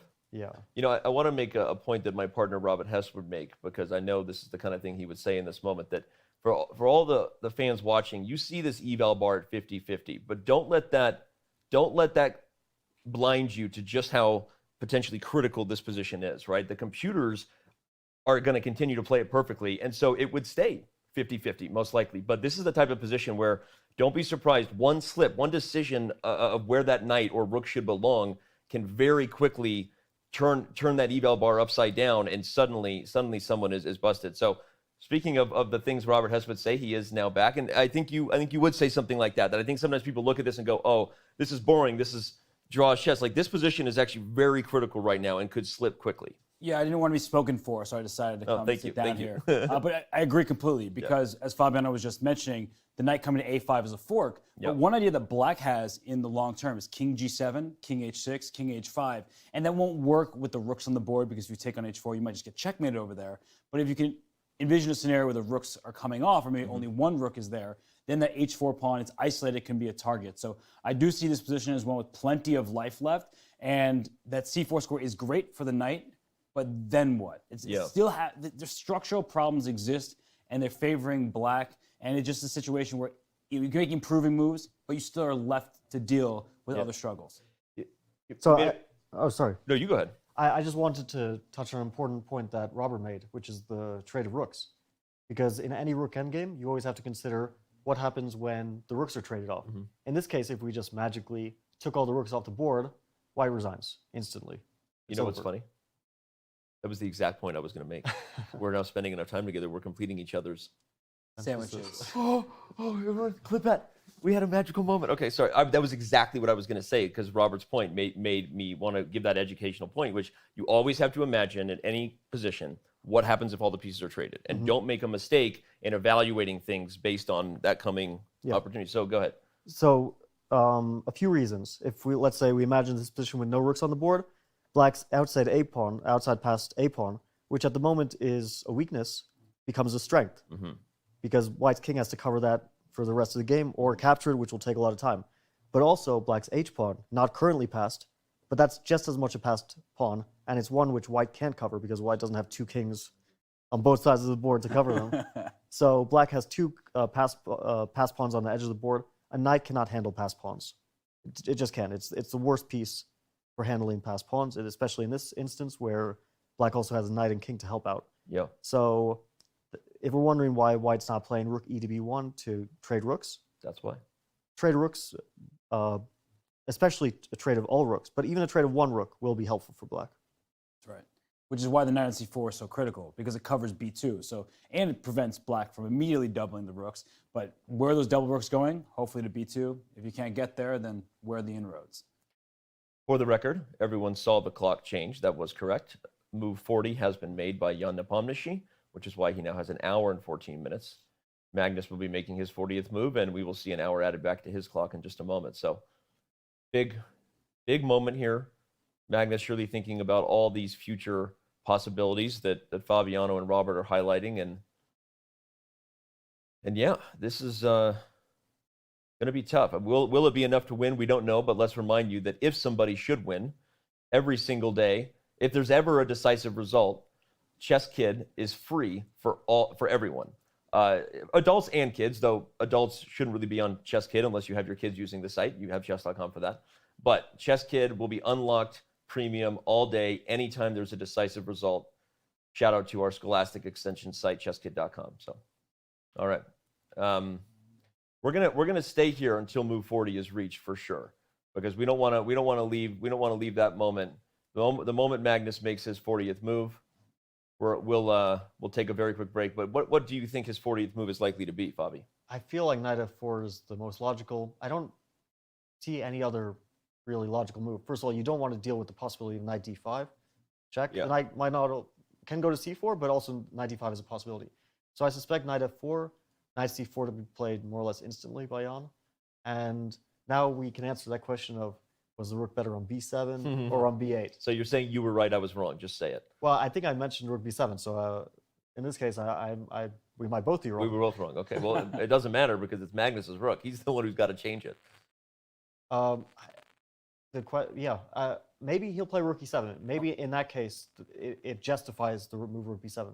Rook e7, and if white trades rooks, there's another rook coming to the e file. Take. Let's say rook to b1. Rook to e1 would actually be, I think, a terrible mistake because of rook to e6. Yeah, you don't want to trade those rooks. Yeah, okay. Rook to b1, and well, white has the b file, black maybe has the e file, so we get an interesting position. But black's rook coming to e2 is potentially very troubling for white because f2. The knight f4 is a monster. Yeah. It also protects g6. So you get the base pawn, but the second one's protected. d3, f2, f3, everything's a problem. Yeah, this knight on f4. I mean, so we were initially sort of skeptical, if you will, maybe not critical of Magnus's decision to allow the knight to c4. But as you pointed out right away, Fabi, he was saying, I'm trading f4, which is what it may have been a donkey, but it had a duty. Mm-hmm. I look at you and then you laugh. You can't do that. I didn't even mean to revert. It's the World Championship. Every time you have some kind of gap. Pull yourself together. All right.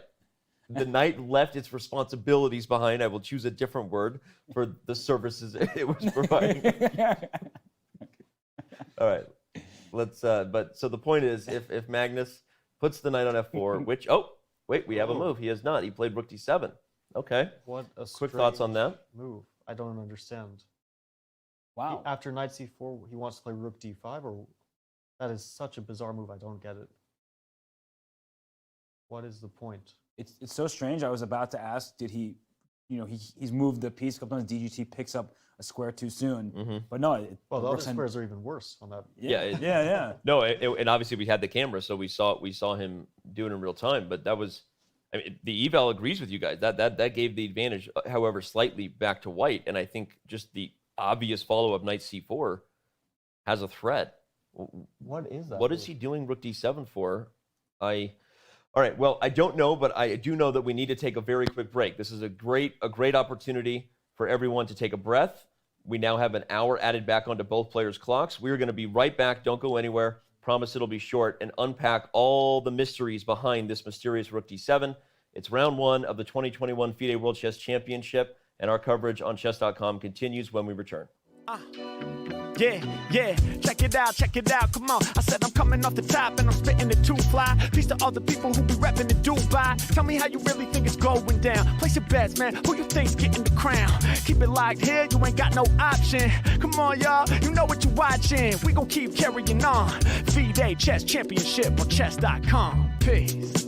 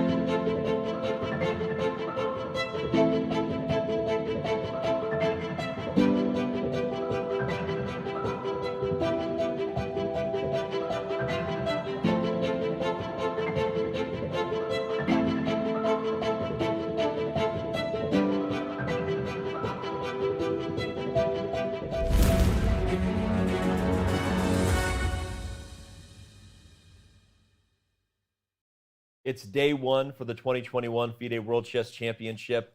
Our coverage continues here on chess.com, brought to you by Coinbase. We have made time control now, boys, right? And we now also see another move has been made on the board. It was knight to c4. Bobby, you were thinking that maybe rook a4 was slightly more accurate. One of the funny reasons is that you actually keep c4 open for the rook. But okay, knight c4 is on the board. It's the most forcing one. Your thoughts? Actually, I just understood why he didn't play knight f4, why he played rook d7. Okay. And there's only one possible reason, which is that he was worried about rook to a4. Huh. It's the only reason why this could have been. But there's a tactic here. He missed it. Rook to b2. Nice. Oh. Yeah. Oh, Sheboygan. I think that's the only reason why you wouldn't play knight f4. But this actually wins. You think Magnus missed that idea? Yeah, because if not for rook b2 check, rook a4 just kicks the knight out, and so yeah, it's a bad move. But for sure, yeah, if knight f4, rook a4, this would be great for white if not for this brilliant tactic. And it was move 40. Oh my gosh! But he did have plenty of time. What? He had plenty of time. He had about 5 minutes, I think, when he actually made the move. Mm-hmm.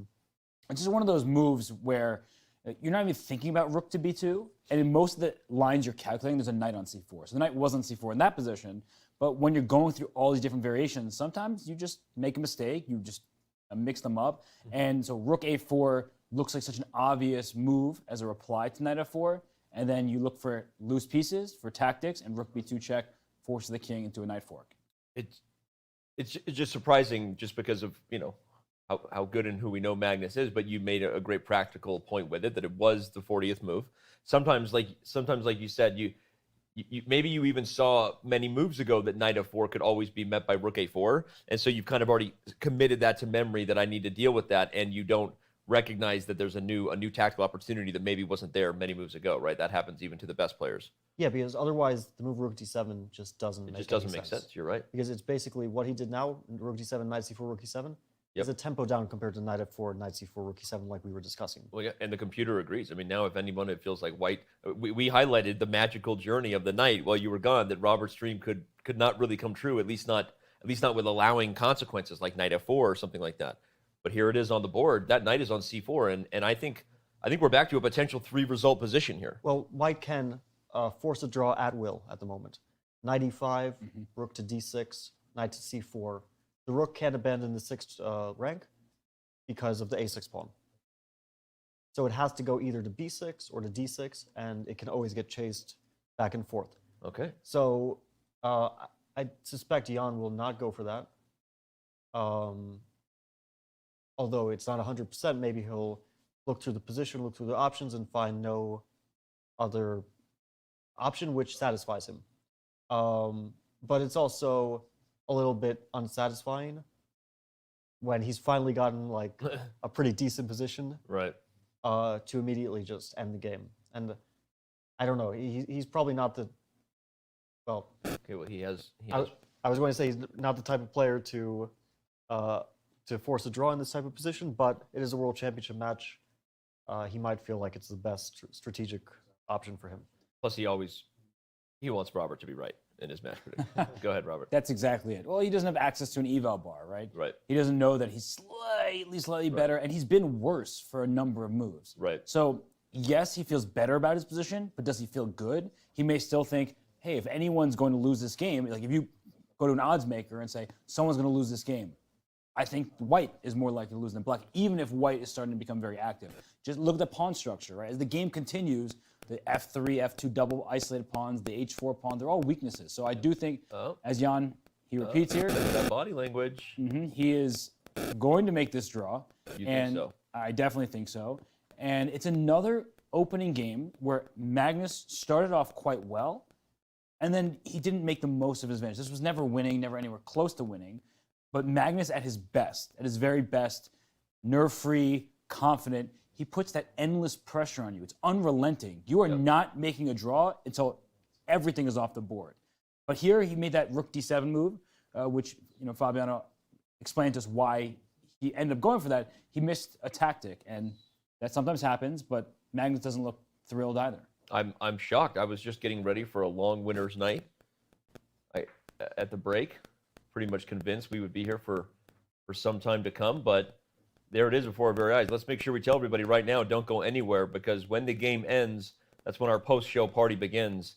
No day will come to a close without special guests on the other side of every game. Today we have Maxime Bachet-Legrave, we have Levy Rosman coming up, and we also will always do a full recap of the entire game, because we have more than 60,000 of you with us on Twitch and tens of thousands everywhere else as well.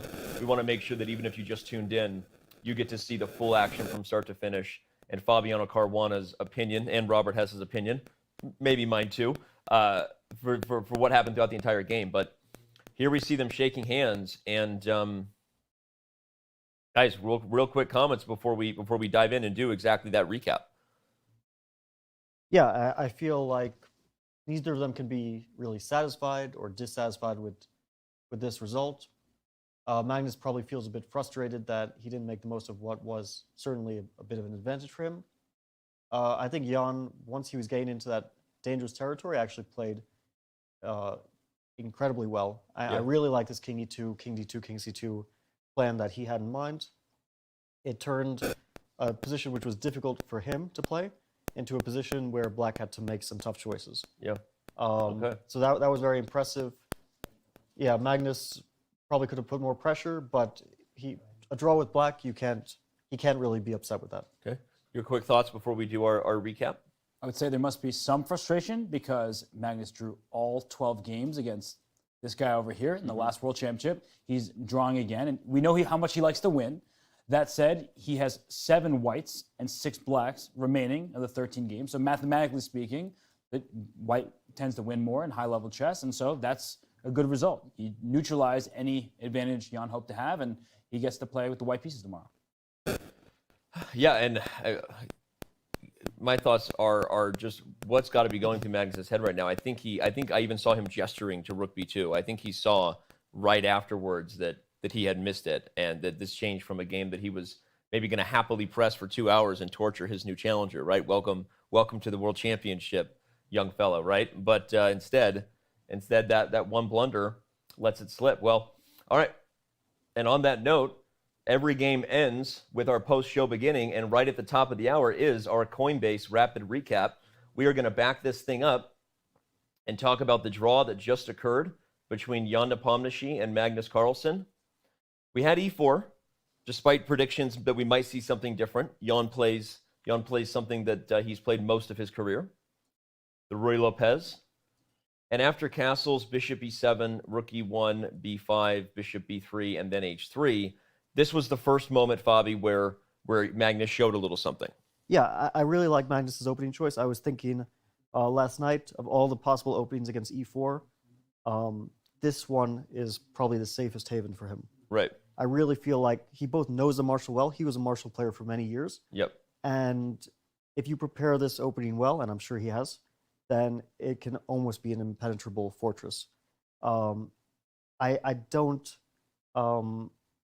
feel like, although Jan played H3 and he knew something about the line, I don't feel like his preparation was really at a level where he can consistently pose problems against the Marshall. So they'll have to cook something up during the match, which is usually what happens. You've been there. You know what that's like to have to cook something up during a match. A lot of the work is on the spot. He has teams of seconds, and I'm sure they'll come up with something, but it's really tough in the Marshall.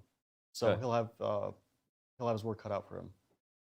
Jumping to the next critical moment, Robert, after the trade of B3, bishop B7. Again, this is all theory, and we'll continue to break it down. But it was this position after queen takes D5 and queen F3 that you gave pause, and we're just pointing out how, forget what the engine's saying, it's close to equal. This is already, we're in very critical territory here. Right, and you can get tactical in just a few moves. In fact, after this bishop D6 choice from Magnus and king F1, we were analyzing this idea with queen takes E5, which forces queen takes B7. Queen's hanging everywhere. They'll stay on the board. Queen H2, and nobody likes to get checked on H1 with the queen, but the king ventures towards the center. The queen on B7, full range, back to G2, keeps that covered. This is exactly what Ian Nepomniachtchi would have wanted, a tactical affair that he had prepared. Magnus says, not for you. And on that note, everyone, if you missed it, and I don't need to keep saying that because we're doing the Coinbase recap, which I'm implying that many of you weren't here in the live moment. Magnus played this move rook F to B8, which, as Fabi pointed out, technically already this position with king F1 is kind of novel territory. But as Fabi revealed, he had some preparation. You knew this position from preparation, apparently just like some of your 2,800 brethren did. But rook F B8 was clearly something that Jan didn't know was coming based on what went down. The move queen takes D5 is now kind of forced. The main idea of this move is that you guard the bishop, freeing up the queen for all kinds of tactics. Just show one that you did in the game. For example, if knight C3, now queen E5 is devastating because queen takes B7 is met by queen takes E1 with a intermezzo check, and then you win the queen back. Yeah, so this was obviously prepared for Magnus' side. Yep. But Jan reacted very well. I think he played correct moves. Bishop D2, knight F3. These are excellent moves. Yep.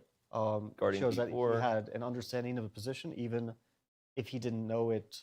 Let's say from a previous analysis, he still had an understanding of what he had to do, and he probably got a slight edge at some point, but it quickly evaporated. Knight to C3 was played after rook to D8. Robert, I saw you look at me, point to add on this. No, just as this game continued, I think almost a mantra could be retreat doesn't necessarily lead to defeat, because both players were making these moves where the black's knight went back from B4 to E7, white's knight jumped around the board back to E2 and G3. Yep. So the players were leaving as many possibilities open as possible, giving their opponent room to go wrong, and neither side really strayed too far from the objective best moves.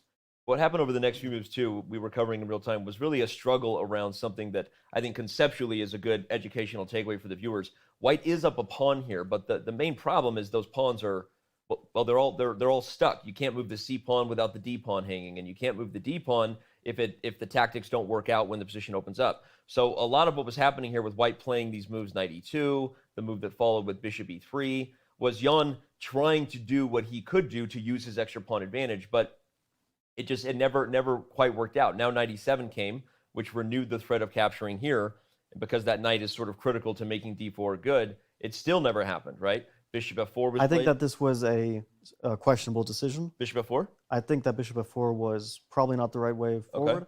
I feel like maybe a move like knight g3, if White wants to press for an advantage. This was the way. Another move was necessary. And knight g3 was my feeling during the game was that this was an excellent move. Of course, White's edge, if he has any, is extremely minuscule. Yep. But in the game, he had no edge at all, and he was quickly, he wasn't playing at all for an advantage. So if he wanted to play for an advantage, I think this was the moment. Maybe not knight g3, maybe another move, but certainly not bishop f4. Yeah. Okay. And Robert, yeah, you highlighted that point in real time, recapping it here for everyone, because you said, hey, if bishop f4 happens, look for this massive exchange, right? Most of the compensation in this line is based on the dynamic of the bishop pair versus the knights, the pressure. But no, here take us through what Black does to exchange and transform the position where he can press a little differently. And it's just a wonderful sequence where you first give up your light square bishop, then trade the dark square bishops, and most importantly, Black gets to defend a6 from an active square rather than a passive one. Rook a8 would have been behind the pawn, nowhere else to go. The rook on c6 controls the entire sixth rank. That rook can go to f6 or h6 to attack some of White's loose pawns. So I really love this decision from Mag's point of view. I agree with Fabiano that bishop f4 did not feel like the right decision. And after rook e1, this was the position on the board for those wondering. This is exactly what happened. It was Robert predicted it in real time, and then it happened. When c3 was played, I kept wondering whether g5 could come at some point because you just start staring at d3. It never did happen, right? Robert, take us through why on that. Anytime you put that pawn on g5, you're putting away from your other pawn. So first off, knight h5 doesn't allow you to take on d3 because of the back rank checkmate. And even disregarding that checkmate for a second, if that rook could stop on e5, your knight is undefended, and behind that knight is an undefended pawn on g5, and of course the c5 pawn requires some defense. So all across the board, there are issues, so Black should not push too far because then White can counter. Yep. Oh, my apologies, I accidentally jumped to the end of the game. I will back up for just a moment. So then Fabi, after c3, knight h4, rook e3, we had e-fawn on at this time. You were observing us. We saw you over there in the corner, just watching the game. King f8, knight g2. You were critical of Jan's defense initially, especially because this knight was so passive on g2. But what was the next critical moment? I think that knight e1 was a slightly dubious decision. Right here. I feel like this is the moment where the position went from level to a tiny bit better for White. For Black. A tiny bit better for Black. And king e2 felt like the most natural move. I'm sure that Jan had his reason, probably involving f6 and the rook getting kicked around, for why he didn't choose this move. But in the game after knight e1, his knight found it very difficult to get to a good square. It eventually went back to g2, which shows that this was probably not the best play. His pieces were sort of going back and forth, right? Yeah, no, it's a great point. Now the knight has to be on g2 to guard f4. And so things were traveling a road to this moment where we saw that after b4 was played, it was something like in the room, the body language was clear. Magnus suddenly had a little bit of that pressing poise, right? And b4 ultimately wasn't enough, but this showed that he was playing for a win and willing to. He certainly was, because these double pawns on b2 and b3, they can't be defended. That c3 pawn cannot go backwards. It's there just to stop the knight from going to d4 in the first place. But as we get to this point, the rook's coming to b8, those pawns are loose, and I simply love what Jan did at this point, because it's easy to be materialistic, say, I'm going to keep my extra pawn, and then that's going to help me survive and maybe even go on from there. But no, you get in too much trouble, your pieces are passive, so giving up the pawn to activate your remaining pieces, great decision. Yep. Well, b4, you did highlight right away that the one drawback of b4 is the c4 square. Could this donkey of a knight somehow get over there? Well, we're gonna go forward here and see that Jan did eventually find exactly how to do that, but it took a little bit of help from Magnus. This forcing sequence was the right defense from Jan, actively giving back the pawn in order to improve the king. But it was h4 and then rook e1, this critical position where, again, in hindsight, maybe the position that after king f6 and knight e3, maybe this is the position that allowed the chance for a victory to slip away, Fabi. Yeah, I really like Jan's play, starting from a moment where he played King E2. I think that was an excellent move. Yep. Up to, well, basically the end of the game. He really caught his flow here. He was also playing very quickly and playing good moves, and that is vintage a Jan. great, vintage Jan. When he finds that form, he's able to play intuitively extremely good moves. And here, all his pieces found the right squares. It was extremely harmonious. How the knight came to c4, the rooks came to places where they could challenge the b file. The pawn on h4, limiting black's knight a bit. Everything was perfectly placed. And here's where Magnus made what I feel is maybe not objectively a serious mistake, but certainly practically a serious mistake. And I'm going to let Robert take us through what that critical moment was. The move that should have been played for black to keep the pressing chances was knight f4. He did not play it, Robert, because rook a4 seems to kick that knight right off of the f4 square. But in reality, you look for loose squares and loose pieces. In fact, the d3 pawn is only defended by the king, so rook b2 check forces that king into capture it, and then knight takes d3 with check, wins that rook back with interest. Then pawn on f3 is probably going to fall, and white's king side is in shambles. So that would have been a great opportunity, had, of course, Jan blundered into it, which he would not have. But I think that's why he didn't play knight f4, so it was an oversight by Magnus. Instead, Magnus played rook d7, but after knight c4, that was going to be a forced draw. Jan did not miss his chance to get out of a slightly worse endgame, and that was how the Coinbase rapid recap, if you will, came to a close for game one of the FIDE World Chess Championship here in 2021. Well, first of all, as I said many times throughout this show, we're going to have a lot of action the moment the game is over. We are going to listen in to every post-game conference. We will have live feeds. We will have amazing guests. First up, Maxime Bachet-Lagrave, the Frenchman with 3 names. Levi Rosman is joining the show to talk about his new documentary debuting. We will be joined every day by Jon Ludvig Hammer from Norway. He will be bringing us the reaction of the country that changed forever in regards to its love for chess when Magnus Carlsen came along a couple decades ago. So our post shows are going to be full of fun, full of more educational and interesting moments. And the post show actually starts right now. So we're going to take a very quick break. When we come back, we might already be listening in to the post conference, in addition to getting set for all the guests that I just said. Don't go anywhere. It's chess.com's coverage of the FIDE World Chess Championship, brought to you by Coinbase. More of it when we return.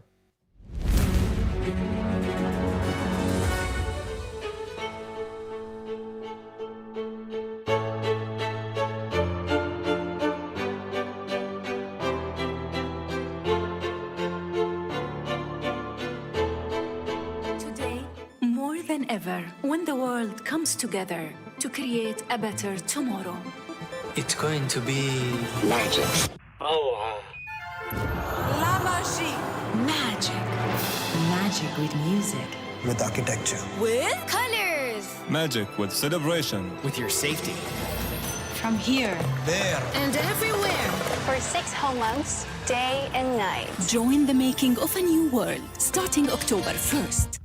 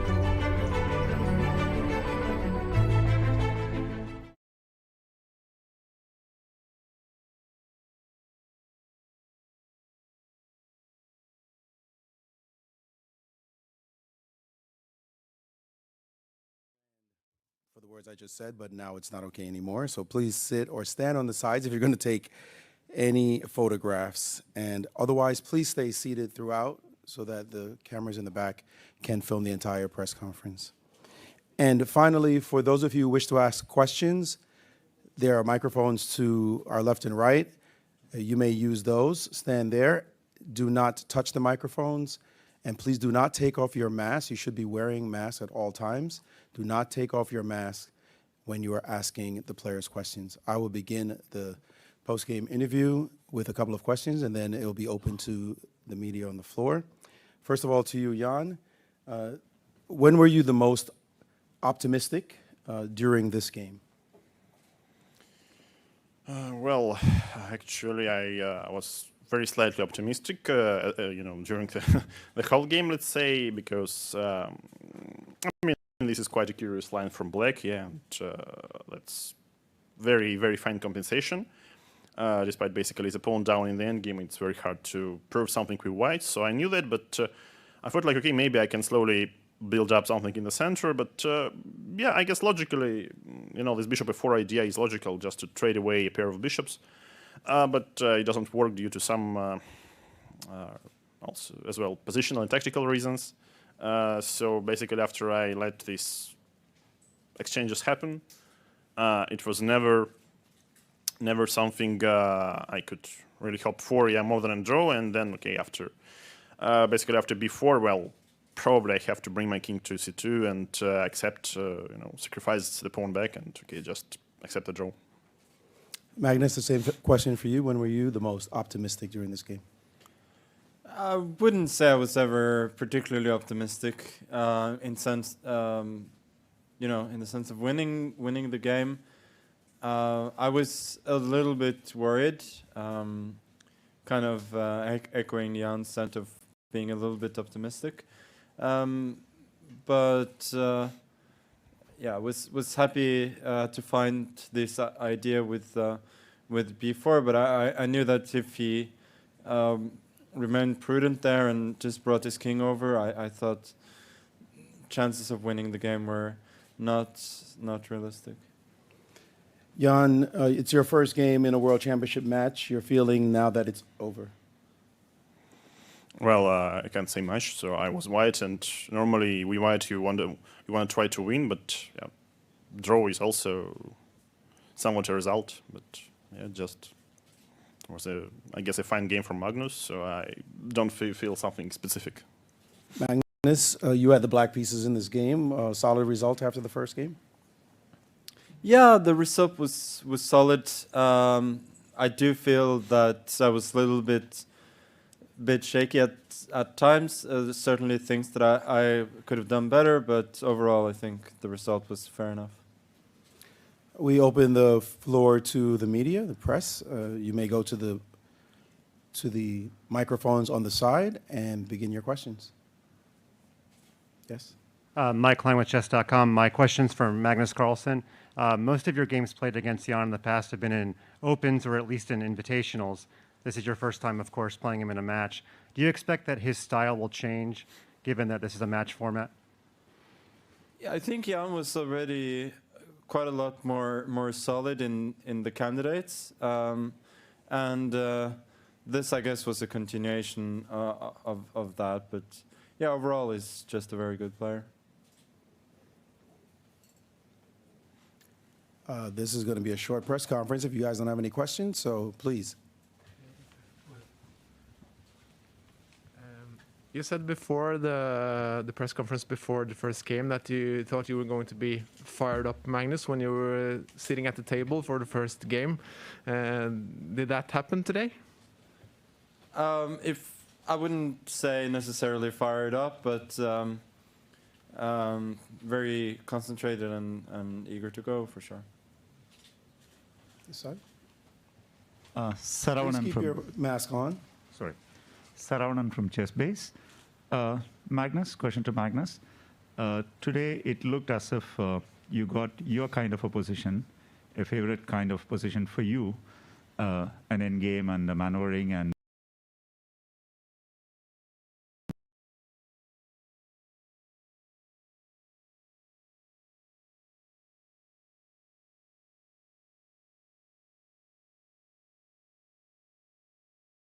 I mean, I didn't particularly mind the position that I got.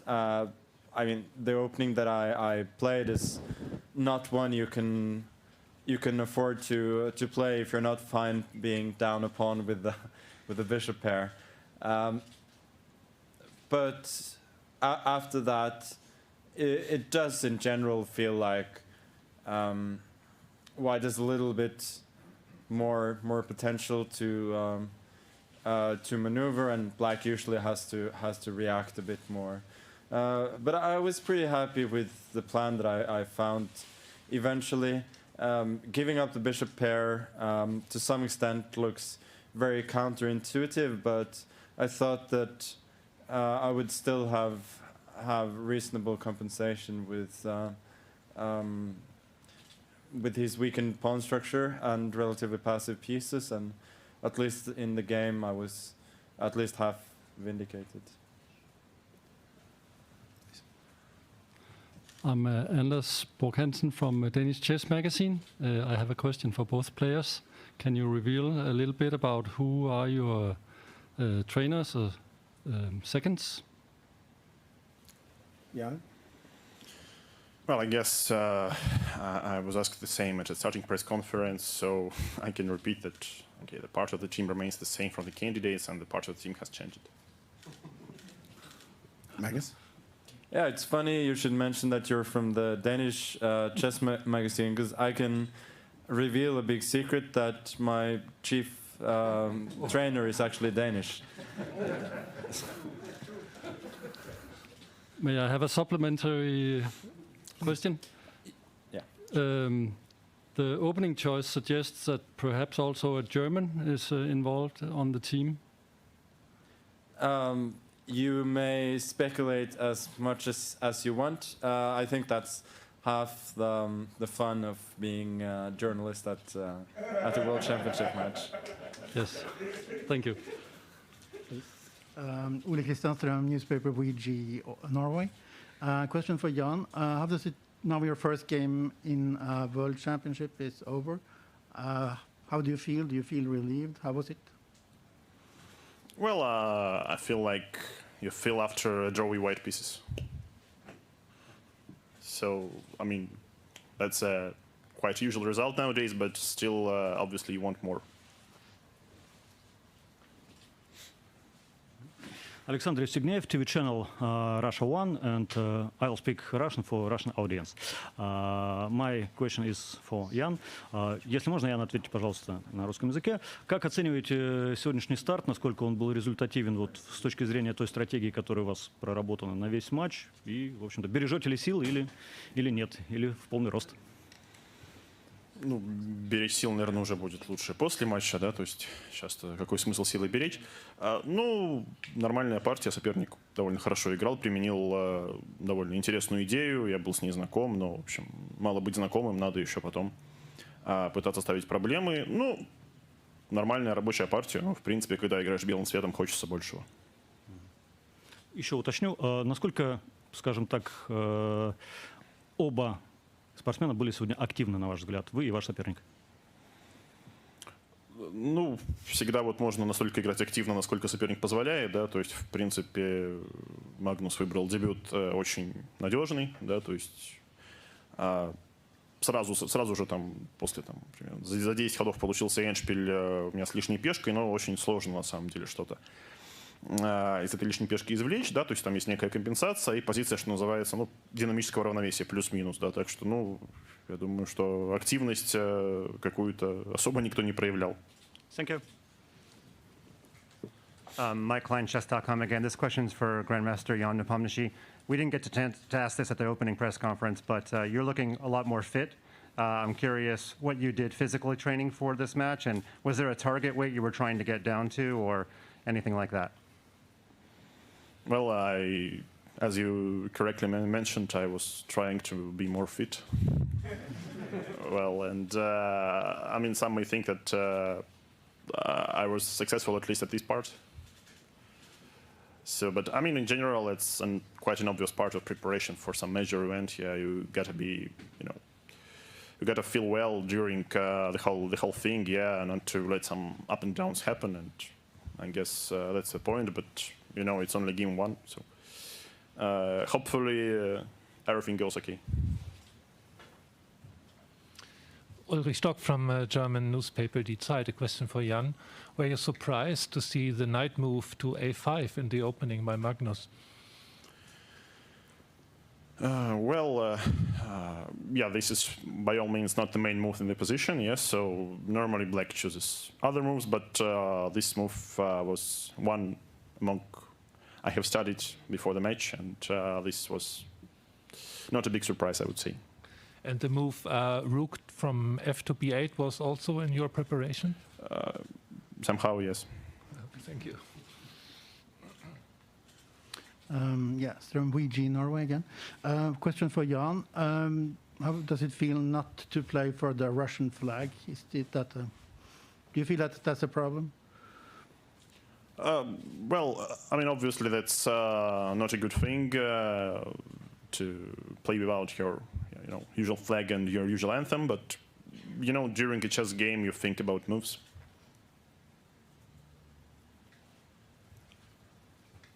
Anders again, how long time did you spend for the preparation for the match itself? This is directed to who? Both players. Magnus? Yeah, it's obviously hard to measure, but because there's the time that I spent and also the time that was spent by the team. So yeah,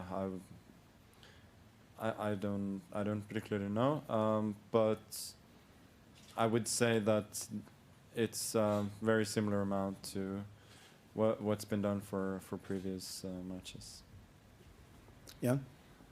Well, since I didn't prepare for previous matches, yeah, I can only say that it was a lot.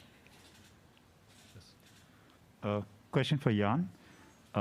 Today's game, you started playing the match, the first move.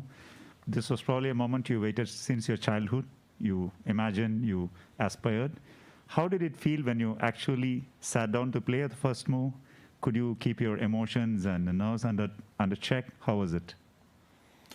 Well, I think the statement that, okay, I was waiting for this since childhood is sort of exaggeration, because I think I waited for this until the candidates was over. Yep, so I always prefer to do it like step by step. But indeed, you are normally very nervous until the thing starts. And yep, I mean, once I think the first move has been played, there is no more space, no more place, and not a good moment to be nervous. You gotta start playing, and well, that's particularly what I do from childhood, yeah, playing chess.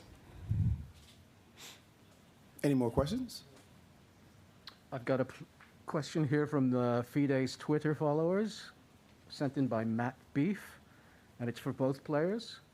How much do you dread post-game conferences? Do you just want it to be over, or do you use it as a time of rest? Magnus? I think it very much depends on the situation. I mean, at the moment with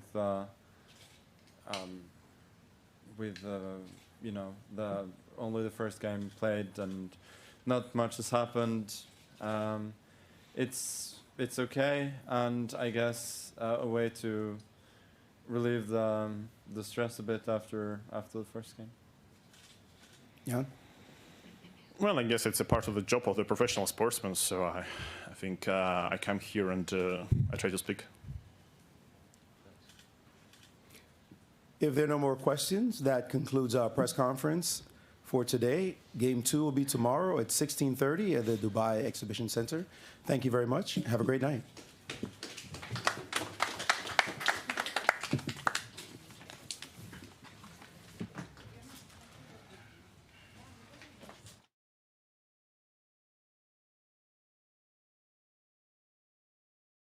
We are back here, game 1 in the books for the FIDE World Chess Championship, day 1. It was a draw for those of you who might just be tuning in. A lot of reactions there, a lot of things to unpack from the post-game press conference. But before we do any of that, we need to welcome a guest here who's right over my left shoulder, Maxime Bachet-Lakrov. Number 2 in France, number 1 in your hearts. We'll unpack that a little bit later. Maxime, thanks for being here, man. I'm very happy to tell you good morning. Good morning. It is good morning for us. Fabi, your super GM brethren here, he got up bright and early, and he was looking good. Yeah, I saw that. I did see some of the commentary provided, and yeah, Fabi was looking very fresh and very instructive. And my man Robert S was apparently being confused with me. Well, Fabi, I don't know if you want to say anything to Maxime before we jump in here. Otherwise, I want to get his thoughts on maybe the critical moments of the game. Yeah, let's jump into the game. Okay. Well, Maxime, on that note, you obviously followed the game live. You watched some of our commentary. You probably watched some with Kevin in French. I'll forgive you for that. For sure. But tell us, what jumped out to you here? Opening, middle game, the pace of the game. Your thoughts? Yeah, of course, the opening was interesting. It's clear that Jan was out-prepared in the first game. I wouldn't make too much out of it, though, because it might also be that, he didn't know what Magnus would answer to 1e4.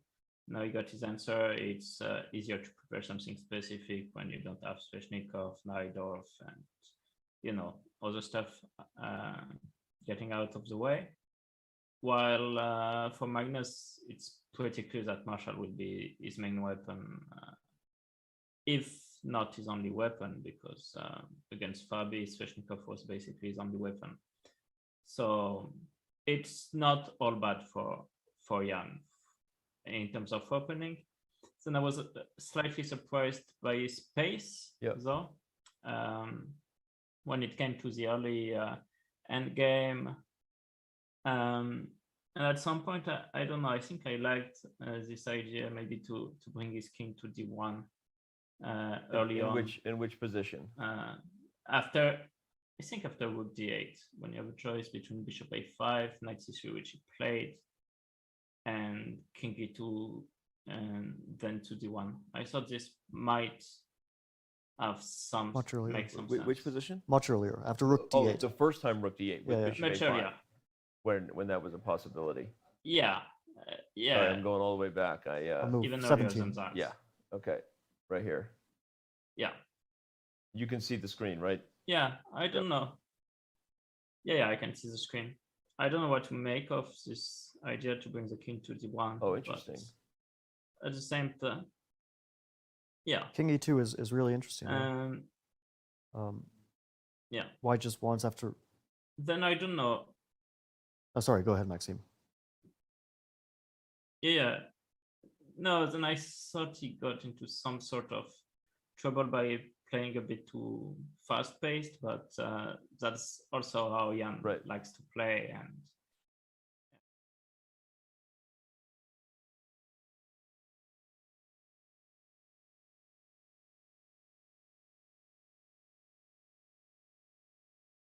well,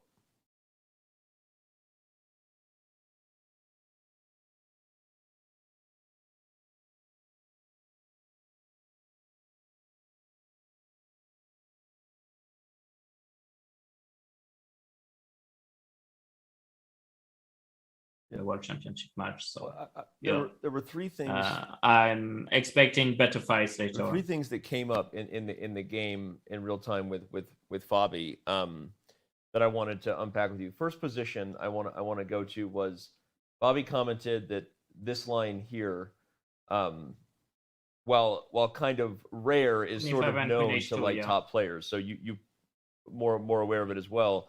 But that rook fb8 rather than the idea of queen e5 and queen h2 was what Fabiano suspected maybe Jan wasn't prepared for.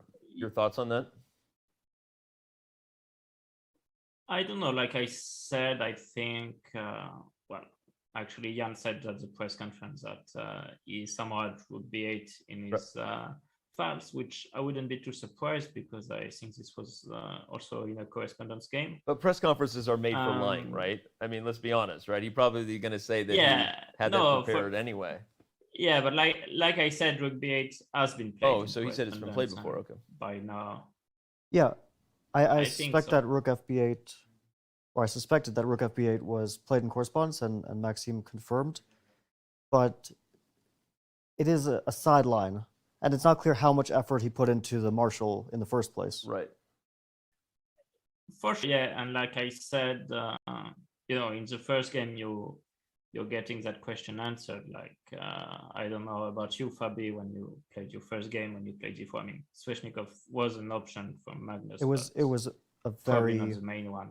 Second, not even secondary, tertiary option. That the thing is, last time the Marshall was the main thing we expected from Magnus, and he went with the Sicilian. Like he played against Sergei Karyakin. He was mainly a Marshall player then, and he completely threw us off guard with the Sveshnikov. So maybe because Maxime also has to prepare, you know, like 7-8 very large, very difficult to prepare openings. So you can't. It's difficult to prepare everything fully. You know? Right. Makes sense. So, well, then the next critical moment, Maxime, that we talked about was, well, there were a lot of little mysterious knight maneuvers happening here, but it was in this position that Jan chose bishop f4. This was a bit strange for both. Instead of maybe the move knight g3, which is what Fabi thought was a better chance. You know, obviously we know what happened on bishop f4, but what were your thoughts on where this game could have gone if Jan wanted to push for more? At this point, Jan didn't really think too much about it and thought bishop f4 was kind of trying to press on and, you know, exchange pieces and you're safe pawn up. But as the game continuation showed, that's not exactly the case. So I think it was just more of inaccurate judgment, you know, which can happen in these positions by all means from Jan than, you know, a will to simplify the games to a draw, because that wouldn't be successful and actually kind of dangerous in a sense. But yeah, there were definitely other options. There were other options for both players in many lines. I mean, the play is by all means not forced, not concrete, and that's where Magnus' strengths also resides. So, you know, I think all in all, Jan is probably rather happy not to have, you know, got into more trouble after these inaccuracies. Well, obviously we know where this went here. Jan committed his pieces sort of passively. Fabi was critical of 91, but other than that, he did also quickly recognize his need to go for a forcing line. King f8 was not most accurate from Magnus. I think there was g6. King e2 was Fabi's idea, with the point of coming to e3 seemed like the most accurate defense.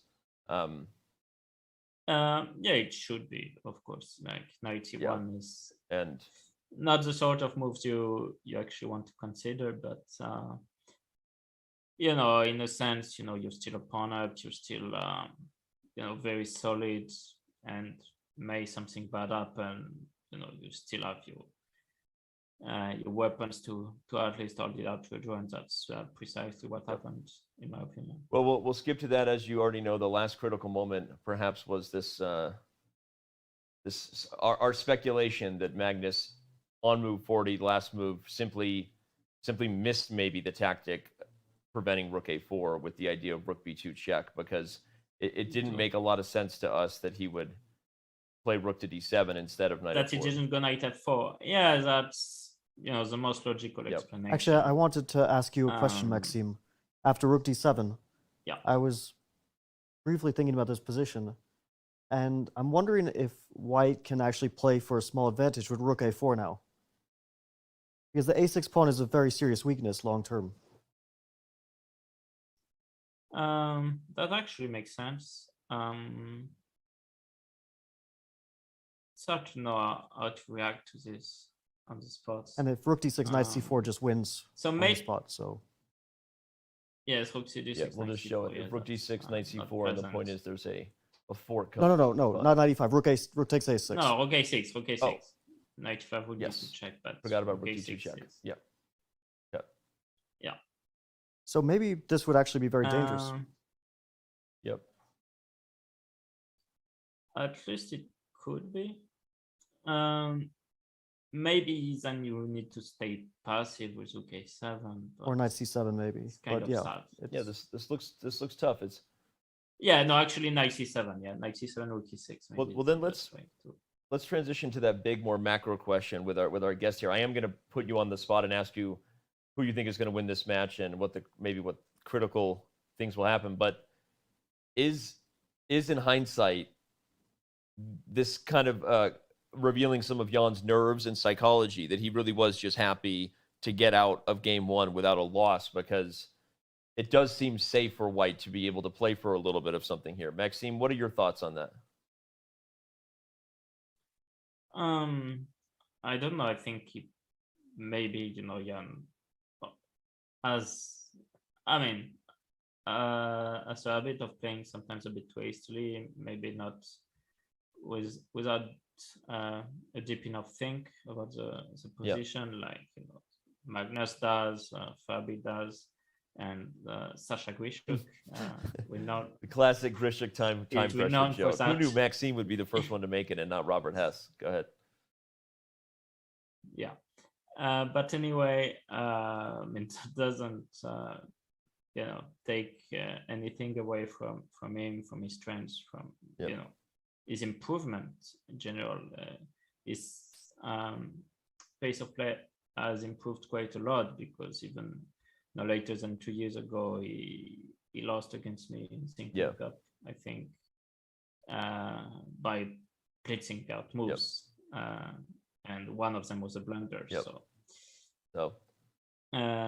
So this doesn't happen to him generally, but still he likes that fast pace, and sometimes with that fast pace, I know it firsthand you can miss some subtleties in the position, and you probably didn't think too much about it and just played knight c4 and make a draw. But rook a4 looks like a more serious attempt. Well, speaking of fast pace chess, there's a match coming up on Monday. Are you aware of that match, Maxime? Not at all. Who's my opponent? Yeah, you're playing. It's you, Danny. Yeah. Some random guy named Fabiano Caruana. So Well, yeah. So I got half of it right. Yeah, I mean, the man was on the video. It was not you, but the man standing next to you. There is the match indeed on Monday. Fabi, you want to say anything to Maxime? Maybe we can get Maxime back on the camera here if possible. Yeah, I'm ready for the match. I'm looking forward to it. Yeah. At least you won't have to wake up at 2 a.m. Yeah, not at 3 a.m. But it's difficult to adjust when you're waking up at 3 a.m. to suddenly wake up at a normal time. So maybe I'll stick with it. Yeah. Well, he won't be up at 3 a.m., but he will be ready for the match. We're going to make sure he has a place to play, so don't worry about that. We'll make sure he wakes up. But best of luck to you in that match, Maxime. And like I said, gonna ask you, so who do you think is going to take home this World Championship match? Of course, it's hard to say. Magnus is the favorite, but I have a feeling that Jan is going to pose serious problems. Well, certainly not today in terms of openings, but with his team and the resources that have been put on, I do expect a great fight, and I wouldn't be surprised at all if Jan ended up winning it. We also have to wait for tomorrow, see how his black prep holds up, because last time Fabi also had a tough time with white in the first game, but then never had any serious issue with black in the next 6 games that he played with black. So if Jan's prep his black also comfortably, I think this will help him relax and help him get in the fight. And of course, I don't expect Magnus to back down and to. Interesting. So yeah, I'm hoping we're in for a great fight and a great 3 weeks. All right. Well, thank you for those thoughts. We know we're going to have a great fight on Monday in your Speed Chess Championship match versus Fabiano. But Maxime, we will probably see you again. Hopefully, have you on as a guest again. But on that note, we will let you go and introduce for the fans that Mike Klein caught up with Ian Nepomniachtchi privately. So we have a clip coming up on that. But appreciate you, Maxime, and we'll let you get back to your afternoon there in France. Yeah, thank you, Dennis. Thank you, Fabi, and see you soon. Bye, buddy. Bye. All right.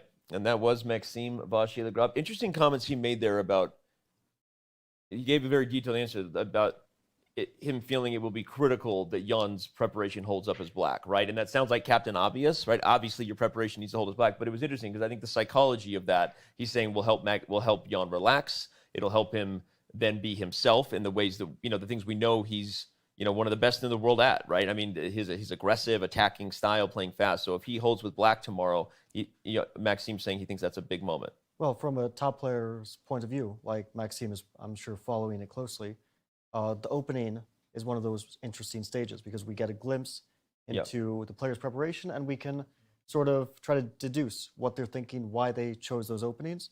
Magnus's choice of opening, now that we know, and I assume, like Maxime said, that he'll stick with it, is a very logical one, and now we'll see what Jan chooses, and also we'll see Magnus's approach. Yep. Will he stick to one first move, or will he try to jump around and try and probe and see if maybe there's a chink in the armor of Maxime's preparation, which is what he tried last time, to try to poke and prod.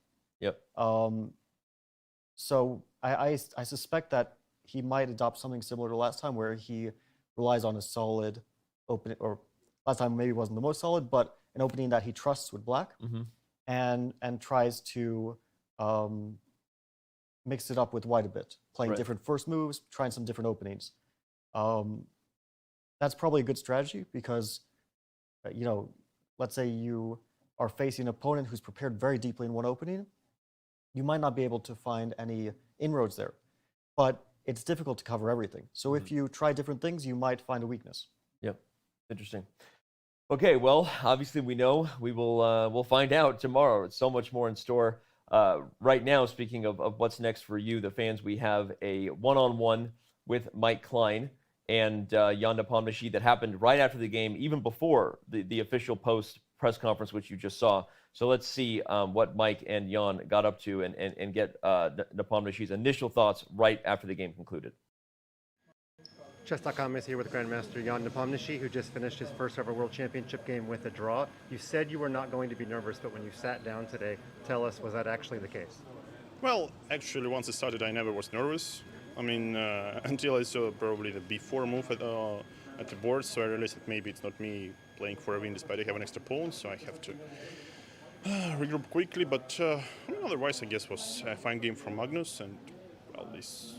Can play, even like this pawn sacrifice is very interesting. And, well, I knew it's not quite much for white, but okay. And lastly, at what point did you decide to sort of shut it down, as they say, where you decided it was probably best to just try to go for the draw and not play for the win anymore?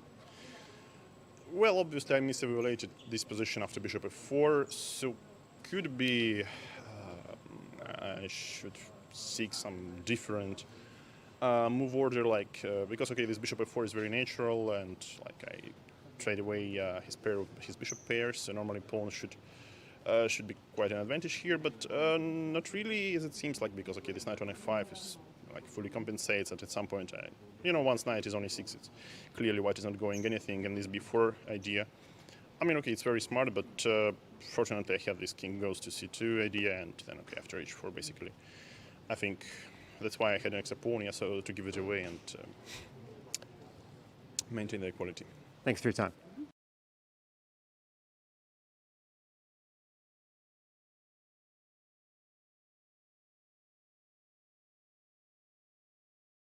Interesting stuff there, right? Interesting comments there. from Jan. I guess his nerves. He said he got a little nervous when he saw B4, right? That's the only real takeaway I had from that. He got a little nervous when he saw B4, but otherwise he was kind of felt like it was okay, and he thought bishop f4 should be a draw. Yeah, I think we could see from his body language that he was nervous after B4. Yeah. As far as not being nervous before the game, You're calling BS on that? yeah, I think as they say, he's capping on that one. Yeah, capping. Yeah, yeah. As my 16-year-old would say, that's cap. That's cap, bro. Total cap, bro. All right.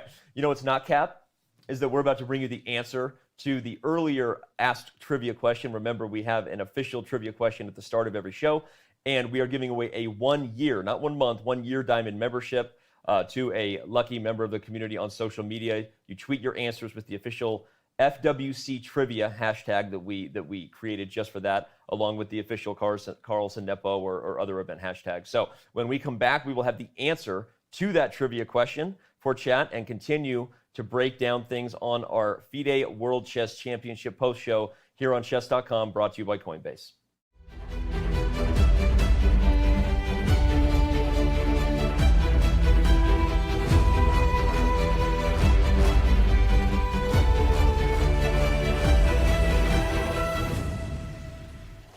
Hi, it's Jonathan Korbla from Expo 2020 in Dubai. Matches are the order of the day for World Championship crowns. However, 2 world champions won their titles in tournaments. Who are they?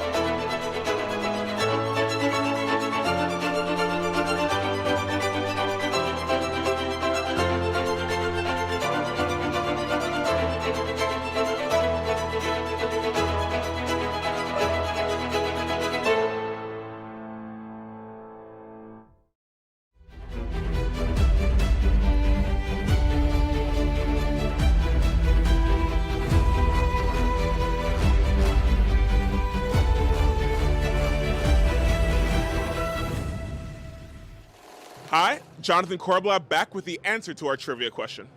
Which two world champions won their title not in a match, but in a tournament? Well, one, Mikhail Botvinnik, and the other, the great Vishy Anand, who hails from India, and we are here in front of the India Pavilion at Expo 2020.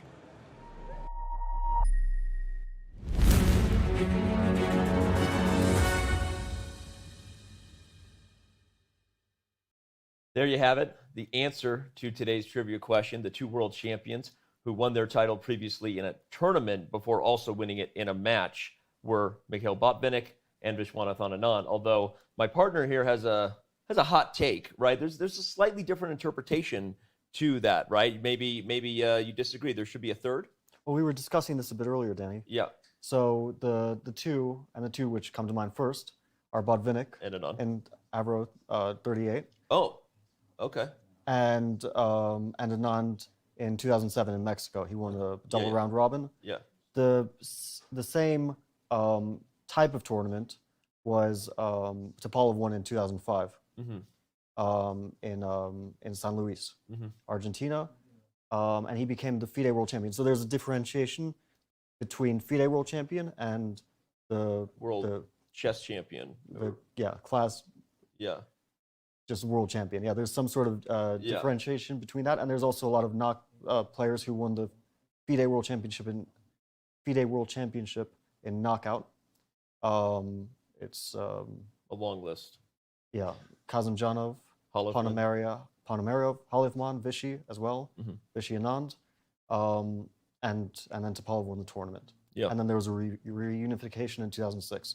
So it's a slightly more complicated answer, but indeed, two of the officially recognized now world champion list. Yeah, no, it's interesting. And obviously, we won't even unpack the 90s when you had the PCA and the FIDE and Kasparov and Karpov and all that stuff, right? There was a brief period for those fans who followed in the mid-90s where it was debatable who the world champion was because of that. But hey, that's politics. That's not what we're here for.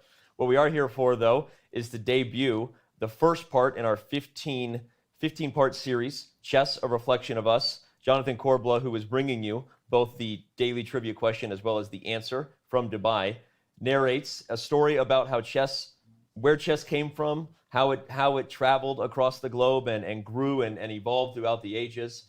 I won't preview it anymore because we'll let the video do the talking. But every day there will be a premiere of Chess, A Reflection of Us, right here on Chess.com's coverage of the World Championship. And episode 1 is right now. Chess. A game for kings and commoners, revolutionaries, generals and their soldiers, scientists, artists, merchants, philosophers, even computers and artificial intelligence. A symbol of intellect, chess is a timeless example of strategic superiority. Those who play well are revered because chess excellence cannot be purchased. It can only be earned. Chess represents complete individual power of mind, a venue for both creativity and technical mastery. Chess captures the zeitgeist of an era and captivates our minds, because chess is much more than just a game. It is a reflection of life itself. Chess is a reflection of us.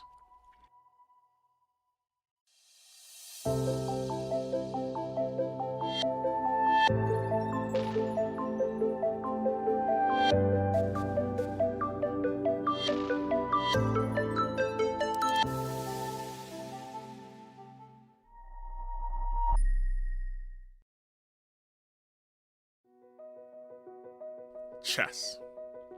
A game for kings and commoners, revolutionaries, generals and their soldiers, scientists, artists, merchants, philosophers, even computers and artificial intelligence.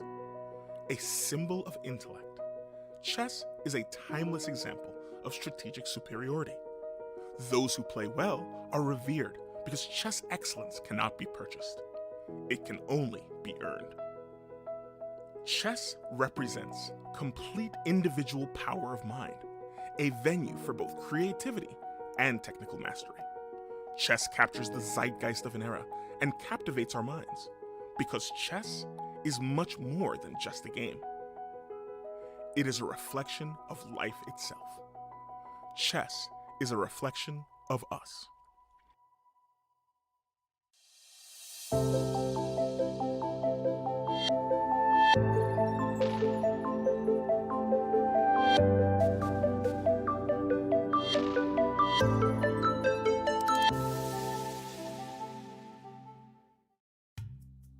Dating back to 6th century India, Chaturanga is the earliest known form of chess and bore similarities to today's game. Variations of the game spread to the Sassanid Empire, or modern-day Iran, where they were taught to nobility. After hundreds of years, these early versions slowly converged into the modern game we enjoy today. Chess traveled east to China, where it evolved into a game called Xianqi. The game also traveled west, as Islam swept through Arabia, North Africa, and the Iberian Peninsula. By the Middle Ages, chess was being played throughout Europe. The game reached Mongolia through Silk Road routes, and Genghis Khan spread chess throughout the empire in the 1200s. As the European Renaissance ushered in an era of rebirth, chess became popular with the artists, scientists, and religious leaders who dominated Renaissance culture. In fact, it was a Catholic priest, Ruy López de Segura, who in 1561 published one of the earliest and most influential books on the game, which documented the priest's opening theories, including his namesake, the Ruy López, which is still a common opening nearly 500 years later. The 18th century ushered in an era of revolutions, most notably on the American continent, in France, and even in global industry. Napoleon Bonaparte was known to play chess with his generals. Benjamin Franklin, a founding father of the United States, was an avid chess player who penned the essay, The Morals of Chess, in 1786, where he wrote, "Life is a kind of chess, in which we have often points to gain, and competitors or adversaries to contend with." As the beginnings of globalization shrank the world, chess evolved into a standardized game. For over a century, one could not claim dominance in the chess world without first stepping in to the venerable Café de la Régence in Paris.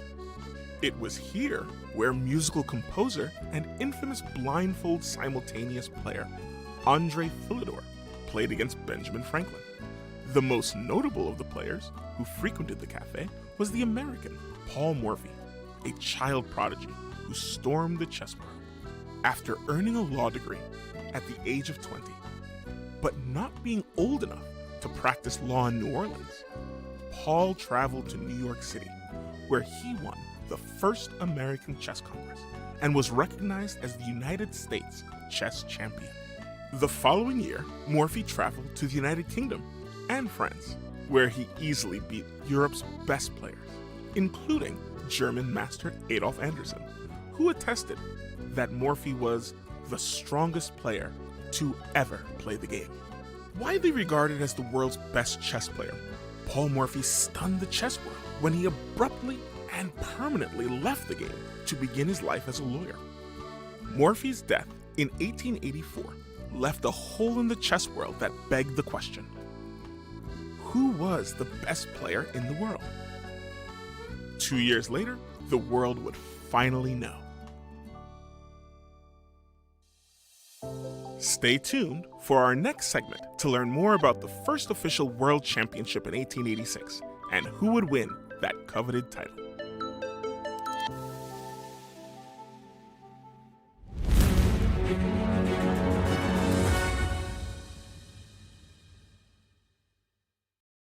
I don't know about everyone else watching that. I definitely learned a thing or two, some things I didn't know about the history of our great game, the Game of Kings, and I can't wait for episode 2. Speaking of learning things, a reminder that we announced a contest at the top of the show that we will be holding a special 1-hour group session with the man Fabiano Caruana on December 13th as we debut our new feature currently in beta coming called Classroom, where coaches and students can connect real-time video, analysis tools being shared, save their lessons to the library, all kinds of amazing things coming with our new classroom feature. And Fabiano Caruana will be giving the first live classroom in a show format. All you have to do is solve at least one video in his new video series on chess.com and tweet or Instagram share proof of it. Sorry, I sounded like an old dad on social media. Instagram share. No, so tweet or Insta. Is that what the kids say? Insta? And why would I know what the kids say? You got Insta. You right? have kids. I don't have kids. The Insta, okay. Tweet or Insta proof that you solved at least one with the hashtag LearnWithFabi, and you will be automatically entered to win. Again, 10 people are going to have a chance to ask their questions to you. Are you scared about that? Does that make you nervous? A little bit, yeah. Make you nervous? But I think I'll be ready for it. Okay, all right. All right, well, we are going to take a very quick break. When we come back, our next guest, Jon Ludvig Hammer, joins us to give us the reaction from Norway and get his thoughts on how he thinks the world champion is feeling. He was obviously Magnus's second when he first won the world championship from Viswanathan Anand all the way back in Chennai, India in 2013. So we can't wait to catch up with Hammer, and still much more ahead. Levy Rosman is around the corner. Don't go anywhere. Chess.com's post-show coverage of the 2021 FIDE World Chess Championship continues in just a moment.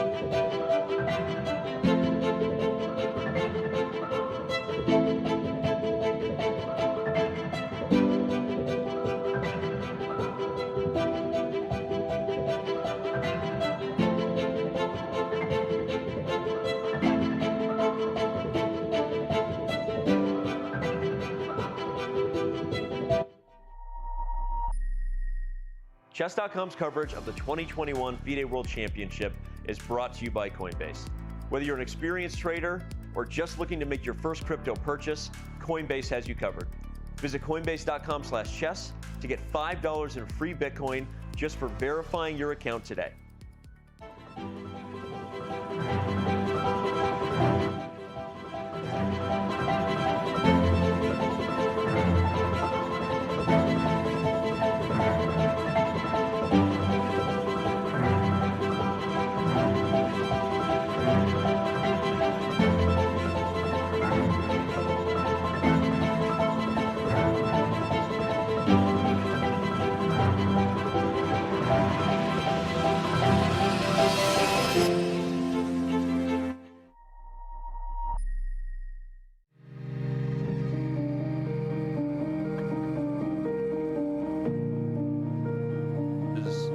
This. So here's what we're saying. Yes, we would discuss it on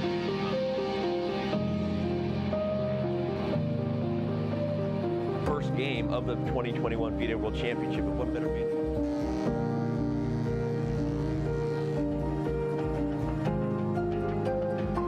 lighting and audio. We're going to crush through the top of the show. All right.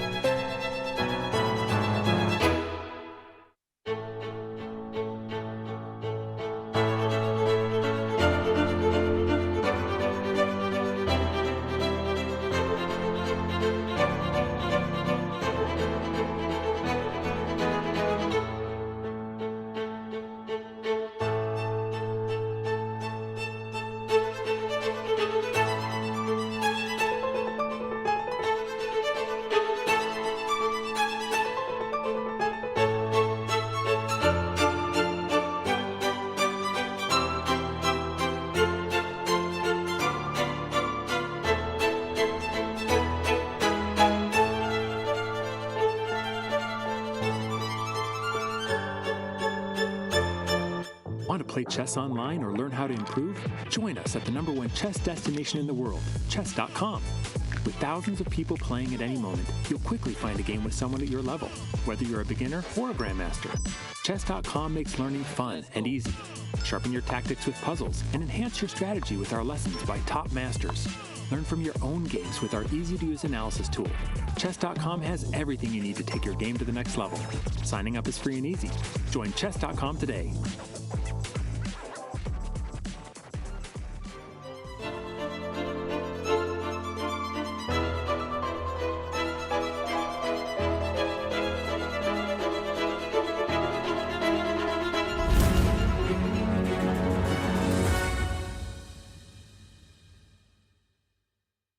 The 2021 FIDE World Chess Championship kicked off today. The first game was a draw. For fans in Norway, they've been watching their man Magnus Carlsen for years. This is now his 5th World Chess Championship match. And perhaps none of his friends who are now famous commentators in Norway would know what to talk about as far as how Norway's feeling better than Jan Ludvig Hammer. Hammer, thanks for being here. You look great today. Can I say that? Thank you for inviting me, and may I say your setup is awesome. Yeah. How does Robert look? You really found a way to thank you. The couches look great. I wish I was with you guys. I'm a couch now. Well, you could fly out here if TV2 will let you go. I'd poach a Hammer. Anyway, man, hey, so give us your breakdown, right? Magnus has been here before. He's played black in his last 3 World Championship matches, another draw. Just take it away. You covered the game. Your thoughts on how you think Magnus's team is feeling and what you think they take out of this first game. Well, I think Magnus showed that there's been so much talk about these Russian supercomputers and, how Nepomniachtchi got Karyakin and he's getting all the Russians and it's basically an entire country working against our little Magnus.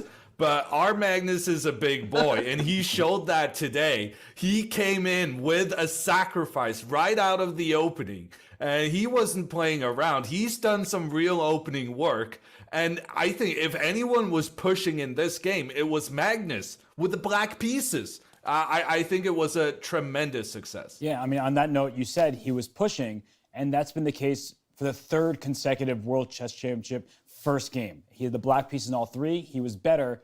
He's won 0 of those games. Do you think that's going to frustrate him at all, or is he going to be okay simply because drawing with black is a great result? I think he's going to be okay this time. I think last time in 2018, he was legitimately just winning against Fabiano Caruana. And that, I think, was frustrating. This game was more like, yes, maybe I had some advantage, but Nepomniachtchi defended very well. So I don't think there will be any frustration out of it. I think it's just going to be, I showed him that I'm going to be able to create some winning chances even with the black pieces. You're just never going to get to relax over the course of these next couple of days. How are the fans taking this match? What's the temperature in Norway? We know that Magnus Carlsen is seen globally as the favorite. You mentioned some things that have been discussed, right, about being all of Russia versus the little Magnus. But how do the fans view this? Would they be shocked if he lost? Are they just kind of expecting that Magnus Carlsen wins world championships? Or what's the general storyline going on there from Norway? Norway expects victory, nothing less. But to be fair, we're not putting that pressure on Magnus alone, right? I mean, no one has more expectations of Magnus than Magnus himself. But yes, we too, just like Magnus expects himself to win every time, the Norwegian people expects Magnus to win. And I would say he's on course so far. I think it was a good game today, and he showed up and he showed that he's able to put pressure even with the black pieces, which is an achievement at this level. It certainly is. And you know how Danny has those fat heads, including several of Magnus. Do people in Norway wear Magnus's name on their back? Is there merchandise that people are out and about sporting? Because he's a household name, of course. People stop what they're doing to watch Magnus play. What's that scene like? I think there's a market opening here. I have not seen any Magnus jerseys, and I feel like that is the fault of people who produce goods more than a problem of the Norwegian people. If there were more Magnus jerseys available, it would sell. I guarantee it. Well, I think you left us thinking that Magnus is a happy Magnus today. That's what you're telling us, right? That even though it was a draw, and despite the yet another draw with another advantage as black, that this one feels like probably a good start. You were with him in 2013 in Chennai. What's he doing right now after his game? What does he do? Well, I think in Chennai,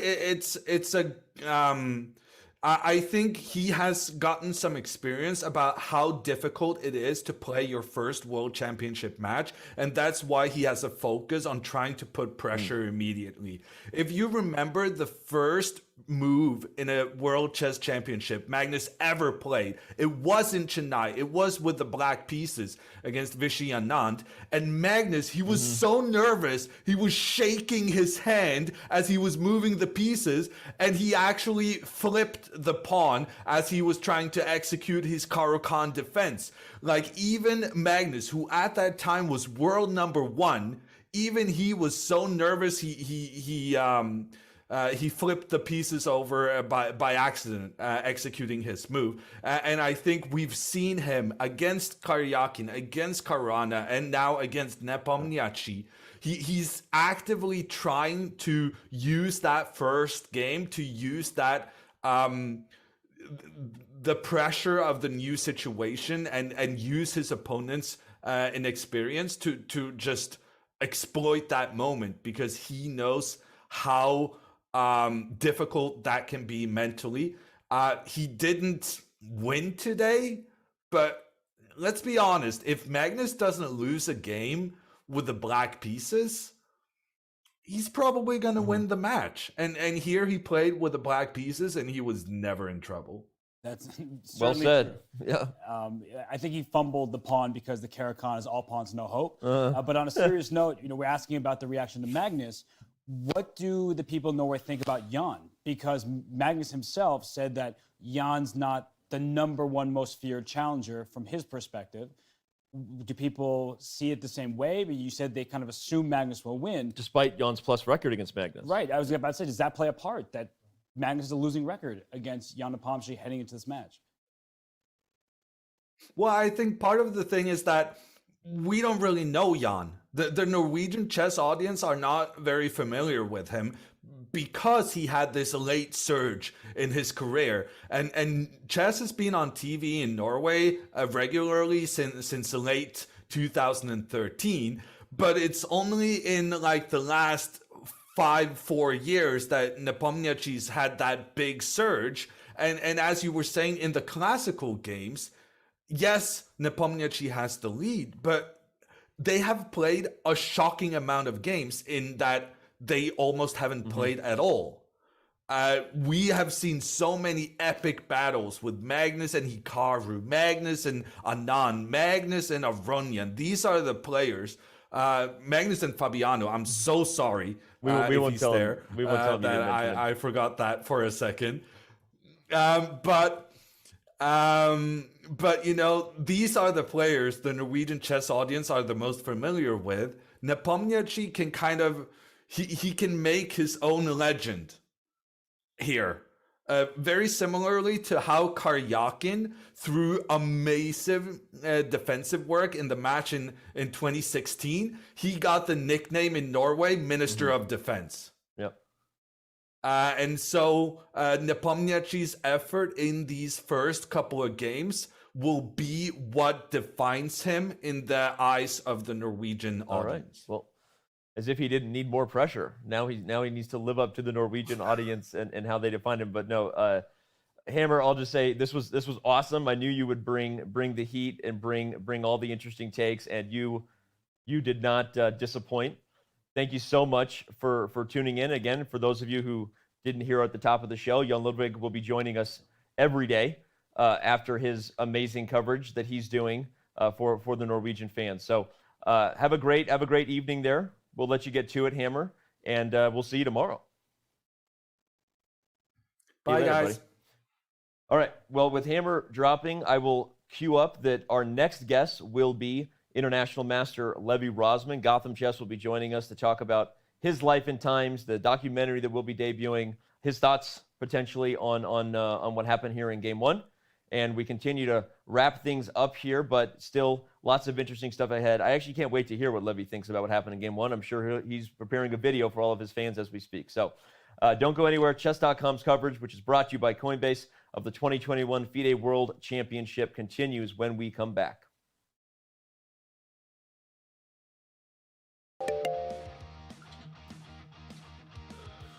Hey, Austin. You know how I feel about this, man. We've talked about it. I know the game needs sponsors. I know what a wallet is. Okay, and it's where you keep real things, not made up things. So yeah, I know what crypto is. Dude, I'm not that out of it. Everybody follows Elon Musk on Twitter. All right, well, here's the deal. I'll look into it this week. I'll see if I can figure this out and get behind it, but otherwise it's a no-go. So, all right, man. All right, see you. I hung up on Austin, and I knew right away that this was going to be a frustrating week. But I figured I'd give the kid a chance. So I did what any sensible manager does in the 21st century. I let the internet tell me what to do.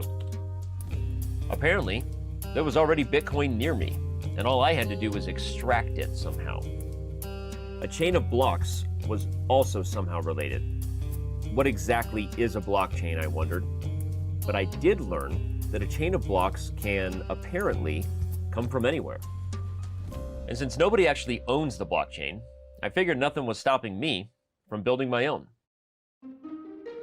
I assembled a team of the most creative minds I knew to help push this project forward.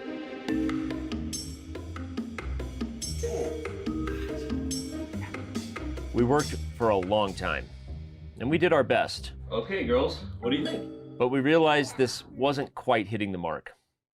If I was to find Bitcoin, I would need to step it up a notch.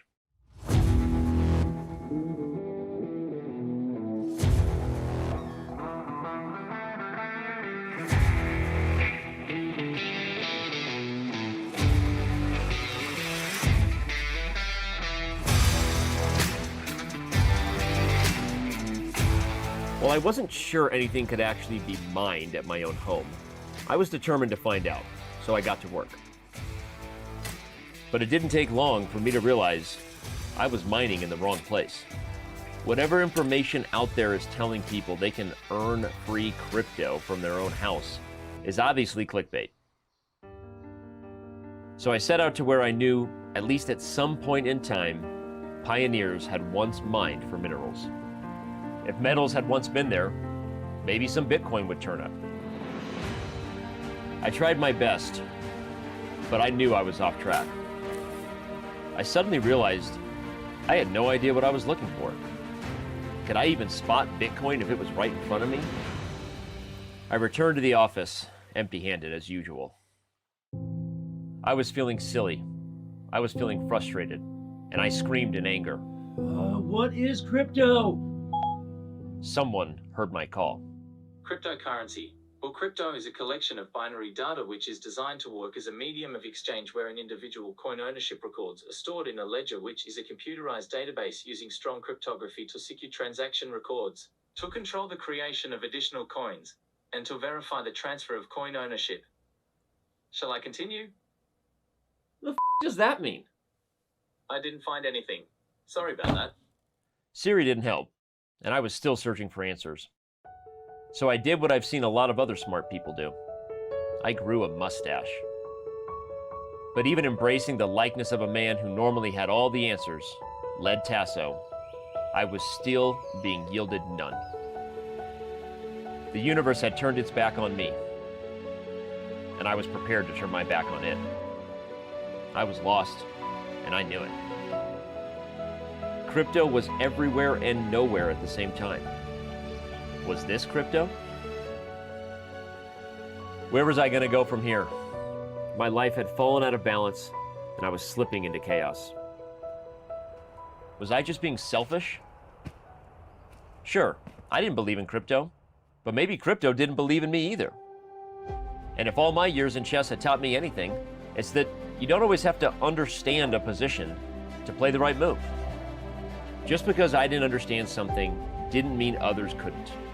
And Coinbase was, after all, being more than generous. This is a partner who genuinely loves chess and appreciates our community. I called Austin and I gave him the good news. I promise I will no longer interfere.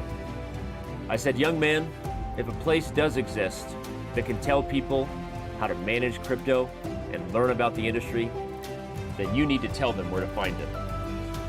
The people deserve to know, son. For if greatness is truly in store for them, as long as they're willing to believe in something that they will never feel, taste, smell, or touch, then who am I to tell them that's crazy? So while I maintain that the only thing I'll ever mint is my breath, I'm a big enough man to get out of the way and let all of you mint, well, whatever you want. It's time for everyone to start their crypto journey, even though I clearly still have a long way to go before I can begin mine. Sure, I didn't find the Bitcoin I was looking for this week, but that doesn't mean the chess community can't get theirs with Coinbase. And after all, I still have a lot of work to do.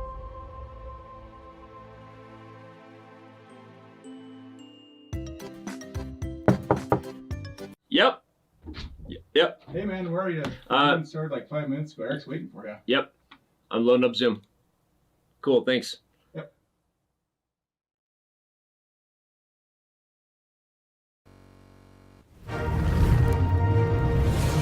Chess.com's coverage of the 2021 FIDE World Championship is brought to you by Coinbase. Whether you're an experienced trader or just looking to make your first crypto purchase, Coinbase has you covered. Visit coinbase.com/chess to get $5 in free Bitcoin just for verifying your account today.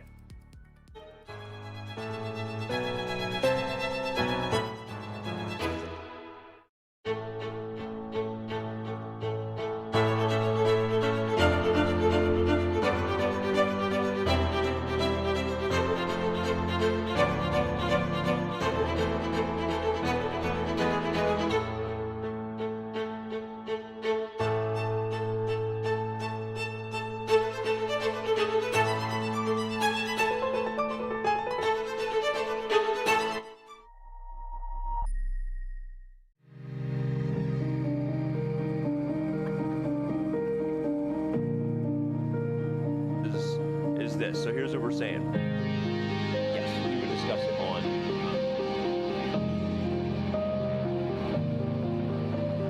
first game of the 2021 FIDE World Championship. But what better be?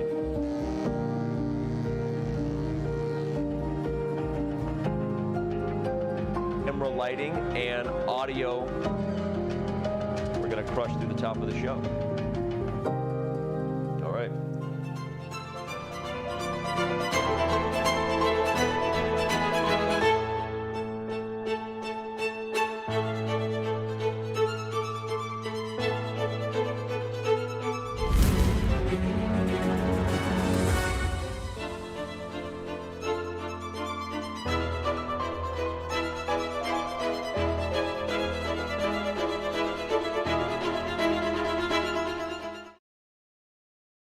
We are back now, joined by our next guest, our last guest of the day, always brought to us by our partners at Grip 6. You can go to grip6.com/chess for 25% off right now during the World Championship. I'm actually wearing their belt right now. I know I'm not supposed to flash, but just to show that I actually do wear their belt. I really enjoy it. So go to grip6.com/. I wasn't gonna. What did you think I was gonna flash? I'm just not getting involved. You're not getting involved. I was pretending like I was not present for any of this. Okay. We are now here with the one and only, the amazing, a man who really doesn't need an introduction, but that's what we got to do anyway. International Master Levi Rozman, also known as Gotham Chess, the biggest YouTuber in the chess world. His video recapping what happened in Game 1 was out first, and I expect it probably will be every day. That's what Levi does, and I'm sure it's awesome. Levi, thank you so much for being here, and we're not going to get into the board, but give us your quick takeaways from Game 1 and what people can find in your video. Well, people can find, I guess, my breakdown of the game. Obviously, I actually kind of regretted not saying one important sentence I wanted in that recap. Like, this is one of the best times to be a chess fan, because so many amazing chess players are analyzing this game. And if you want to go into any sort of deep variations and hypotheticals, like, go watch as many recaps as you can. I mean, if you are a fan of me, okay, you can watch me first. You can go to Croatia and watch Agadmatar. Then you can watch all sorts of, super GMs like Fabiano Caruana on this broadcast. And by the way, as an aside, guys, unbelievable production. Thank you. I've been loving the stream. It's like ESPN style. So I've honestly had a great time watching. So really appreciate that. It's like, honestly, I would keep complimenting you, but you started the segment with a threat of flashing the audience. So I feel like with the exception of that, this was like almost a perfect show. I hope you guys are, hope everyone's getting good cash to wake up at 2 a.m. to watch these games. You guys are crazy.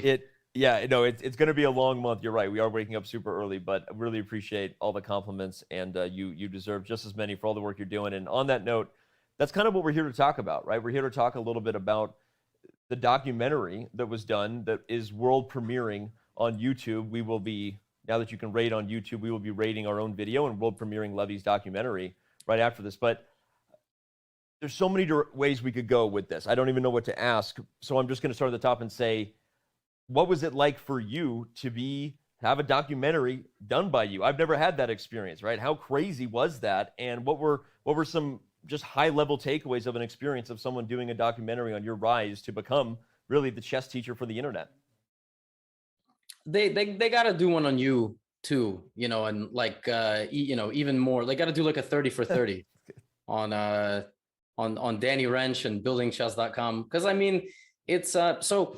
What I've always said is, throughout this growth, at the core, I'm still basically the exact same person I was before all of this happened. So I'm not in any way sitting there yes, I deserve all of this. This is perfect. Go get me my shoes and everything.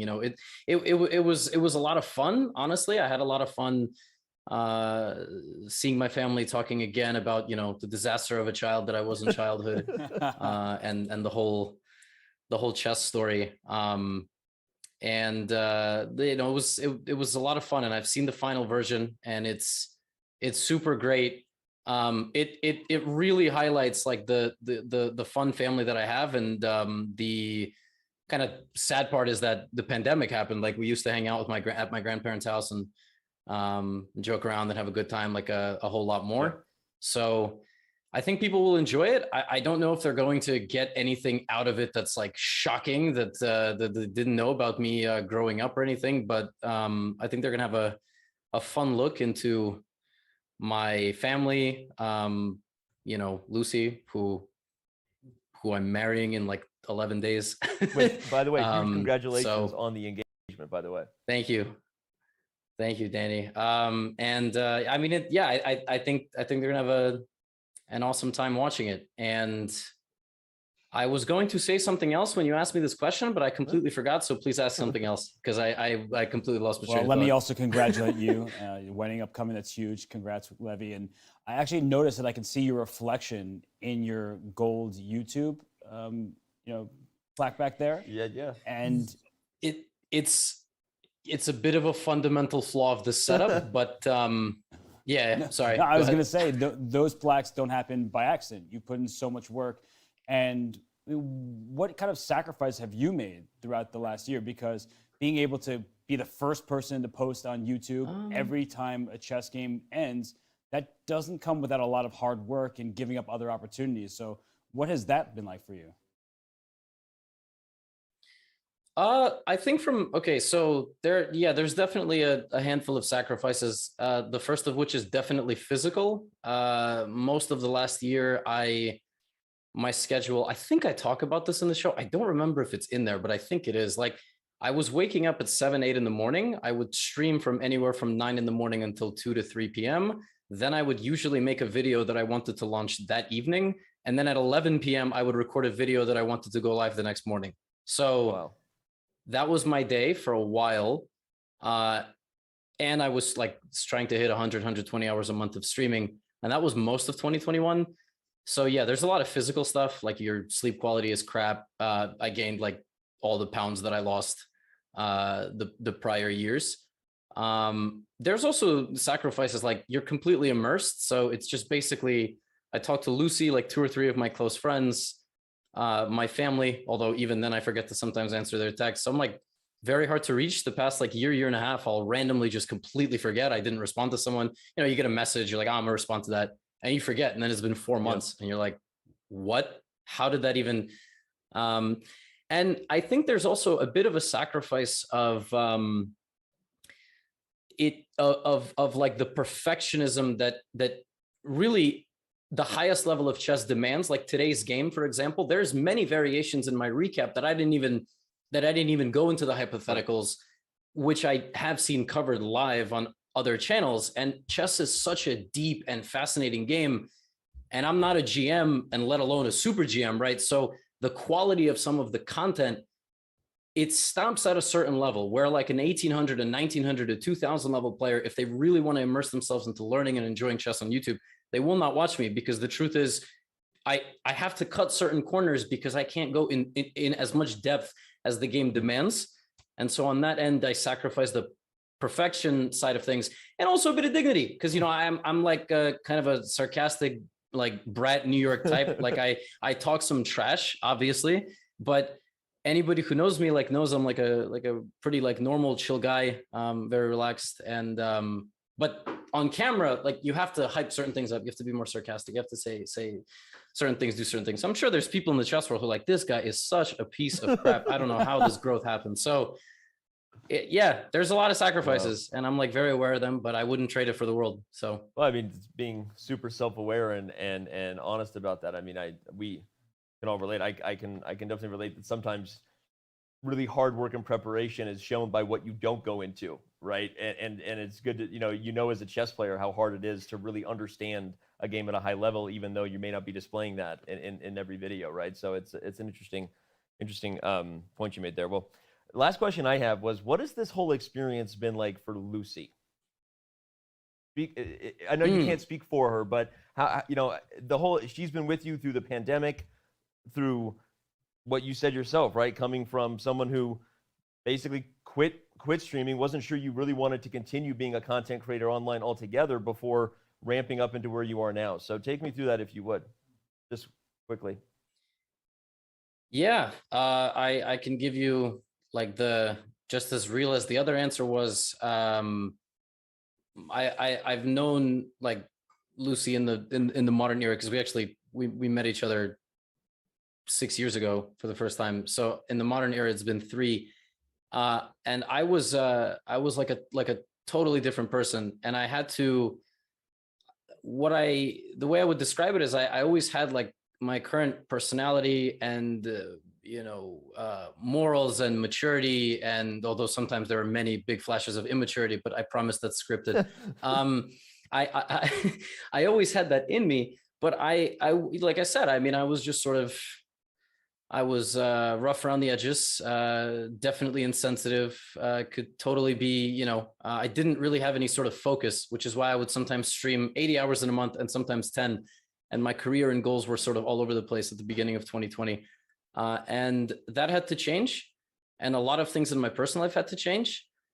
And Lucy stuck with me like every step of the way. And if that hadn't happened, I would not be who I am today. And I would not have this channel. These channels, I suppose, and none of this reach. I mean, this documentary wouldn't exist. The potential impact that I could leave on the chess world through either videos or charity or whatever it might be wouldn't exist. So she is everything to me, and none of this would be possible without her. So, well, yeah. very, very well said, and appreciate you sharing. And we're nothing but I'm just super happy for you and all your success. I cannot wait to watch the documentary. I admit I have not seen it yet. I cannot wait. And really, I browsed through it, giving some creative feedback to the team just based on what I saw, but I have not watched it start to finish yet. So I'm going to be doing that along with all the other fans. So can I drop just a fun nugget of info for anybody who watched this conversation live? So the very first time I watched it, in the first minute when I walked into my grandparents' house, my grandparents made a very politically incorrect joke, but it was in Russian. And I freaked out. And okay, very politically incorrect is a bit of an overstatement, but enough in our current era that if someone translated it from Russian, we could get in a little bit of trouble. And I was like, God, Gramps, why'd you do that, man? And it was in there because Chandler doesn't speak Russian. And I, like, in the first minute, I was, God damn. And then I had to like go and text them. And so it's not in there anymore. It wasn't anything too bad, but it was bad enough that in 2021, someone would get angry on Twitter about it. So no more. That's good to know. Very good to know, right? No one wants any canceling or cancel culture around here. So, all right, man. Well, we're gonna let you go, and like I said, can't wait to see the documentary, and I will be checking out your video review of today's game as well later tonight. And thanks again to you for your time, and congrats on all your success. Thanks, guys. Awesome show. Keep killing it. Hopefully we get 100K concurrent viewers. And yeah, I actually won't be satisfied if we don't hit it. I think it's the first World Championship in the chess boom. I think we will. Yeah, your production was crazy today, and just keep it up. Appreciate it, man.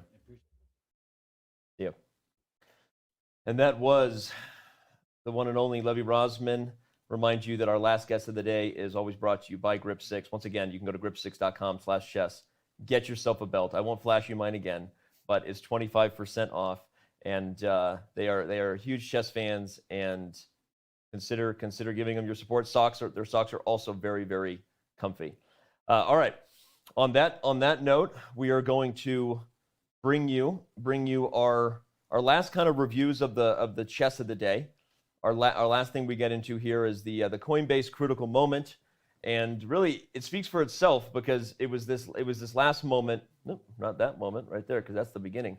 It was this last moment when Magnus played rook to d7 rather than the move knight f4 to me. Knight f4, again, we could still be covering this game live, right, Robert? I mean, this game could still be live if knight f4 had been played. Again, we believe and speculate that he missed in his last move before time control, that rook a4 would be met by rook b2 check, followed by a crushing fork on d3. And if rook a4 can't be played, then knight f4 is a monstrous move. This is a very tough position. So he didn't play that. He played rook d7, and that ultimately led us to why we are wrapping up the show here, which was a quick repetition of moves. So that critical moment and that position is set up on our House of Staunton board. We thank those sponsors as well. Our partners at House of Staunton, they make all kinds of amazing wooden chess sets, more than 600 models, if you didn't know that. I learned that in their sponsorship. We really appreciate it. Right now, we have that final position set up, and we will always have our Coinbase critical moment set up on our House of Staunton board, and we do appreciate them for their sponsorship. Let's talk about tomorrow's guests. You excited? You're so excited you forgot. I'm so excited I forgot for a second. I'm a human being. This is live television. I believe tomorrow's guests, we don't have them on the teleprompter, are Levon Aronian. I believe it's Levon Aronian, another good friend of Fabi's. Yep. Levtown. Just getting Super GM after Super GM. Good friend of Fabi. Yeah. And I mean, it's going to be awesome to hear his thoughts. We had him on in the 2018 World Championship. He was very insightful. And I think as a top player, they watch these games and they really enjoy it. You know, they want to be there, but they're happily not stressing out as well. Well, that's partly how I sold Fabi to come. Was I was like, hey man, like we all know you wanted to be there, but since you're not, I know you're just going to be watching these games anyway. You're going to be watching the show. You want to just come be on the show, and then you can follow the games in real time. And I think that was partly why Fabi said yes. Our second guest we pretty much will have a great chess guest, and then another guest, if you will, after Hammer every time. And tomorrow's is the one and only Logic, the rapper. Bobby is a good buddy of mine. We can't wait to have him on the show. So we'll see how closely Bobby's following. He's very busy. I believe he was recording his next album, just published a book. So we'll get into it with Logic, talk about chess. He played in PogChamps 3, and he's a huge fan of chess, and I know he's only taking it more and more seriously. I can't reveal more of that, but he's still he takes lessons not every day, but every week. And I believe at some point he even plans to play in tournaments. So I'm really excited to catch up with Logic, the rapper, and see what his thoughts are. So I actually don't know if we're taking a break or if we're rolling. Yeah, okay, we're rating Gotham Chess on Twitch, and we're gonna YouTube world premiere the documentary Levi Rosman, How Gotham Chess Became the Chess Teacher to the Internet, and that's what we're gonna do right now. So on that note, on behalf of Fabiano, who's not with us anymore. That wording was Fabiano's right over there. He's okay. He's not here in studio anymore, but he's with us. He survived day one with you. He survived day one working with me, barely. But on behalf of Fabiano Caruana, my amazing partner Robert Hess, the man who brings you chess. You can't have it without him. I am Danny Wrench, and I am honored to have been here again. Day one is in the books. I can't wait to see what we have in store for the next few weeks. So please continue to tune in to Chess.com's coverage of the 2021 FIDE World Chess Championship. It's brought to you by Coinbase, and we will see you bright and early tomorrow. Whether it's a good day for you, a good night, this is goodbye, Dubai. Today, more than ever, when the world comes together to create a better tomorrow. It's going to be magic. Oh, La magie. Magic. Magic with music. with architecture. With colors. Magic with celebration. With your safety. From here. There. And everywhere. For 6 whole months, day and night. Join the making of a new world, starting October 1st.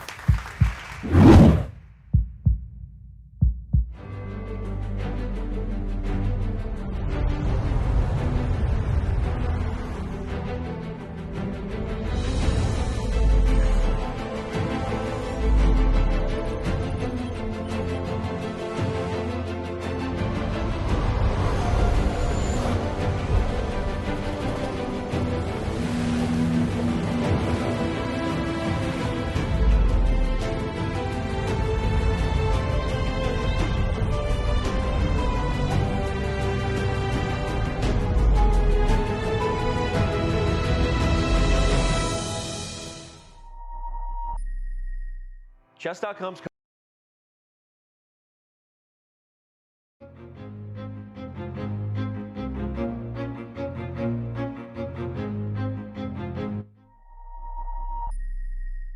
Chess.com's coverage of the 2021 FIDE World Championship is brought to you by Coinbase. Whether you're an experienced trader or